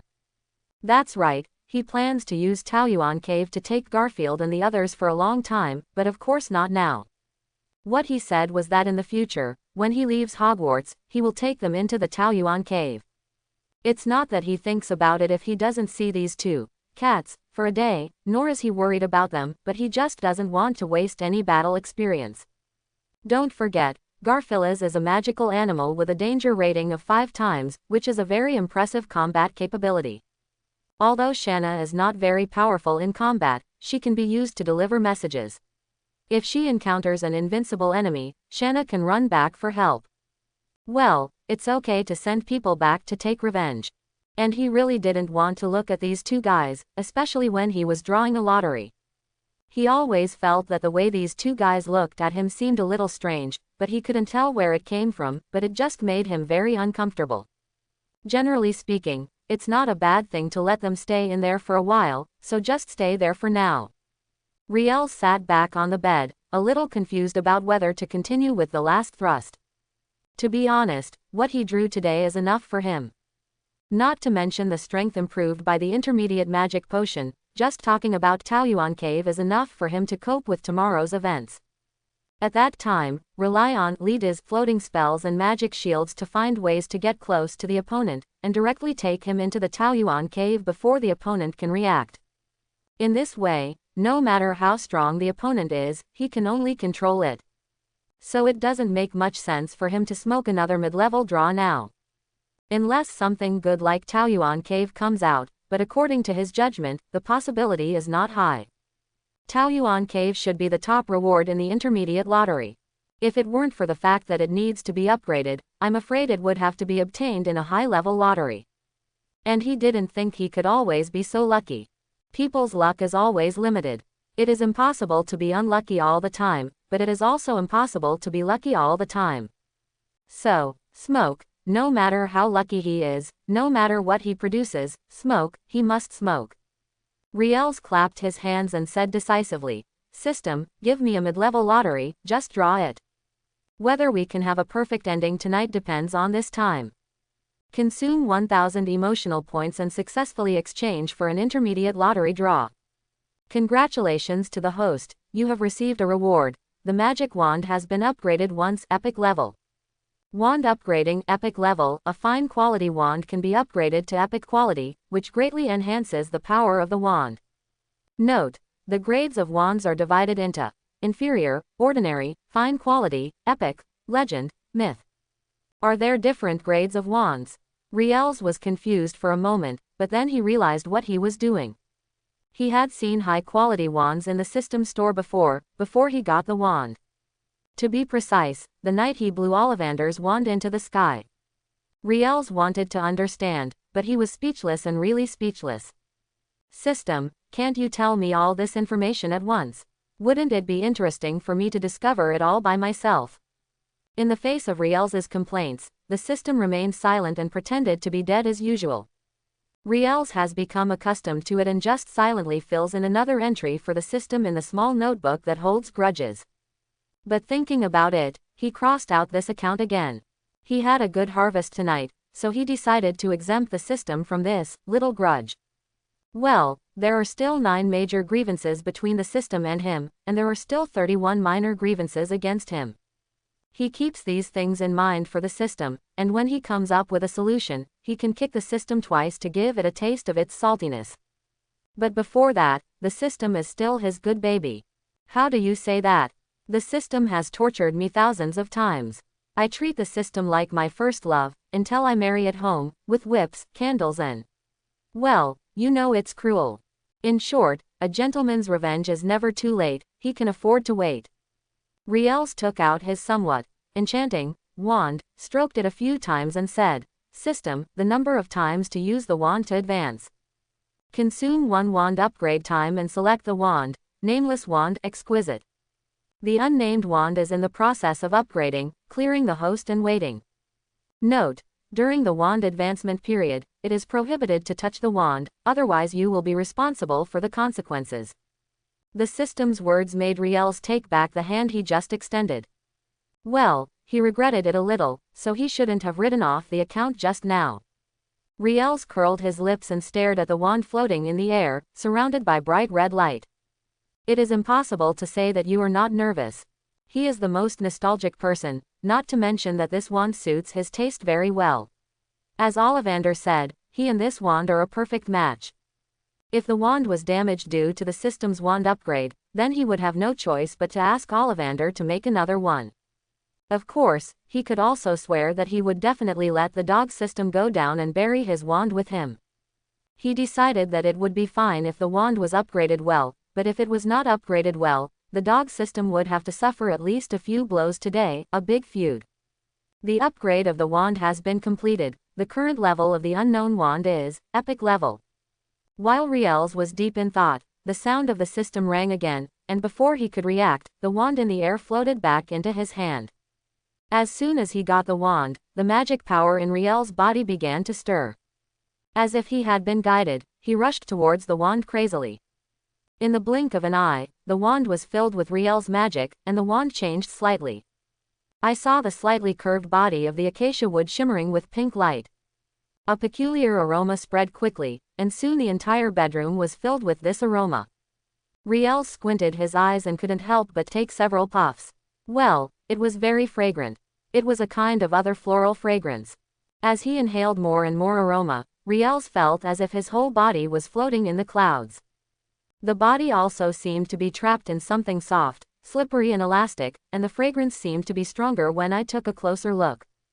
Vaguely, Riel seemed to see an enchanting long-haired woman dancing gracefully, but no matter how he looked, he could not see the face of that person. Just when Riel was anxious and trying to open his eyes to check, he suddenly felt a chill. The cloud-like feeling of comfort disappeared in an instant, and his consciousness returned in an instant. After Riel came to his senses, he broke into a cold sweat. He looked at the wand in his hand in disbelief and smelled the fragrance in the air. Sure enough, his consciousness was dazed for a moment, and then he felt a sense of coolness. This feels like a horse charm. Was I just controlled? Was I controlled by my own wand? Are you kidding? It is not that there are no curses that control people, and this is not a rare thing in the wizarding world. But the wand controls the wizard, which has never happened in the wizarding world. And it still controls the wizard who holds it, which means this wand kills hands. Riel gasped and almost threw the wand out of his hand. But recalling the scene when he first got the wand, and smelling the same fragrance in the air as in his memory, he started to understand. The situation just now is because the core of the wand is Vila's hair, and Vila has a charm-like ability. Just like a wand with dragon heart tendon as its core can enhance the power of a spell, this wand with Vila hair is used to emit fragrance and charm wizards. Riel rubbed his chin and looked at the enchanting wand in his hand strangely. Really, he had never heard of any wand with such outrageous abilities. Even the Elder Wand wouldn't be able to achieve this effect, right? Of course, the Elder Wand's bonus to magic spells is far beyond what his wand can do. This has never happened. Is it because this is the first wand made of Vila hair? Or is it because no one has ever matched it as well as me? Or maybe the wand was upgraded to enhance its abilities. Riel has the talent for making high-quality wands, so he can make some assumptions about the current situation. It was nothing more than these two possibilities: the first, Vila hair and Albizia and him is a perfectly suitable user, that caused this vision. The second is that the wand has been upgraded, and the Vila hair as the core of the wand has also been strengthened, giving it unique abilities. Overall, this ability is really cool. I thought you could only hit the opponent hard, but I didn't expect you still have this ability. This is already a magic spell. Although it is an indiscriminate attack, I have the horse talisman, which means that only the enemy will be charmed by the fragrance. With this ability, am I still worried about not being able to get close to my opponent? Riel almost smiled. Just imagine, when you encounter an opponent you are unsure of, you can directly release this charming fragrance. Even if you can't directly control the opponent, you can still make the opponent lose consciousness for a moment. When the time comes, he directly sets up the magic shield, rushes forward and hides the enemy in the Taoyuan cave. It's a perfect set. I'm afraid that when he imprisons people in Taoyuan cave, the enemies won't be able to react. Relying on this method, it shouldn't be difficult to kill 1 or 2 strong men. That's right, it's death. Except for the people he trusts, as long as others enter Taoyuan cave, they don't have to think about coming out. Before he is absolutely invincible, the secret of Taoyuan cave must not be known to anyone. The way to release the aroma is also very simple. Just pour in the magic power and fill it completely, and it will release the aroma. Very good, great, I have obtained another practical magic spell. Riels lay happily on the bed, waving the wand in his hand and absorbing the fragrance in the air with his nose. To be honest, he was still a little nostalgic for the feeling just now. It's not that he has no willpower, it's just that feeling, it's amazing. Whoever tries it knows, it's really great. It's a pity that his horse charm can make him immune to that feeling, otherwise he would still want to wallow in it for a while. After playing for a while, Riels was just about to put away his wand because he had let out all the cats for the past 2 days. But as soon as he sat up, he felt something was wrong. Smelling the charming fragrance in the air, Riels looked at the vial dropped by the bed. Well, it's the one containing the intermediate magic potion. Riel's expression changed several times, and he used a spell to control the vial to fall into his hands. He lowered his head to smell the mouth of the bottle, then raised his head to smell the fragrance in the air. After several times in succession, his expression became extremely wonderful. I asked why this smell is so familiar. It turned out to be the aroma produced by the vision when I first got the wand.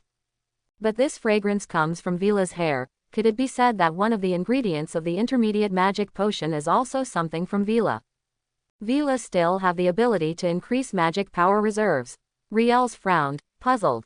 What puzzled him even more was that the fragrance of the flowers was exactly the same as the fragrance emitted by the wand. But in the intermediate magic potion, there is not only this fragrance, but also, maybe, an unknown smell. And he was pretty sure he had smelled this smell, probably not long ago, but he just couldn't remember. Well, the weirdest thing is that this smell seems to be mixed with the smell of the sea. It's like a mermaid. Riels frowned and looked at the vial in his hand with a heavy gaze. There is something about the mermaid and something about the Vila. Can the combination of the two increase the wizard's magic reserve? No, it shouldn't be just these 2 things, there must be other materials. Riels pondered for a while, but had no clue. It's not that he's stupid, it's just that he relies on smell to determine the ingredients, and he also has to guess the production steps and other recipes. It's simply harder than finding a needle in a haystack.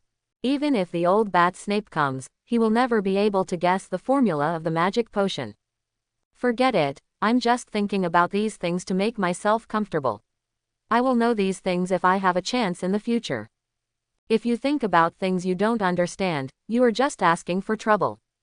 It is also possible to lead yourself astray and even develop into obsession. Again, be open-minded, and if you feel comfortable with yourself, you can also feel comfortable with others. Riels shook his head and threw away the vial, leaving it there for the house elf to clean up tomorrow. Gently rubbing the pink peach blossom mark on his arm twice, he released the 2 big cats. Well, strictly speaking, they are 2 big cats, leaning against each other, sleeping soundly and soundly. The round-faced chubby chicken's real name is Owl. She likes to be active at night, so you can also call her a night owl. So it's not a problem for him to call Shanna, cat. It seems that Taoyuan Cave is a very suitable place to sleep. Riels raised his eyebrows and turned to lie back on the bed. Even the night owls have gone to bed, how can he still stay awake? Only by cultivating enough energy can we deal with the troublesome things tomorrow. After all, what he has to face may not even be one of the former elite Death Eaters. Riels turned over and fell into a deep sleep without any psychological burden. He has to face it sooner or later anyway. Now that he has enough ability to protect himself, does he need to be nervous and worried? That's just asking for trouble, and it won't solve the problem. It's better to be energetic and concentrate on dealing with them. Just be open-minded, sometimes life can be very happy. Early in the morning, Hogwarts was very lively today. After all, this is the first so-called parents' meeting since the founding of Hogwarts. Many professors were sent out to meet parents who lived in the Muggle world, such as Hermione's parents. There are also some half-bloods who know how to get to the Leaky Cauldron and how to get to platform 9 3/4 to take the Hogwarts Express. Of course, there are also Apparition, Night Train and Flow Powder to choose from. They are all adult wizards and they know all these things, so there is no need to worry about it. The professors would just have to put parents who had both Muggle parents on the Hogwarts Express. As for why not just apparate and bring them here, well, the house elves at Hogwarts should be treated well and not allowed to soak in vomit.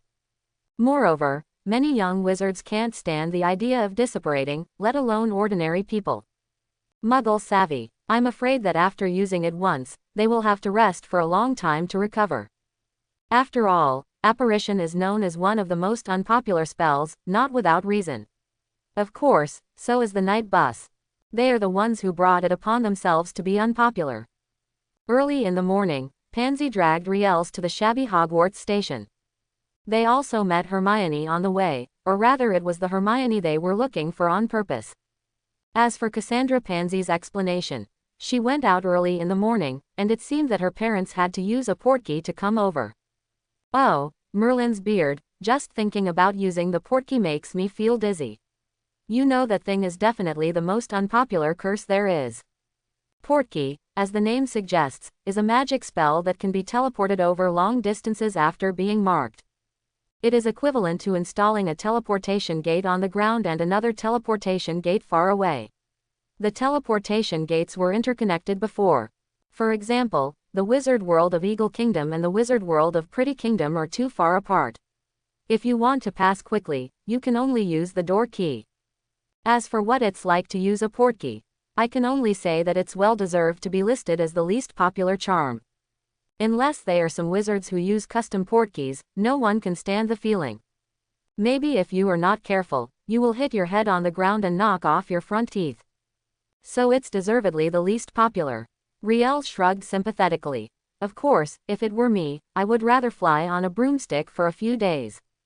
As you know, I don't like apparition, I don't like the night bus, and I certainly don't like portkeys.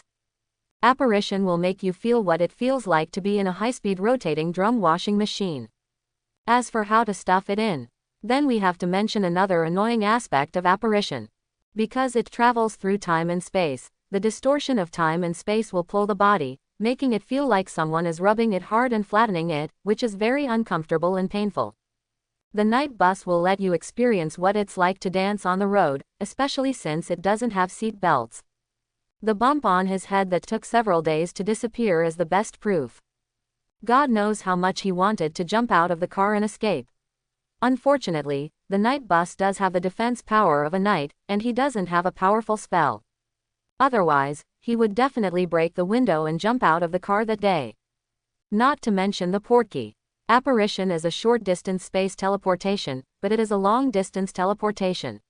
You don't need to think about it to know what it feels like. A rough guess is that it seems that the transformation was used many times in a row. In addition, the distance was long and the space distortion force was greater. So, you will miss the feeling of being rolled into a ball when using apparition. Maybe this is one of the reasons why some people can accept apparition, right? Pansy is funny +1/5, nervous +1/1, Hermione is nervous +1/2, expectant +1/6. Today seems to be another day full of energy. Riel squinted his eyes happily and breathed in the morning air, feeling that his whole body was clear. I guess you don't even like flying broomsticks, right? I don't know who it was, but yesterday it almost fell from the sky while standing on a wooden board. Pansy crossed her arms. Hermione, you think so? When Hermione heard this, she nodded absent-mindedly and said, yes, yes. Riels and Pansy were keenly aware of something wrong with her. They looked at each other and instantly understood what she was thinking. In other words, Riels instantly understood what Hermione was thinking. As for Pansy, she totally felt the same way because she was the same as Hermione now. Nervousness, anticipation, fear, excitement, and some desire. They were nervous because this was the first time they met after they separated from their parents, and it was still at Hogwarts. The expectation and excitement are because they expect their parents to praise them after learning that they are excellent. They are afraid that their parents will be dissatisfied with their performance. The desire is to have their parents come here as soon as possible so that they can show them their proud things, such as. The two little Lolita looked at Riel's in tacit understanding. Riel's is so good, their parents should be very satisfied, right? Well, I am satisfied that they have found such good friends after enrolling in school. Hermione looks forward to +19, pleasure +16, Pansy is nervous +15, happy +17. Riel's turned his head to look at the two little Lolita in confusion, but saw that the two of them avoided his gaze in a tacit understanding. He looked confused all this time. Why was he so emotional again? However, he didn't ask more questions, and there was no need to ask. Anyway, if the emotion value was not negative, there would be no problem. Besides, he longs for more emotional points, preferably a bunch of emotional points to smash him to death. Ha, ha, the sound of the whistle buzzing made the little wizards next to Hogwarts station very excited. This means not only the arrival of the Hogwarts Express, but also the arrival of their parents. Hey, little guys, don't lean forward. This is a very dangerous thing. Stay back. Hagrid's loud voice drowned out the buzzing of the whistle, causing the excited little wizards to return to their senses, and they all backed away obediently. After all, no one would want to physically touch the Hogwarts Express. Riels, do you think my parents will come? Platform 9 3/4 has a muggle banishing spell. I'm afraid of them. Hermione tugged on her sleeves worriedly. The smart know-it-all lady in the past is now a little confused. Hogwarts will definitely solve such an obvious problem. Those professors who are sent out are not just for fun, right? Hermione was clearly overly worried now, which could also be seen from the faint dark circles under her eyes. Riel stroked her hair with some distress. I think you should have a good rest. I specifically told you last night. Don't worry, Professor Dumbledore has sent many professors to pick them up, to pick up those parents who are muggles and cannot come to the wizarding world. You know, you're not the only one in this situation. There are very few young wizards whose parents are both muggles, and most of them have thin wizard blood. That is to say, some of their ancestors were wizards, but after the blood was passed down for several generations, no wizard was born, but they did have the blood of wizards in their blood. A very few lucky people, like Hermione, have the opportunity to awaken the wizard's bloodline. Of course, some are extremely special, pure lucky ones. There were no wizards in their ancestors, and they had no wizard blood, but they could produce magical riots. There are very few people like this, but it is not impossible, such as Harry Potter's mother Lily. Sorry Riels, you know I can't calm down about this. I really wanted to sleep last night but I just couldn't. It's like when I got the admission notice and the night before I met you again. Hermione said very apologetically. Riels gave her a lot of advice last night, and even if she was too excited and couldn't rest well, she took them all to heart. But when it was time to go to bed, she realized that she couldn't control these emotions. Even if she wanted to sleep again, she just couldn't fall asleep. She tossed and turned all night, and only when it was almost dawn did she feel a little sleepy. Hermione is shy +15, apologetic +11, comfortable +14, Pansy is funny +13, angry +12. Tisk, a certain stupid loli was jealous, but he didn't say it was that stupid loli and let her guess. Riels glanced at Pansy, who looked normal, in a funny way, and ignored her. Instead, he chose to comfort the little angel Hermione first. It's not that he didn't handle the bowl of water evenly, it's just that Hermione was really sad and guilty, and Pansy was jealous. There's no comparison. Hermione, do you remember what I said? If you can't sleep, let your roommate sleep. We are wizards, have you forgotten? Of course, I am joking. I can understand you. Just go to bed early tonight, but remember that you can't do this again. Riels joked a little, and gently rubbed the dark circles under Hermione's eyes with his hands. Looking at her bloodshot eyes, he couldn't help but feel a little distressed. The ability of the horse talisman was activated, and in the next moment, both the dark circles under her eyes and the bloodshot eyes in Hermione's eyes disappeared completely. The trace of fatigue on Hermione's eyebrows was quickly wiped away, and she returned to her previous energetic look. It's as if she can shine. No, she is light. Angels are the embodiment of light, aren't they? I'm Riels, thank you. Feeling exhausted, Hermione's eyes widened in surprise and she thanked Riels excitedly. She didn't care how Riels did it, she understood Riels just as Riels understood her. If Riels is willing to talk, she will tell her these things without her asking. If Riels doesn't want to say anything, then she won't be able to ask anything. Well, she might get an extremely perfunctory answer. Rather than doing this, it would be better not to ask. When Riels wants to tell her, he will naturally tell her. Hermione is moved +16, happy +17, curious +5, Pansy is angry +18, sad +6, confused +11. The stupid loli went from jealous to sad. Very good, this is a stupid loli. While Riels comforted Hermione, he looked helplessly at Pansy, who was crossing her arms and pouting her little mouth. Although this loli is a bit silly sometimes, she is still a cute little angel, so she becomes yin. Plus he did focus a bit on taking care of Hermione just now. So without much hesitation, Riels gave Hermione a look and motioned for her to stand here and wait for the Hogwarts Express to enter the station, and then walked towards Pansy. After all, Pansy's unhappy mood is also caused by him, isn't it? Again, his little angel is still his little angel. What? Very greasy. Come on, he is not talking about love, he is just telling a fact. Pansy, let me see if you were obedient and slept well last night. If you weren't, then I will have to consider asking Professor Snape to allow you to live with me. Of course, you lay on the floor.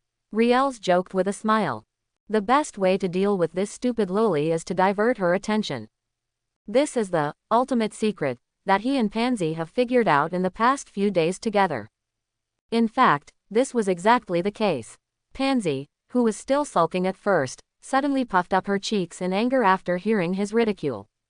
You're just sleeping on the floor, I want to sleep on the bed. No, who wants to share a dormitory with you? Professor Snape will never agree to your request. Pansy's face turned slightly red in embarrassment, which was completely different from her sarcastic appearance in front of others. This is what Riels likes most about Pansy. He didn't hate Pansy's acerbic and condescending character, it wasn't directed at him anyway. On the contrary, he liked the way Pansy looked outside, and looked like a stupid loli to him. Who can understand this contrast in cuteness? It's so cute that he doesn't want it. It's not up to you to decide whether to build a floor or not. If you don't believe it, then tonight I can go to Professor Snape to apply for you to move into my dormitory. See if Professor Snape will agree to it.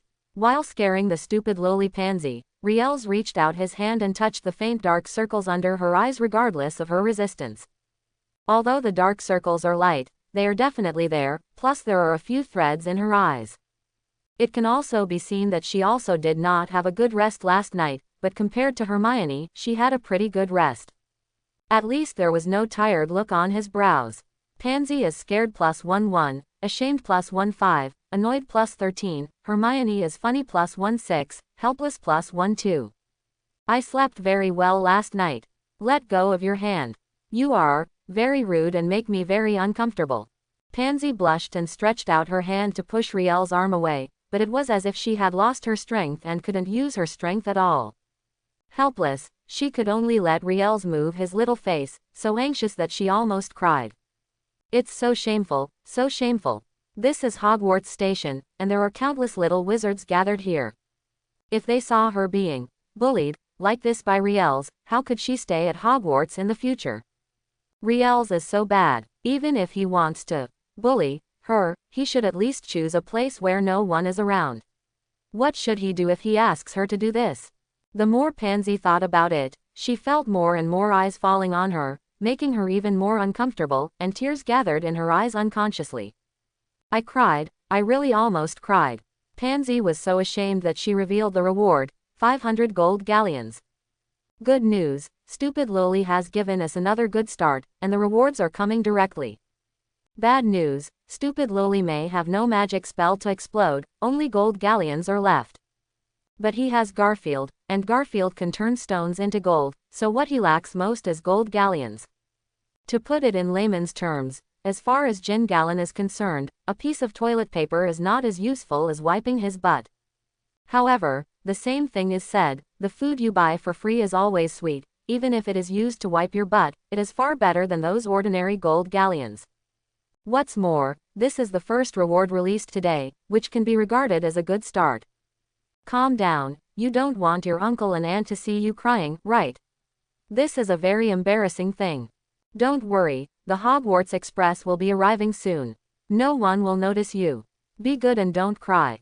Riel's preaching, which was based on emotion and reason, successfully made Pansy's tears about to fall, successfully fall. There is nothing I can do, the tears are in my eyes, can I hold them back? Seeing Pansy's mouth puckered, looking aggrieved, Riel's wiped away her tears in a funny way. The ability of the horse talisman was activated, clearing away the dark circles under her eyes, and of course, the eyes were as red and small as white rabbits. Originally there were only a few red bloodshot eyes in her eyes, but after he made her cry, they turned into bunny eyes. But it doesn't matter, the horse charm will solve everything. What did you do to me? I feel cold and feel so comfortable. The cold feeling on her head made Pansy almost make an indescribable sound in comfort. In fact, she did make that sound, but it was drowned out by the shrill whistle of the incoming Hogwarts Express. No one except herself and Riel's heard it, not even Hermione who was fighting with them. It doesn't matter what you did, you just need to remember to take a lot of rest, otherwise you can try and see if Professor Snape will agree to my application. Don't forget, I am the hidden prefect of the first year of Slytherin. I have the right and obligation to take good care of you. As long as my reasons are suitable, do you think Professor Snape will not agree? Well, no matter how ridiculous the reason is, Snape will not agree to it. It is not a trivial matter for men and women to share a dormitory, and wizards are generally precocious. Because magic strengthens the body, a wizard will be as tall as a muggle at 16 or 17 when he is 13 or 14 years old. If Snape didn't want to get a headache, or if he had some major clues, it would be impossible for Snape to agree to his outrageous request. After all, Snape didn't want to have a snake give birth to a baby snake in the dormitory during his tenure as headmaster. That was not something worth celebrating. Of course, Riel's can also use some damaging moves if he really wants to. He knows that Snape is the best. What do you mean, Harry Potter Lily? It's not that there are no ways to resurrect people in the system, it's just that it's too expensive. But he just doesn't know how to use it, and he doesn't want to use this method, or those words just now were just used to scare Pansy. Who made this stupid lowly rebel? If she didn't scare her a little, she really wouldn't be obedient. Pansy is embarrassed +1 happy +9, expectant +6, Hermione is funny +1, nervous +1 2.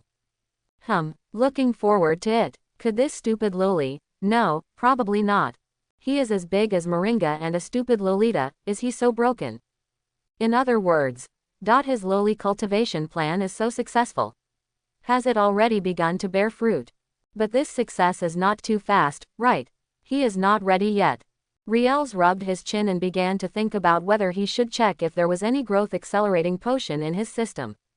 Don't get me wrong, he's talking about overall growth, not isolated growth in one place. In that kind of place, he doesn't need to take drugs to be as amazing as readers. You are so shameless. Pansy blushed and stomped her feet in embarrassment. Before she could launch a counterattack against Riel's, the Hogwarts Express had completely pulled into the station, and the whistling of the whistle had disappeared. Instead, there were the cheers of the little wizards and the voices of the gods. Most of the people who got off the Hogwarts Express were from the Muggle world, and only a small number were mixed blood or pure blood from the Wizarding world. After all, if you have a strong tolerance, there are still many convenient ways to get around in the Wizarding world, well, it's talking about operation and so on. Either flow fans, or flying broomsticks and flying cars, which are very common in the Wizarding world. However, there are always some people who don't like those modes of transportation, and some people want to take the Hogwarts Express and miss the feeling of first entering school. For example, Pansy's mother, Mrs. Parkinson, chose to take the Hogwarts Express just to enjoy the beautiful scenery along the way. Until she got off the bus, she still felt a little regretful that this journey was too short, just like her previous life, which seemed to be short in the blink of an eye. She went from being a little Slytherin witch to being the mother of a little Slytherin witch. As soon as Mrs. Parkinson, who was wearing a dark green robe, got out of the car, Pansy greeted her excitedly, "Mom." Pansy. When Mrs. Parkinson heard the sound, she turned around and hugged Pansy into her arms in surprise. A pair of well-maintained hands gently combed Pansy's hair. "How are you doing at Hogwarts? I mean, have you made any good friends? You can't go crazy with Master Draco all day long. The situation in our family is indeed not optimistic, but it is not to the point where you have to please others. You just need to go to Hogwarts happily." As soon as Riels took Hermione over, he heard Mrs. Parkinson's reprimand. It was a rebuke, but it was better to say it was a distressed murmur. Obviously, Pansy had curried favor with Malfoy before and became his little follower entirely because the Parkinson family wanted to rely on the Malfoy family. Little Pansy already knew how to share the worries of her parents and took the initiative to build a good relationship with Malfoy. If Riels hadn't appeared, she would have ended up marrying Malfoy. Whether it would be a long-lasting love or a family marriage, only she knew. After all, silly Lily not only has a stupid side, she also has a smart side that even Cassandra was amazed by. Pansy pouted and said, "I know, I haven't played with Draco and the others for a long time." Before Mrs. Parkinson could ask any more questions, she pointed at Riels and Hermione and introduced them. "These are two of my friends, very, very good friends. In fact there is one, but she didn't come over and her parents had to use a portkey to come to Hogwarts. You know, a portkey is not a comforting charm." After hearing this, Mrs. Parkinson nodded in agreement and shifted her attention to Riels and Hermione very cooperatively. "Mrs. Parkinson, nice to see you here. I'm Riels Thomas, in Slytherin with Pansy. This is Miss Granger. She comes from Gryffindor and is a very smart little witch." Riels smiled and took the initiative to introduce. "You also need time to do things, and this is not the time to do things to embarrass Pansy. Otherwise, this stupid Lily will definitely hate him for a long, long time." Pansy is happy +18, Inalin is satisfied +14, surprised +11, Hermione is grateful +12, and looking forward to +16. Is Pansy's mother's name Inalin Parkinson? Riels nodded clearly. In a sense, the system can also be used as a detector. After all, no matter how well a person disguises himself, it is impossible to pass the system unless that person does not generate any emotional value. If it can be concealed, it can only be said that this person is not a human being, and only humans can have emotional values detected by the system. At least that's the case for now. He doesn't know whether other intelligent creatures like elves or mermaids can produce emotional values. Inalin looked at Riels in surprise. "You are the one." Hermione. Riels. Before Inalin finished asking her question, she was interrupted by a sudden shout.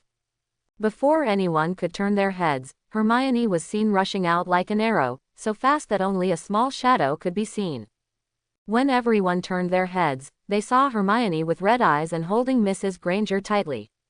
Mr. Granger was at the side, constantly reaching out to comfort Hermione. The missing is mutual. Hermione misses them, why don't they miss Hermione? Of course, those who have unrequited love can't be called yearning, they just lust after each other, which is really despicable. These two are Mr. and Mrs. Granger. Obviously, they are Hermione's parents. They are a pair of very skilled dentists. Mrs. Granger, Mr. Granger, this is Pansy Parkinson, and Mrs. Parkinson. Riels acted as an introducer as usual, introducing the identities of both parties to each other. Hermione and Pansy were connected because of him, that was the hub in the middle, and he should be the one to introduce them. Upon hearing Riel's introduction, Mr. and Mrs. Granger and Inalin nodded politely to each other as a greeting. Inalin is the head wife of the Parkinson family. Although the Parkinson family has declined somewhat, it is still one of the 28 sacred pure blood families. She found that 943 could nod and say hello to Mr. and Mrs. Granger, which was considered very polite. To her, Mr. and Mrs. Granger are just muggles. Is it possible for a powerful wizard to get along well with muggles? These are people from two different worlds with different worldviews. Unless one party is willing to accommodate, how can they get along with each other? But if that's the case, what's the point of getting along with each other? It's better to just nod and say hello. Mr. Granger, ma'am, it's nice to see you here. I remember the last time we met, Hermione was crying on the Hogwarts Express. Woohoo. Riels was interrupted by Hermione before he finished speaking.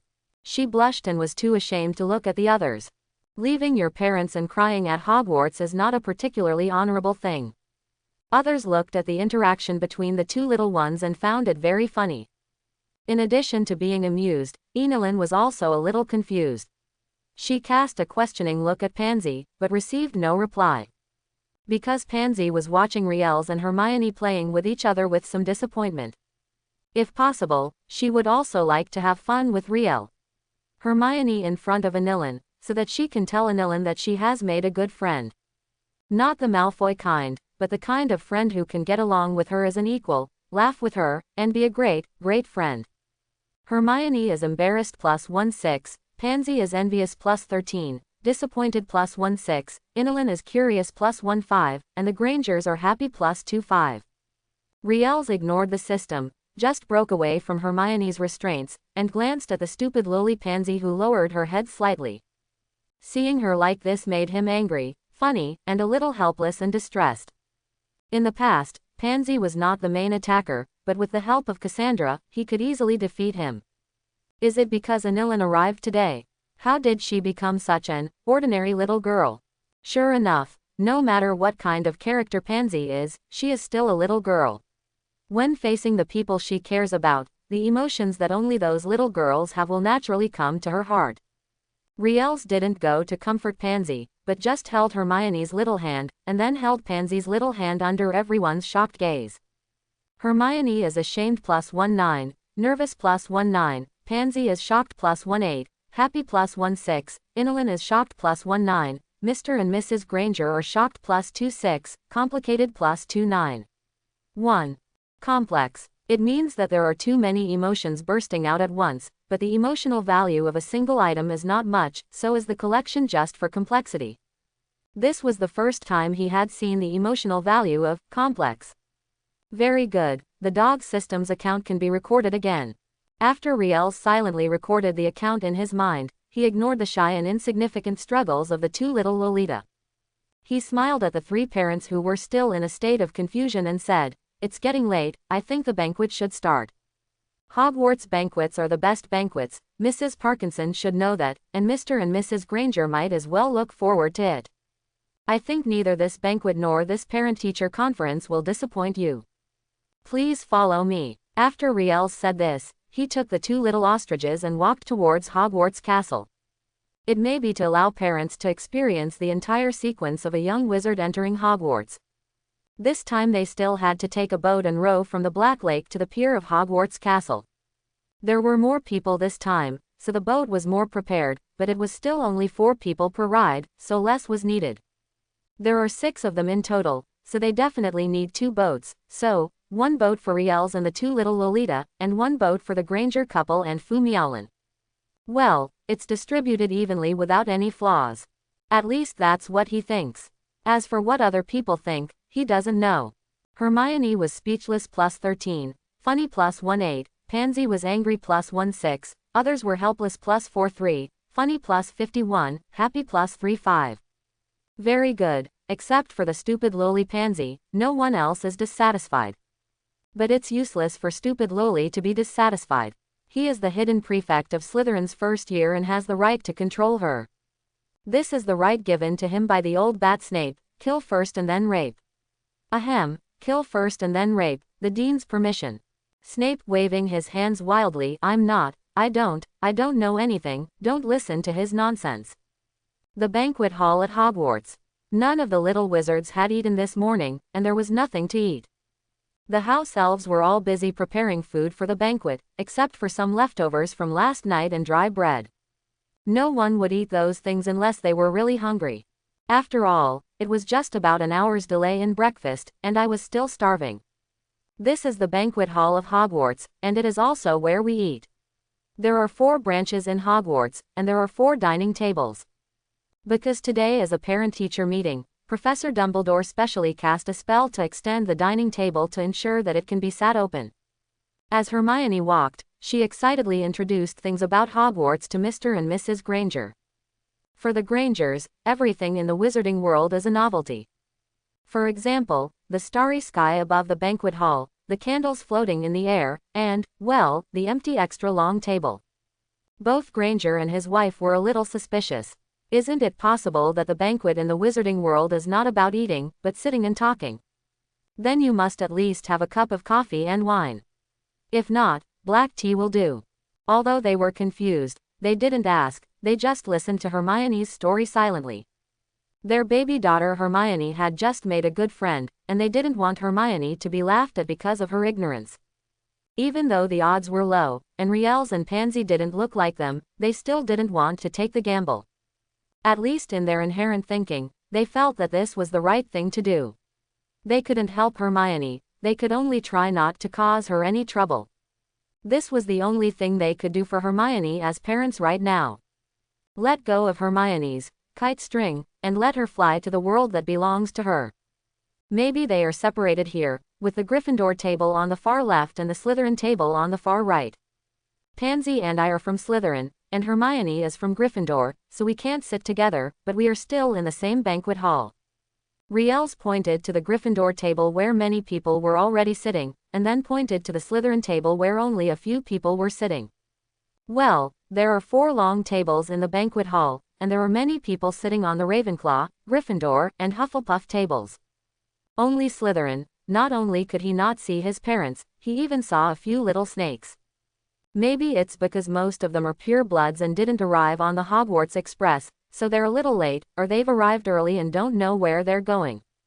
Professor Snape, you think so? Well, don't think about it, these people must have gone to find Snape, no matter what grade the little snake's parents are. Don't forget, Snape is not only the Dean of Slytherin, he is also the leading potion master in the wizarding world, and his attainments in magic are also extraordinary. Having a good relationship with him will bring you a lot of benefits. After all, which family will not be able to use potions? Unless they no longer want to be wizards and become muggles in the muggle world, otherwise wizards cannot live without potions.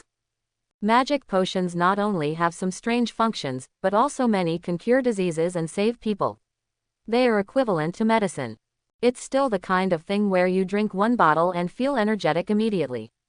Drink 2 bottles. If you drink 3 bottles, your waist will no longer hurt, your legs won't be sore, and you won't even be out of breath. The magic potion is not sugar water. After drinking 2 bottles, it makes me twitch like a small motor. If you still drink it, what is it if it's not purple sand? Hermione is disappointed +6, funny +1 Pansy is proud +1 others are surprised +2 1, solemn +1 5, worried +3 5. So tall and dignified, is this Enelin? Riels frowned and glanced at Enelin without any trace.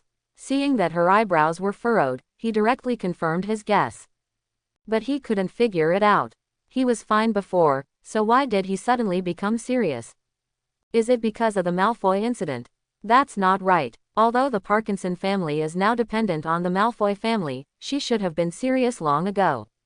She suddenly became solemn now, which can only mean, there are other reasons.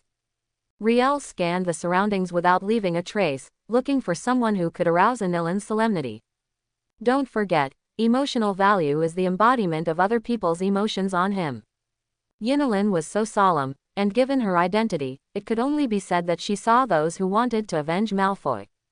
Aren't you in the same academy? I thought you would be together, I mean you get along so well. Mr. Granger's words brought Riel's attention back. Just as he was about to answer, he saw a limping figure walking slowly not far away. No need to think about it, this is Professor Quirrell who suffered a precise attack from the cannon and lost all his birds. Seems like he saw Riel. See, Quirrell waved to him from a long distance away.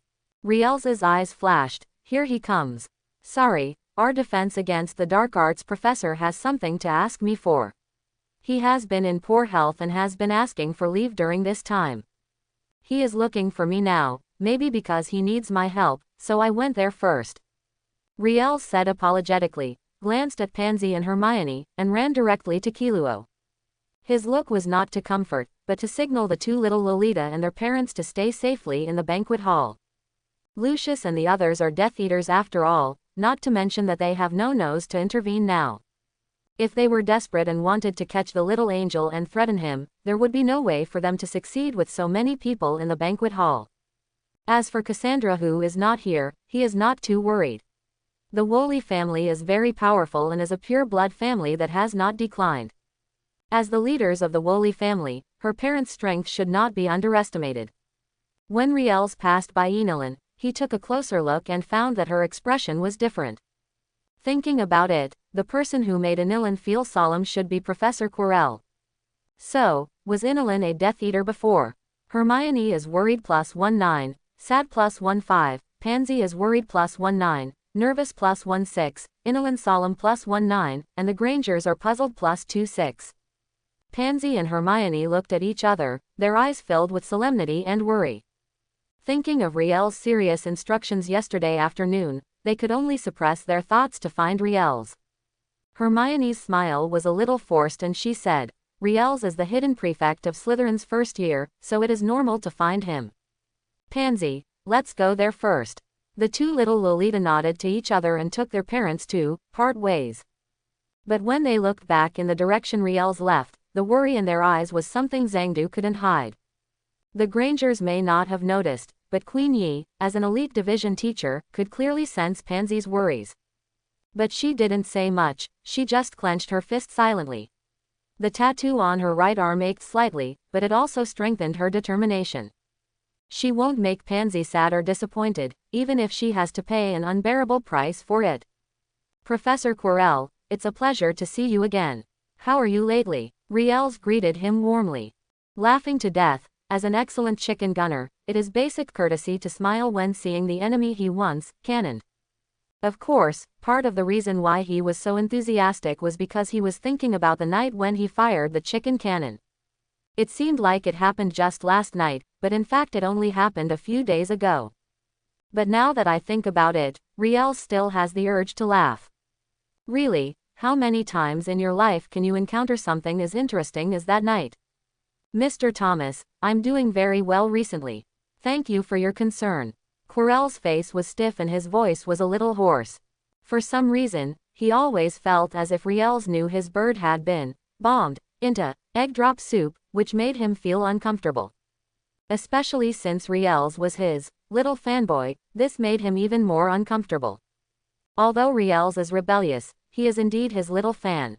That's good. I just saw you limping and thought you were injured.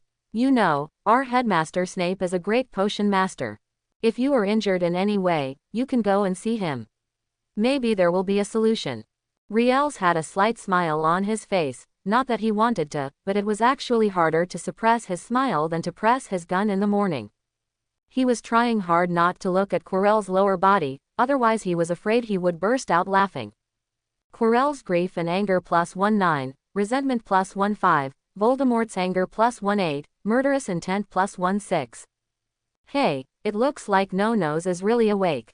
It's exactly as he guessed, so this time things will be really interesting. Riels's smile deepened a lot, but his eyes gradually became deeper. It seems that the lesson learned last time was not enough. I have to give these two guys a hard time next time. Why not kill them directly? That would be too cheap for them. We must let them enjoy the bliss on earth before killing them. Hearing this, Quirrell's forced smile froze. Don't worry, Mr. Thomas, it's just that your legs are a little uncomfortable. Just rest and you'll be fine. I just saw someone looking for you in the Slytherin dormitory. They seemed to be in a hurry, so I came over to send a message. Quirrell's anger +19, murderous intent +18, Voldemort's murderous intent +16.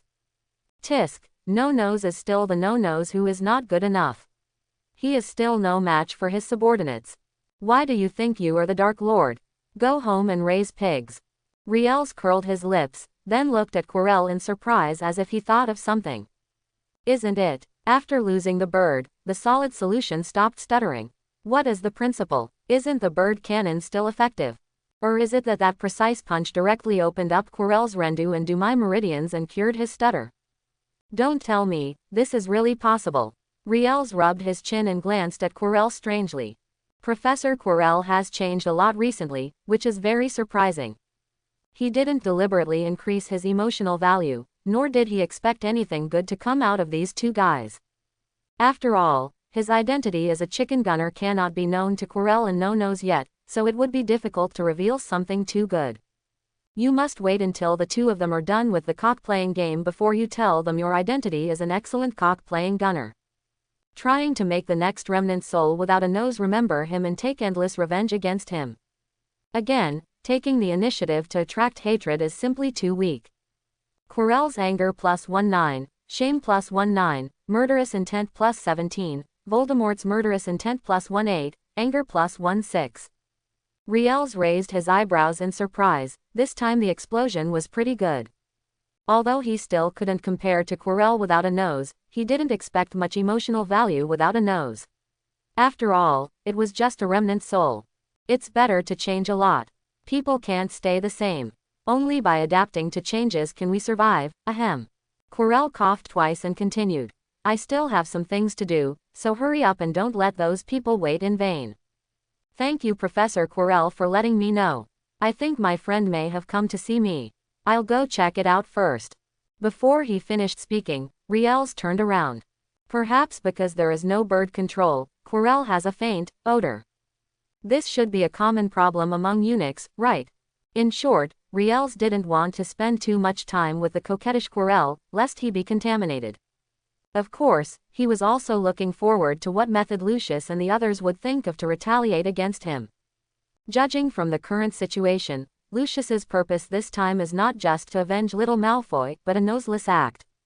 That thing is interesting. HMPH, those losers always know how to act on their own initiative all day long. If they weren't still a little bit useful, I would have. Voldemort's low and hoarse voice frightened Quirrell. He looked around, endured the pain of losing his descendants, and ran towards the corner. While running, he said in a low voice, Master, don't worry, our plan is perfect, we will definitely find the magic stone this time. How strange. There are no clues about the Philosopher's Stone. It seems to have disappeared out of thin air. How could it be possible to find it so easily? But Quirrell didn't dare to say these words, so he could only say a few words in his heart. Voldemort is the master and he is the puppet. Even if it is cloudy today, as long as Voldemort says it is cloudless, then it is cloudless. This is the tragedy of a puppet. Apart from flattering the master to protect himself, there is no other way. After all, he still wants to live. Head of Slytherin's room. In the past, the place that little snakes would avoid was now overcrowded. Many parents led their little snakes and stood in line at the door with gifts. That's right, there's a queue. There is no way, these people are too involved, and even giving gifts to build a good relationship is a question. Those who came later were queued directly to the back of the corridor. In addition, the dean's office was so big that it couldn't accommodate them all, so queuing became inevitable. But they didn't have any complaints, they just stood there for a while. As long as they could build a good relationship with Snape, it would be all worth it.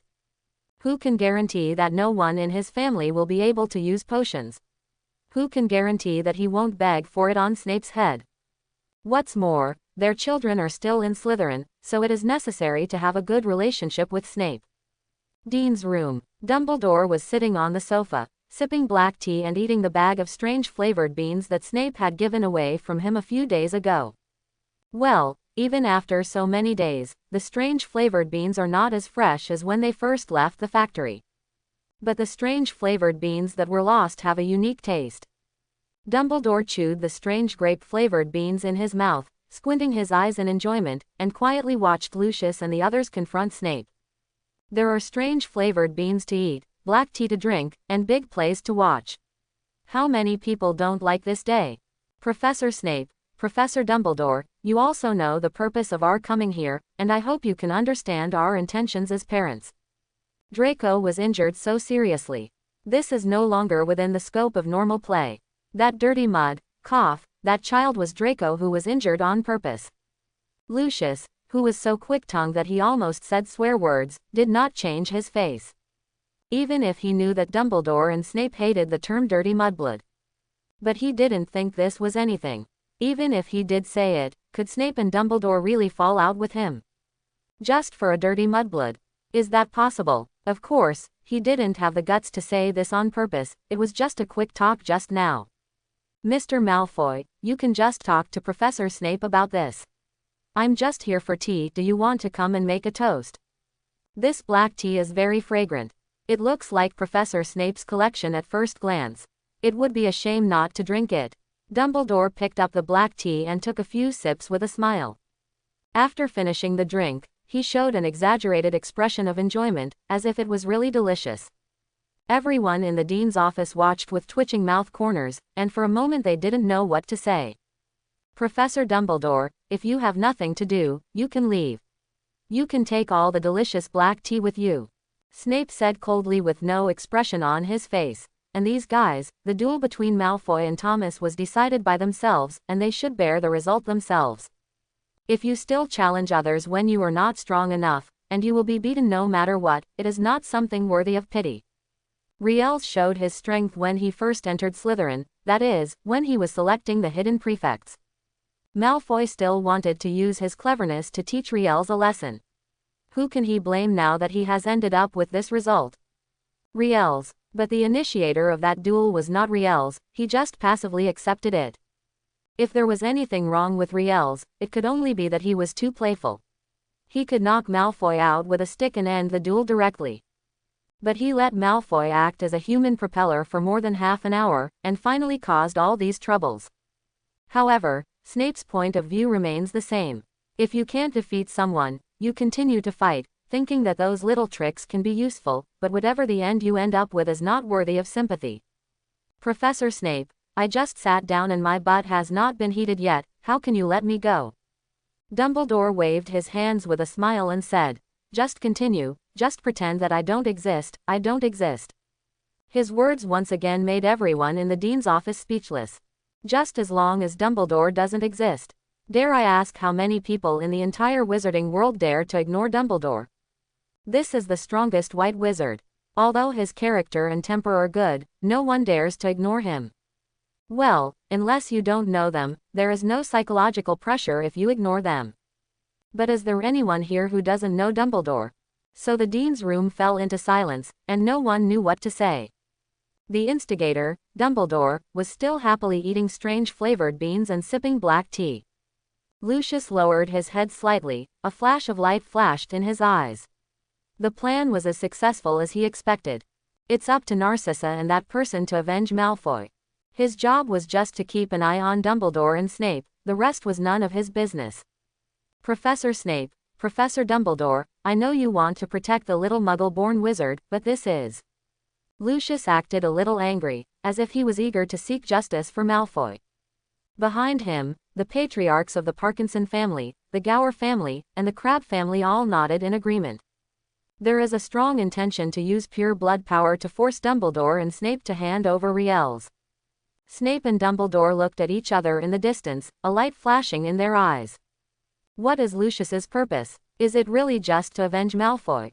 Dumbledore picked up the tea and took a few sips with a smile, hiding the solemn look between his brows. I wonder if his guess is correct. Has that person really contacted Lucius? Lucius still hasn't escaped that person's control, or will he fall into darkness again? The answer to all this depends on whether the empty principal's office will attract rats to visit. If there is really a rat visiting, then... Dumbledore raised his head and drank the black tea in one gulp, blocking the killing intent between his brows. He would never let that person come back to the cholera wizarding world, absolutely not. The quarrel in the Slytherin head of house did not affect Riels because he did not know about it at all. Of course, even if he knew, he wouldn't care much. Let old Bat and old Bee worry about these things. After all, Malfoy was able to duel with him in the banquet hall of Hogwarts only with the permission of these two people. Therefore, Dumbledore and Snape had some reasons for Malfoy's serious injury. Snape. Slander. Naked slander. Dumbledore obviously agreed to this. What does it have to do with me?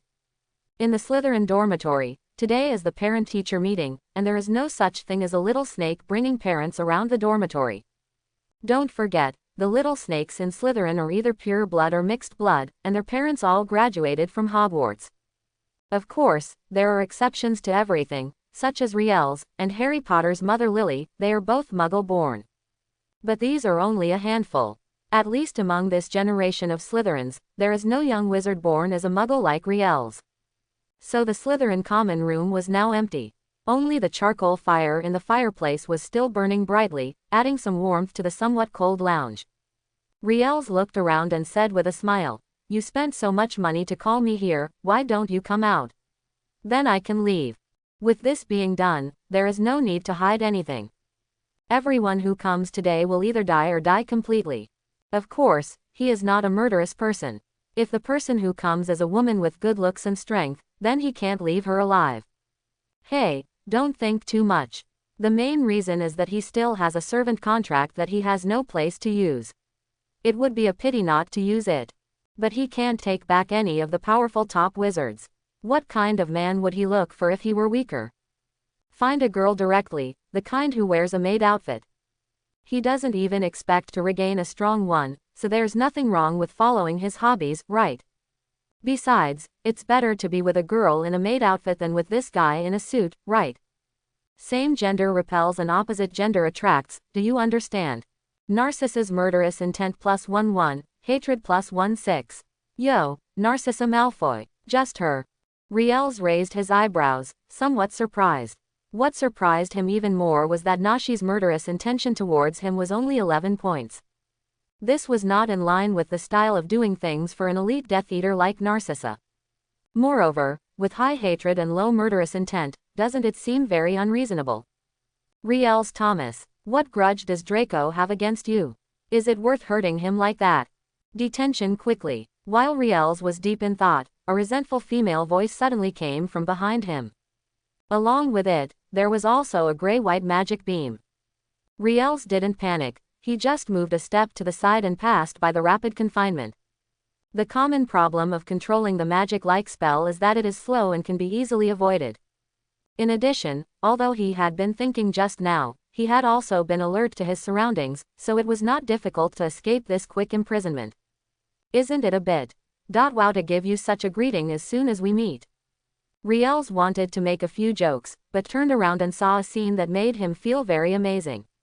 I saw Narcissa standing at the corner of the corridor, wearing a light red tight dress and a light-colored wizard's robe on her upper body. But the wizard's robe could not cover up her proud figure, but instead gave her a somewhat half-covered and half-exposed beauty. Especially the baby granary, visually feeding 3 or 4 children is not a problem. Of course, this is not the most important thing. The main thing is that Narcissa's appearance really surprised him. Not too ugly, but too beautiful. She looks like a girl in her 20s and 80s, but she has a mature charm about her. She has light blonde hair tied up in a bun, and a fair and pretty face with a bit of anger. Time has not left any trace on this delicate face. Coupled with her proud figure, he would believe you if you said she was a girl who grew up a bit quickly. This is a little different from the Narcissa Riels imagined. According to his guess, Narcissa and the older cat girl, his godmother, were close friends. Even though there was a big age difference, Narcissa was probably not too young. But this was beyond his expectation. If it weren't for the name written on the system, he wouldn't have believed that this girl, with the air of a young woman, was Draco Malfoy's mother. Narcissa Black Malfoy. Narcissa's anger +18, frustration +17, murderous intent +9. Greetings. You said this is a greeting. Okay, then I will give you a few more greetings, and I will greet you well. Narcissa raised her wand angrily, petrify them all. Detention quickly. Sleepy. 3 magic spells flew out in a row, blocking Riels' left and right sides, making it impossible for him to escape easily. Riels is no exception to this and is an elite Death Eater after all. This kind of fighting consciousness and continuous spells are not surprising enough. What really surprised him was that none of the magic spells released by Narcissa had offensive capabilities. And judging from the system prompts just now, Narcissa was feeling aggrieved, but her murderous intent towards him decreased instead of increasing. This is a bit interesting. Riels took out his wand and waved it gently, armor for protection. I have received Madam's greetings to me. It is really a blessing for me to receive this series of greetings from Madam. The Madam has already greeted me, I should also greet the Madam. Are you kidding? If the other person is good looking, he won't fight back even if he gets beaten. At most, just because the other party didn't kill him, he just kept a little hand. Riels waved his wand a few times, here comes the spell. Narcissa was slightly startled by this unfamiliar spell, and then she immediately reacted. A pair of sapphire-like eyes became extremely sharp, observing the surroundings vigilantly. The white jade hand holding the wand had some blue veins popping out, and it could be seen that her body was very tight. It's not that she's afraid of Riels, it's just a developed instinct. As a former Death Eater, she was able to survive until now because she had experienced countless life and death battles. If she wasn't strong enough and vigilant enough, she would have died long ago while she was still a Death Eater. Even if she was facing a little wizard like Riels, she still didn't let down her guard. Only those who have been evil people will truly understand that kindness to the enemy is cruelty to oneself. Mrs. Malfoy, don't be nervous. I said it was a greeting, so it must be just a simple greeting. Want a cup of black tea? Or pumpkin juice? Or black tea? It matches Madam's outfit very well. Riels sat on the sofa, tapped the table a few times, and 2 steaming cups of black tea appeared on the table out of thin air. After doing this, he looked at Narcissa with a smile on his face, pointed to the sofa next to him, and motioned for her to come and sit down. But the more he behaved like this, the more wary Narcissa became.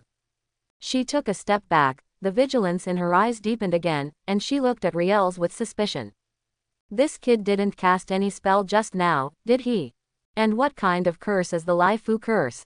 She has never heard of this curse. Despite this suspicion, Narcissa still did not act rashly.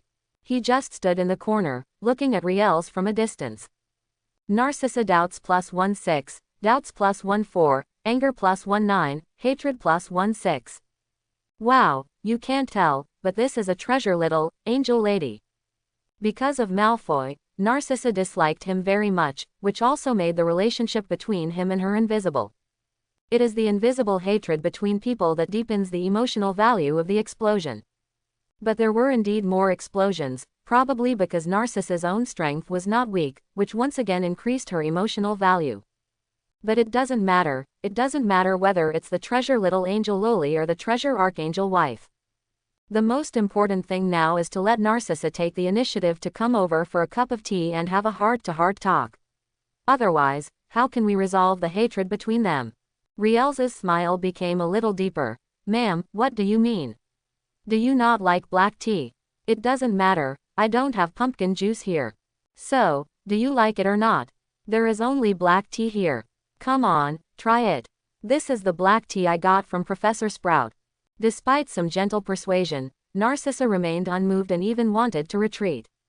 Riels shook his head helplessly. Then I can only ask my wife to come and sit down. After she finished speaking, before Narcissa could question, Riels' hand holding the wand waved slightly. In an instant, Narcissa felt her body slowly float towards Riels. Encountering this situation, Narcissa panicked for a moment, and her hands instinctively began to struggle. But after struggling for a few times and finding that it was useless, she calmed down. The hand holding the wand exerted slight force, trying to release the spell and break free from the restraints. But to her surprise, her hand holding the wand was controlled by an irresistible force. With her own strength, it was really difficult to break free for a while. Narcissa was shocked and revealed the reward: Crimson Gem Necklace. Crimson Gemstone Necklace. A piece of jewelry worth tens of thousands of gold, which can keep you warm in winter and cool in summer, and keep your body warm. Ah, what? Riels glanced at the dove egg-sized ruby necklace lying in the system warehouse. After just one glance, he lost interest and turned to look at Narcissa, who was slowly floating towards her, with bright eyes. He really took this archangel wife seriously. Adertisement. He didn't even do anything here, but he immediately received the reward. Although the things that pop up are very inexplicable, it also proves that Narcissa water is very good for getting rewards. This explosion rate is already higher than that of the 3 little Lolita. This really surprised him, and made his smile become a little deeper again. Madam, there is no need to panic.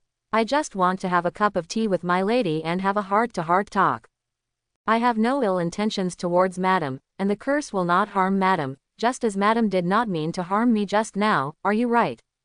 Well, even if he wanted to hurt him, Lifu curse didn't have that ability. Now he can control Narcissa, an elite wizard. It still depends on the fact that she didn't understand the characteristics of the Lai Fu curse, so she fell directly into the Lai Fu curse. There is also his proficiency in using the floating spell, coupled with the surge and magic power reserves last night. This allowed him to hold down Narcissa's arm holding the wand for a short period of time. However, with this memory, Narcissa would not be able to let him fall under the curse a second time. This rich experience in fighting the enemy can be seen from her vigilant retreat just now, instead of her helpless self-confidence. Narcissa is suspicious +19, angry +19, hatred +14, and willful +6. Tisk, why is this hatred getting lower and lower? And this murderous intention, why is it cut in half? What's the point of this? Riel shook his head boredly and leaned on the sofa rather unhappily, watching Narcissa slowly float towards her, no longer struggling. It wasn't until Narcissa reached the single sofa not far from him that he waved his wand and released the control of the floating spell.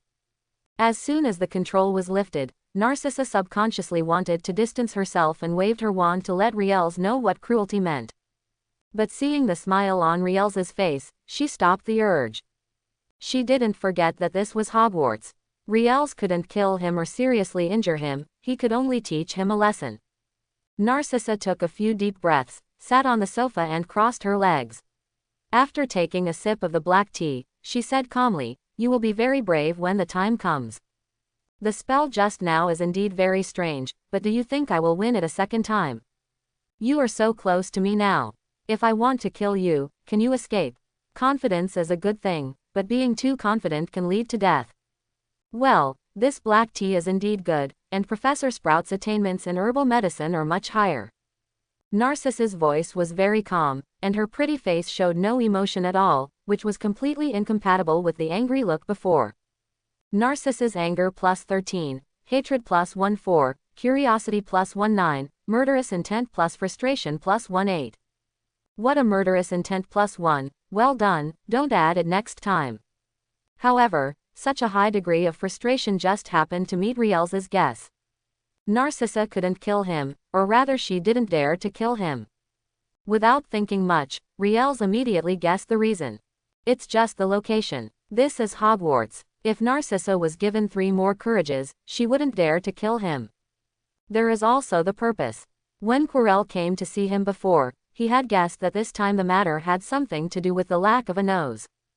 In other words, the real purpose of Lucius and others is not to avenge Malfoy, but to help Nose do anything. Well, for example, if they find a magic stone that has been absorbed by Garfield, they may be disappointed. Not to mention that it can't be found in Hogwarts. Even if you search through the wizarding world, you will never find this magic stone. What Madam said is very good, but Madam and I get along very well. Why did Madam want to kill me? Because of Malfoy. But Madam, I didn't kill Malfoy. Malfoy was the one who started the duel. Why did you come to kill me? Riels drank the black tea in the cup calmly, tapped the table twice with the wand in his hand, and a delicate tea lid appeared out of thin air. Under the control of the curse, he refilled his empty cup with black tea, then ran to pour it for Narcissa. In response, Narcissa did not refuse, but instead raised her hand very cooperatively. She looked at Riels with some surprise. "You are such an interesting little wizard, but you hurt Draco, he is my son." When she talked about the latter part, she thought of Malfoy lying on the bed, covered with bandages and could only stare at the fish outside the window in a daze. This made her tone become colder again, and there was a little anger between her beautiful eyebrows. In her sapphire eyes, a faint murderous intention just rose, but she forcibly stopped it. Narcissa's anger +16, hatred +15, murderous intent +3, frustration +17. Very good, this is the rhythm, keep it, and you must keep it every day. What I like to see most is when people want to beat me to death, but they feel frustrated that I can't do anything about it. Riel squinted his eyes in great pleasure, feeling that the whole world became much clearer. Today still seems to be a fruitful day. I know you are Malfoy's mother, but does this have anything to do with me hurting Malfoy? Didn't I say that? The duel was initiated by Malfoy, and he should be responsible for the outcome no matter what. Without waiting for Narcissa's petulant retort, Riel sat upright suddenly, which startled Narcissa and almost spilled the black tea in Jade's hand. She glared at Riels with some annoyance, put down her black tea and clenched her wand and wanted to speak, but Riel spoke before her. Riel said seriously, "Madam, you have to understand that you are Malfoy's mother, not his nanny and bodyguard. Although Madam is still young and beautiful, beauties age easily, and people will eventually grow old. Will you still be able to protect Malfoy by then?" Narcissa didn't know whether she was happy or angry when she said this. No woman doesn't like to be called beautiful, even a woman of her age. This is the reason why. Angry because what Riel said was denying everything she had done for Malfoy. Is it wrong for a mother to protect her children? Narcissa's anger +19, joy +15, murderous intent +4. You're angry at the same time and you're happy at the same time, right? As expected of someone who has experienced this, he can be so versatile. Riel silently gave Narcissa a thumbs up in his mind. Okay, this gesture. This is the first time he has seen this kind of situation. What do you want to say? That everything I do is wrong? Can't I protect my children when I'm old? You underestimate me. I'm not here to drink tea and chat with you today. You injured Draco, you. Before Narcissa could finish her words, she was interrupted by Riel's raising her hand. Narcissa was even more angry after being interrupted. She looked at Riel's coldly, wanting to see what else he could say. Narcissa's anger +19, resentment +14. Riel's ignored the system and looked at Narcissa without evading. It wasn't until Narcissa turned her head uncomfortably that he chuckled and said, "Speaking of which, I don't know what to call Madam." The sudden change of topic made Narcissa stunned, and she subconsciously answered, "Narcissa Black Malfoy." What do you mean? Why, do you still want to ask my name so that I can complain to Professor Snape and the others? Nahu reacted. Chisha became even more angry and even stood up in anger. What a joke, she was tricked by a kid just like her son Draco. This is simply, extremely shameful. Narcissa's shame +19, hatred +16, murderous intent +13. Riel's raised his eyebrows. Has this lady gone through early menopause? Why is her mood so unstable? But whether I should say it or not, Narcissa is really powerful. In just a few words, she directly contributed 1 to 200 emotional points to him. If you carry this with you, how much emotional value will it produce in a day? Her real name is True Narcissa Black Malfoy, right? Okay, it's so cool. Narcissa, who do you think I am? Am I the kind of person who goes to complain to the professor? Besides, why should I complain to the professor? Sit down, come on, listen to me continue to shout and tell you my point of view, let's have a good chat. Riel's personally filled Narcissa's teacup with black tea. Then, regardless of Narcissa's expression, he continued to speak with a serious face, "When I say grow old, I actually mean, die. People will always die, it's just the difference between dying early and dying late. How will you protect Malfoy then? Malfoy is an independent person.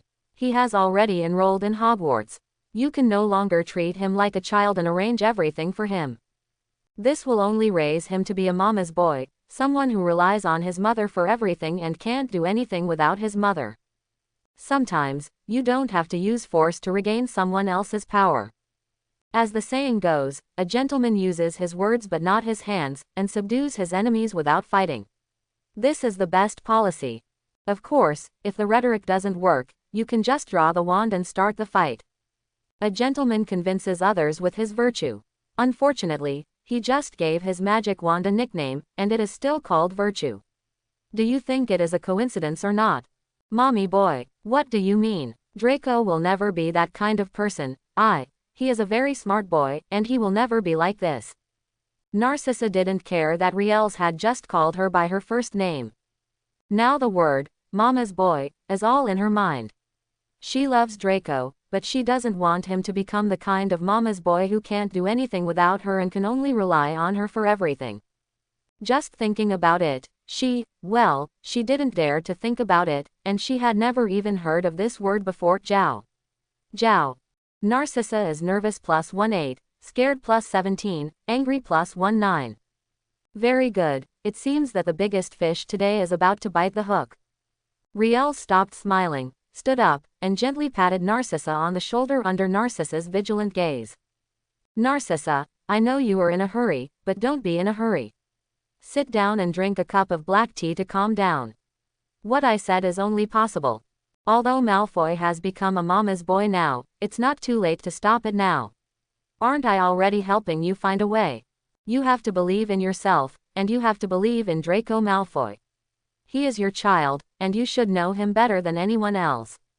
Riels put the black tea into Narcissa's hand and flirted with her in a serious manner, mentioning Malfoy from time to time to divert her attention.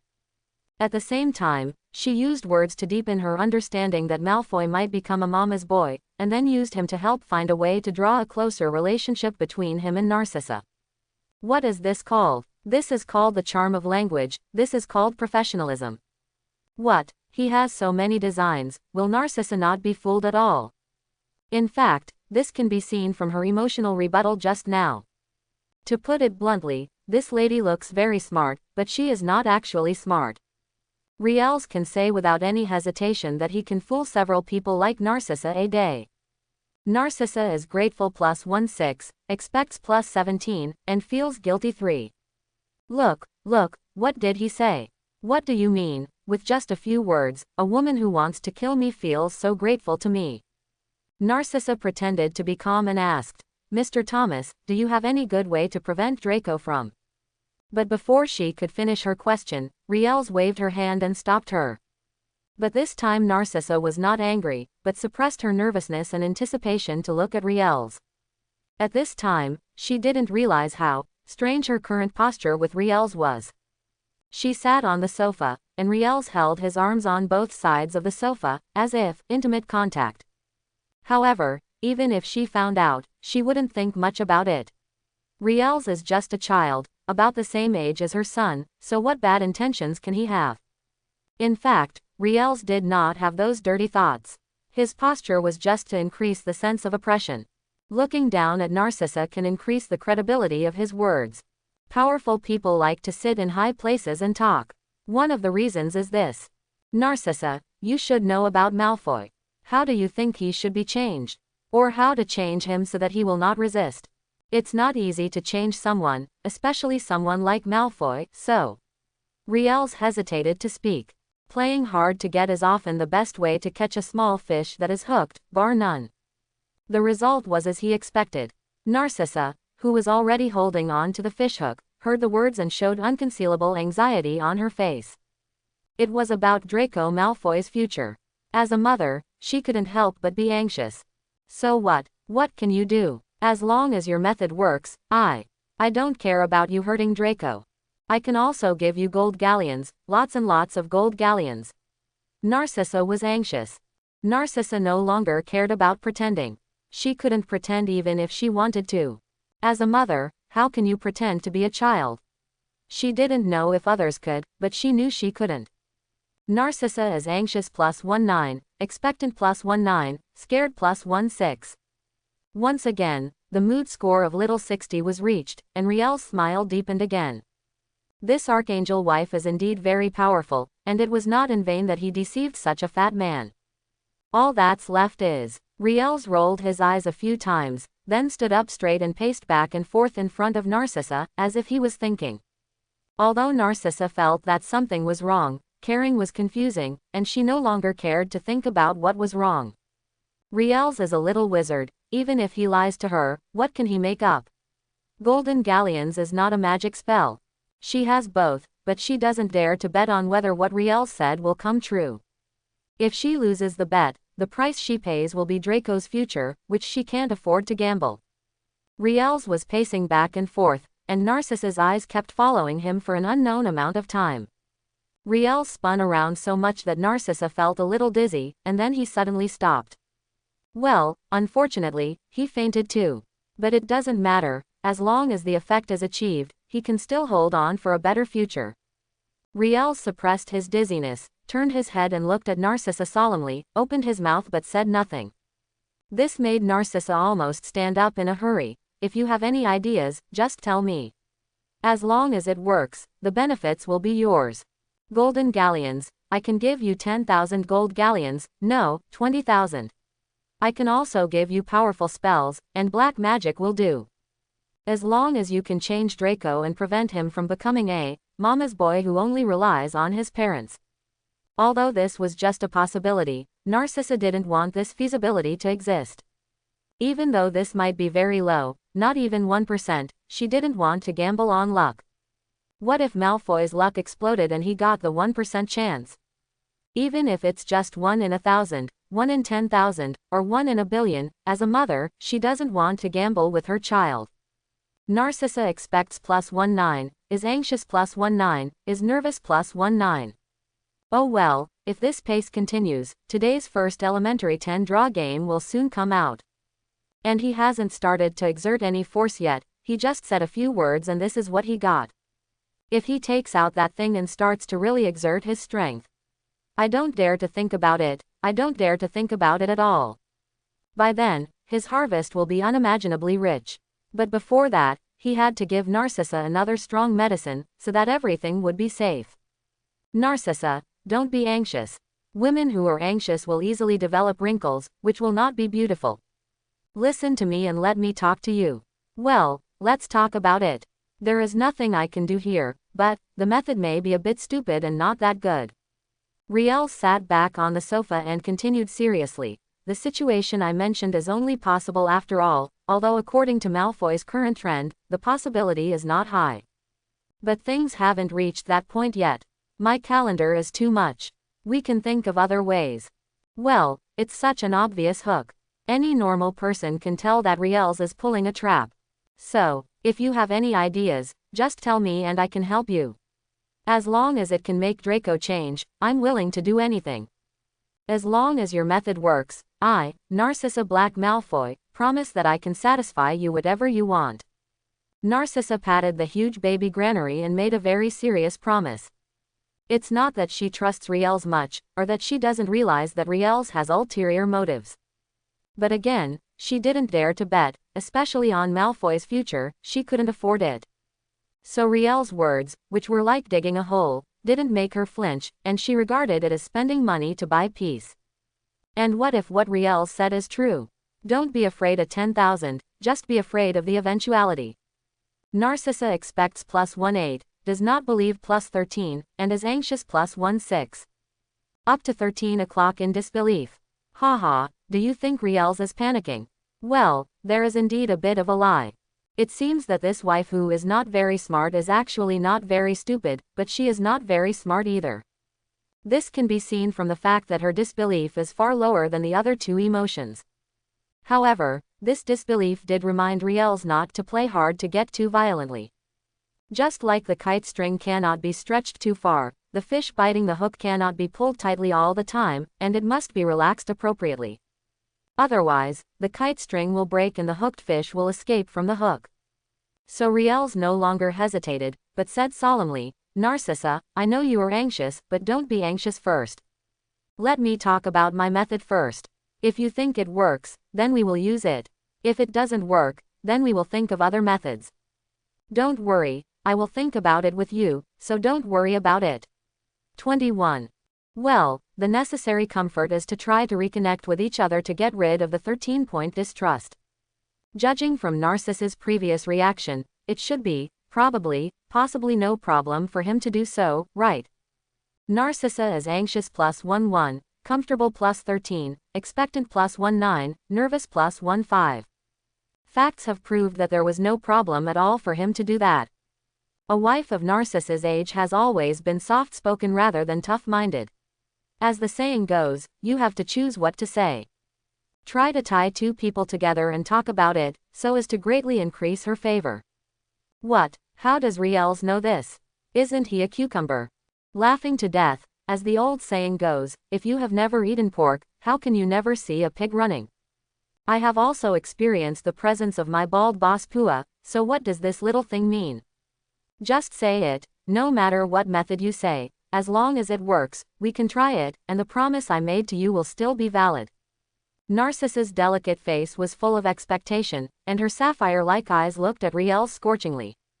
Being looked at like this by a girly and beautiful woman, Riel's felt a little ashamed, well, just a little bit. Flirting with three little Lolita on a daily basis has made him very thick-skinned, so he only feels a little ashamed. Cough, cough. Riel's coughed twice and his eyes drifted, trying not to look at Narcissa in case she saw something. Since you want to listen, let me tell you. My method is actually very simple. The root cause of Malfoy becoming a mama's boy is still you, Narcissa. Don't be angry yet. Listen to me and tell you slowly. You dote on Malfoy too much. You want to stand up for him if anything happens to him. Slowly, he will only become more and more dependent on you. There is a saying that goes well. A loving mother often loses her son, so if you want to change Malfoy, the best way is to start with you. Is she the fundamental reason why Malfoy became a mama's boy? How often does a loving mother lose her children? If you want to change Malfoy, you can only do it through her own body. This series of words left Narcissa at a loss as to how to express her feelings. But she didn't refute Riel's, because Riel's was right. Malfoy would become more and more dependent on her, and the root cause was her. If something hadn't happened to Malfoy, and she wanted to intervene and avenge Malfoy, there would be no chance that Malfoy would become a mama's boy. But, isn't this what a mother should do? Don't others do the same? Why is it wrong to come to her? Narcissa looked at the wand in her hand at a loss, unable to distinguish it for a moment. Was she right to protect Malfoy so much before? Or was she wrong? Narcissa Adby as confused +19, at a loss +19, nervous +19, guilty +19. Hiss, if this happens again, just become a junior. Sure enough, being not very smart and easy to fool is not a shortcoming sometimes, at least not in his opinion. Of course, this is entirely because he can get emotional points from it and get some unexpected good things. For other people, it might not be a good thing. Big Malfoy, little Malfoy, don't you think so? Riel's tried his best to suppress the corners of his mouth and tried to make his voice calm. Narcissa, don't think too much, this is not your fault. You just did what a mother should do. The most important thing for us now is to change Malfoy's habit of relying on you.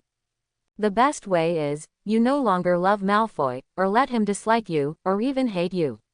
Only in this way will he not become a mama's boy. Of course, this is not fair to you, so we can think of another way. Maybe there will be a better way than this. Riel's face was gentle, and his tone was as gentle as possible. But what he said shocked Narcissa and jumped up from the sofa. To make Malfoy dislike her, or even hate her, but she is Malfoy's mother, his biological mother. Narcissa's face was gloomy and uncertain, and she gritted her teeth and said, "Can we think of other ways? You are so smart, you should be able to think of other ways, right? If it doesn't work out, I'll tell Lucius and he will definitely not." Speaking of this, Narcissa suddenly became silent. Will Lucius really care? She knows Lucius, so she can be sure that Lucius will not care. The probability that Malfoy would have the chance to become a mama's boy in the future was not very high, and it was just Riel's opinion. Not only would Lucius not care, he might even mock her for being stupid, just like he did a few nights ago. And I forgot that when Malfoy was seriously injured, Lucius didn't even think about revenge immediately, he just planned those. Narcissa closed her eyes sadly, suddenly feeling tired. It seemed that from beginning to end, she was the only one who was really worried. Whenever Malfoy was wronged, he would come to complain, and Lucius would scold him regardless of the reason. In the end, she was the one who stepped forward to solve the problem. Malfoy went to cause the next trouble, and Lucius didn't know what he was busy with. It was like this in the past, it is like this now, and in the future, if nothing unexpected happens, it will still be like this. But what's the point of that? What's the difference between living a life like her crazy sister who was captured and sent to Azkaban? It's just that you don't have to endure those ugly Dementors absorbing emotions. Is this a big difference? Bella, my stupid sister, what you said is so good, they are just Dementors. Come and experience it and you will know that it is not a big deal. That's weird. Asterisk asterisk asterisk asterisk asterisk. Narcissa hesitates +16, determines +15, loses +13. The difference between hesitation and determination is only 1. This also means that there is a gap between them, but the gap is not very big. There is a saying that goes well. When you are hesitating about a choice, you have actually made a choice. What is missing is the recognition of others. As long as I give you a reasonable reason, you will make your choice without hesitation. So what he has to do now is very simple, which is to give Narcissa a reason for her to make a firm choice. Riel's eyes flashed and he said, Narcissa, if you think it's feasible, you can give it a try. But it's best to do something you're sure of, otherwise it might be counterproductive and make Malfoy rebellious. I'm not forcing you to choose my method, I'm just saying. Before Riels could finish speaking, he was interrupted by Narcissa raising her hand. Well, this familiar scene can only be said to have changed. Before, Riels interrupted Narcissa, and now it's the other way around. However, Riels was not angry, but rather happy. Narcissa interrupted him, which could only mean that the reason he gave was enough. Narcissa has relied on this reason to evaluate her choice. Narcissa is determined +19, grateful +16, and looking forward to 19. Riel's eyes suddenly burst into light. Here he comes. You don't have to persuade me, let's just do what you said. Draco will take over the Malfoy family in the future. The current situation of the pure blood family in the wizarding world is not very good. He cannot be a person who only relies on his parents. For Draco himself and for the Malfoy family, he must change. Narcissa closed her eyes sadly, but her tone was very firm. Tell me what you have in mind. If it's feasible, I'll do it. Riels's method was actually very extreme, and she didn't like it. She had paid so much for Malfoy, and her love for him was deep in her bones. But this love is now driving her to make Malfoy hate her and even hate her. He hates her as a mother who has done so much for him. If Draco was not the heir to the Malfoy family, she would not have had this idea. But Draco is the only legitimate heir to the Malfoy family. The Malfoy family is now in a state of decline, and can even be said to be in danger. It was okay to have her and Lucius to support him, but if they all left, Draco would take over as the patriarch of the Malfoy family. She couldn't imagine what the Malfoy family would look like by then. Maybe they would simply disappear into history, right? So it seems that she has two choices, and no one forces her to choose, but in fact there is no condition that can make her not do it. Unless she doesn't care about the Malfoy family or Draco's future. Don't forget, the Malfoy family and Draco are connected in an inseparable link. With the Malfoy family in decline, how can Draco live a good life? Don't make a decision in a hurry, listen to what I have to say first. Riels paused, took out a parchment scroll from his arms, but did not open it, but continued, you also know that Malfoy hates me. If you want him to dislike you in a very short period of time, then. Riels did not finish his words, but unfolded the parchment scroll under Narcissa's puzzled gaze. There are densely written small characters on the sheepskin scroll, with 4 large characters at the top. Servant contract. Narcissa doubts +19, anger +16, hesitation +17. Don't hesitate, I just want you to sign a servant contract and become a bed warming maid from now on. Ahem, don't get carried away.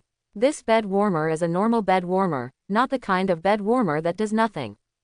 As for why you want Narcissa to sign a servant contract, this was completely unexpected to him. Narcissa was so easy to fool, and she could be fooled like this in just a few words. And with her figure and appearance, it would be a pity not to wear a maid outfit to warm the bed. Of course, the main purpose of his doing this is to increase his emotional value. Narcissa's emotional output is as high as that of a cow. She can probably have 300 to 400 emotional points in a day without having to do anything. Just to make fun of her, it's not a problem for Rishenden to contribute a junior herself. Moreover, if you contract Narcissa, you can get 2 other toolmen, Draco and Lucius, don't you think? Draco, your mother is very gentle. Being in her arms at night is as warm as being in your mother's arms, but now this arms is no longer yours. Lucius, your wife is very moist, I like her very much. If he didn't say anything else, he only needed these 2 sentences. He guaranteed that Draco and Lucius would hate him for the rest of their lives and have to contribute emotional points to him every day. If they try to calm down their hatred quickly, and he takes Narcissa around, tisk, that little temper will come to his head in a flash. As for whether it's ethical or not, well, that's a good question. Draco and him are considered enemies. Lucius is an old silver coin. Do you think he really won't avenge Draco? Therefore, he and the Malfoy family are in a state of hostility. Is there any problem with Narcissa holding the hoe? They wanted Riel's life, so Riel's took Narcissa away. There was no problem at all. Where there is a cause, there is an effect. Good causes will produce good results, and evil causes will naturally produce bad results. In short, he felt that he had a clear conscience about this matter, and he had benefited anyway. What do you mean? You want me to sign this servant contract and become your servant in the future? Are you threatening me? Veins popped out on Narcissa's jade hand holding the wand, but she did not do it directly. Riel's had given her a good feeling before, and she was willing to give Riel's a chance to explain. And she didn't think Riel's was the kind of person who would use Malfoy to force her to sign this thing. At least she didn't think Riel's would be that stupid. Who can be restricted by a contract? She doesn't know about others, but she knows that this thing can't restrict her. Narcissa's anger +16, doubt +16, funny +18, curiosity +19. Riel's ignored the system, but took out a quill from his pocket and put it directly next to the parchment scroll. You sign a servant contract with me. Let's show this contract to Draco. What do you think he will think? Riel said calmly. Laughing to death, it has come to this point, can Narcissa still escape from his grasp? Just now, he had taken a fancy to the maid outfit in the system mall, and a complete set of maid outfits only cost 100 emotion points. Tisk, that's a high-quality maid outfit produced by the system. This is simply too cheap. Every time Narcissa explodes, her mood value is close to 100. So, he chose not to buy it, at least not until Narcissa signed the contract. Let's wait until after the contract is signed. If he has emotional value, it won't be a problem for him to buy one set a day. Of course, it is too early to say this now. For now, let Narcissa sign the slave contract first. Narcissa was shocked +19, hesitant +13, excited +14. Excited. It's actually as high as 14. Riel's raised his eyebrows and looked at Narcissa strangely. He really couldn't tell that she was like Narcissa. But that's fine, it's better to seduce and deceive, isn't it? Do you mean to ask me to sign a servant contract and then pretend to be your servant to deliberately anger Draco? This is indeed a good idea, but is it too much? Also, wouldn't it be better if we just acted? Why do we need to sign this thing? Narcissa seemed to be confused. Although her words were a question, her hand was already touching the quill. She could guess that Riel's wanted to use this contract to anger Malfoy, but this was exactly what she meant. She is used to a life that remains the same and can see the end at a glance. These unexpected little things will make her feel very exciting. Although I know this is fake, it still adds a little fun to ordinary life and prevents Draco from becoming a mama's boy. However, although she was satisfied with Riel's plan, she was still very sad. After all, she was discussing with an outsider how to act to make her son hate her. This is not an interesting thing for a mother. But all she did was for Malfoy's good. She and Malfoy had a close relationship as mother and son, and they would never see each other again, let alone life and death. Narcissa's thoughts were complicated, and she didn't even think about why Riel's carried this servant contract with him. Before you sign, think carefully about whether you want to do this or not. It's not too late to regret it now. Riel's warned aloud. The signing of a servant contract requires the consent of both parties, so he had to change the concept for Narcissa to avoid any accidents. When he asked this question, at first glance, he was asking whether Narcissa really decided to pretend to deceive Malfoy with him. At least that was how it sounded to Narcissa. In fact, what he asked was, "Have you thought carefully about becoming my maid?" The purpose of this sentence is to deepen Narcissa's emotions and make her voluntarily sign a servant contract. Well, it's shameless, but there's nothing you can do about it, evil people will have their own way. Narcissa is determined +19, funny +16. Smile, smile more, you won't be able to laugh anymore later. Riel said something secretly, but kept looking at Narcissa's hand holding the quill. Well, it's as white as jade, with no trace of work at all. There's nothing wrong with jade hands at all. But soon these pair of jade hands will serve him. It would be a pity not to use such good jade hands for massage. Do you still have to ask? Draco can never become a good-for-nothing mama's boy. Even if I am afraid of being hated by him for this, I will not hesitate. Narcissa's expression became firm as she spoke, and she signed her name with a quill in hand without looking at the contents of the servant contract. This time, Riels almost jumped up with excitement and signed. He actually signed. Riels leaned on the sofa excitedly, moving his legs slightly to cross his legs, and then admired Narcissa's incredulous expression. But things seemed to be a little beyond his expectation. There was no reaction at all after Narcissa signed the servant contract, and the servant contract did not disappear. Even he didn't feel anything, and there was no prompt from the system. This made Riels frown, and his good mood suddenly dropped to freezing point. Right. This servant contract is of no use at all. According to Narcissa's attitude just now, it doesn't seem like she can write a fake name. So what's the problem? There can't really be a problem with the servant contract, right? Riel's face darkened, and he was about to ask the dog system in his mind whether it had tricked him. But before he could question, a quill was stuffed into his hand, and the servant contract was moved to the table in front of him. Be more realistic. You should at least write your name, right? Draco is very smart. He can tell at a glance that something is wrong if you don't write it. After all, whose servant contract only has the name of the servant and no name of the master? Then who will be the master of this servant?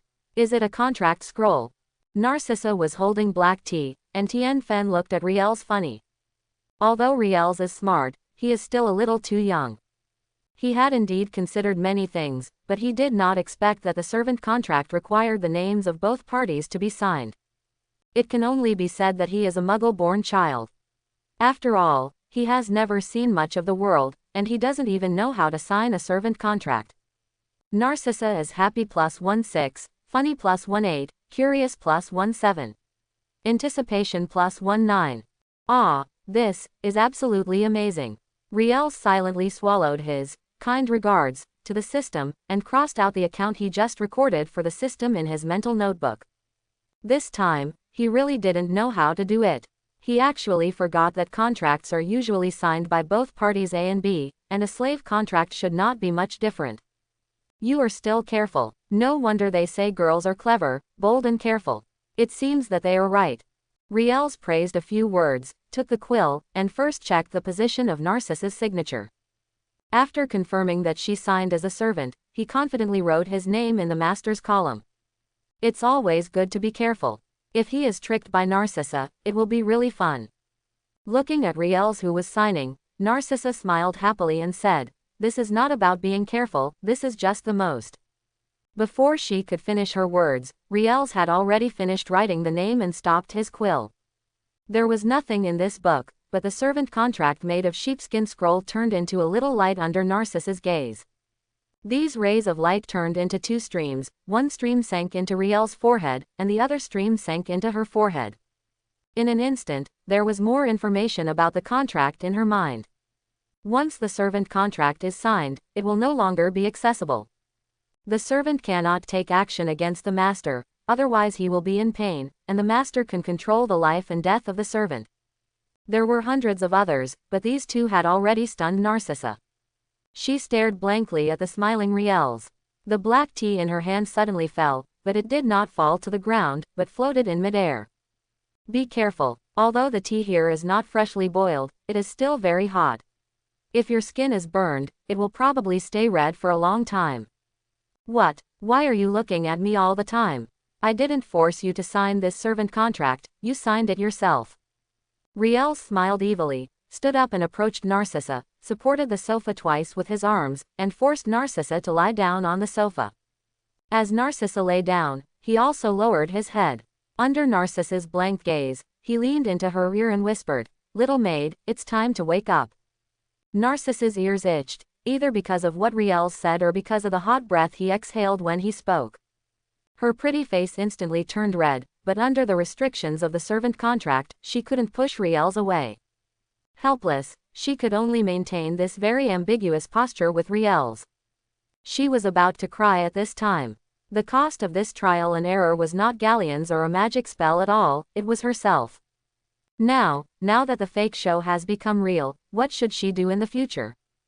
Do you really want to be Riel's maid? It's better to just let her die. But under the restrictions of the servant contract, she couldn't even make purple sand. When Narcissa was in despair, she revealed a reward, heartbreaking and bone-cutting. 1. Serious Cruciatus, one of the 3 unforgivable curses. Those who are cursed will experience the pain of having their bones ripped out and their hearts gnawing away. It is one of the most vicious curses. Warm reminder.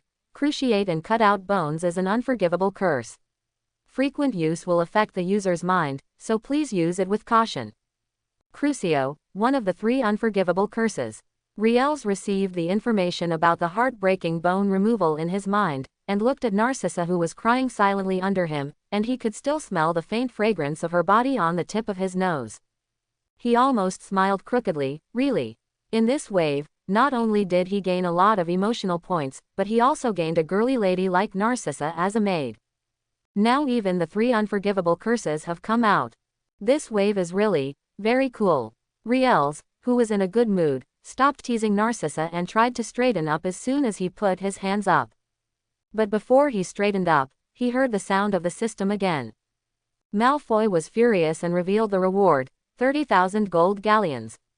Well, 30,000 gold galleons is not the point is the white-haired young Master Malfoy. Riels bent back when he was about to straighten up. Under Narcissa's horrified gaze, he leaned close to her delicate earlobe and whispered. 0. Guess who I found? Do you remember our purpose? To make Malfoy hate you as a mother and prevent him from becoming a mama's boy. Speaking of this reason, Riels almost laughed. Really, he never dreamed that one day he would be able to gain so much and a beautiful maid for such a nonsense reason. Especially this maid is Malfoy's mother, ha ha ha. What is the name of this wave? Is he the mother of his classmate? Then does he have to dye his hair yellow to show off his temperament? Ahem, just kidding, Riels is not a dirty person. Recovering Narcissa was just a coincidence, plus Malfoy had a grudge against him. He didn't want to let go of Narcissa, a treasure girl whose emotional value was close to 100. Well, I also want to use Narcissa to attract the hatred of Malfoy and his son, so that they can automatically provide emotional value. Other than that, the only thing left was to let Narcissa give him a massage and warm the bed at night. What, isn't bed warming just about color? Come on, there is only one bed in his dormitory, so he can't really let Narcissa make the floor, right? He is very compassionate. Okay. Narcissa was horrified and revealed the reward, all forgotten. Malfoy was furious and revealed the reward, 15,000 galleons. Tisk, forget about the reward rubbish that exploded, don't hide in the dark and get angry all the time. He has made it to this point, but he still doesn't dare to jump out and hit him. Malfoy, really, it's time to dye his hair. Well, dark green is very good. After all, the color Slytherin admires is deep dark green. Don't hurt Draco. Whatever else you want, I can promise you. Do you want money, power, or a powerful magic spell? Or beauty, cough, whatever I can do, I will definitely do it for you. Narcissa coughed dryly and avoided looking at Riels. Not to mention the beauty, Riels has been lying on her from the beginning. If she arouses some desire in Riels, there will be big trouble. Although Riels is not old, she doesn't think he is incapable. Regarding this, her thighs have a lot to say. Narcissa's fear +19, shyness +19, regret +19, Malfoy's anger +19, murderous intent +19, hatred +19. Very good, very refreshing. This is the taste I want. It's a pity that Lucius is not here, otherwise he would have had at least 2 emotional points to start from that moment just now. What is this called? This is called teasing Narcissa to anger the Malfoys. Magically, holding the Emperor hostage to command the princes. Riels blew a breath on Narcissa's delicate earlobe with evil intentions, causing her body to tremble and she almost made an indescribable sound. You are very sensitive. You are indeed my little maid. Let me taste it tonight. After Riels finished teasing, he stood up and let Narcissa go for the time being. There was nothing he could do, she was already crying like that, and if he teased her again, he might really drive her crazy. What he needs is a maid of flesh and blood who can contribute emotional points and rewards to him, take care of his food, clothing, and daily life, and protect him when necessary. Rather than a puppet who has lost his emotions, or a madman who knows nothing.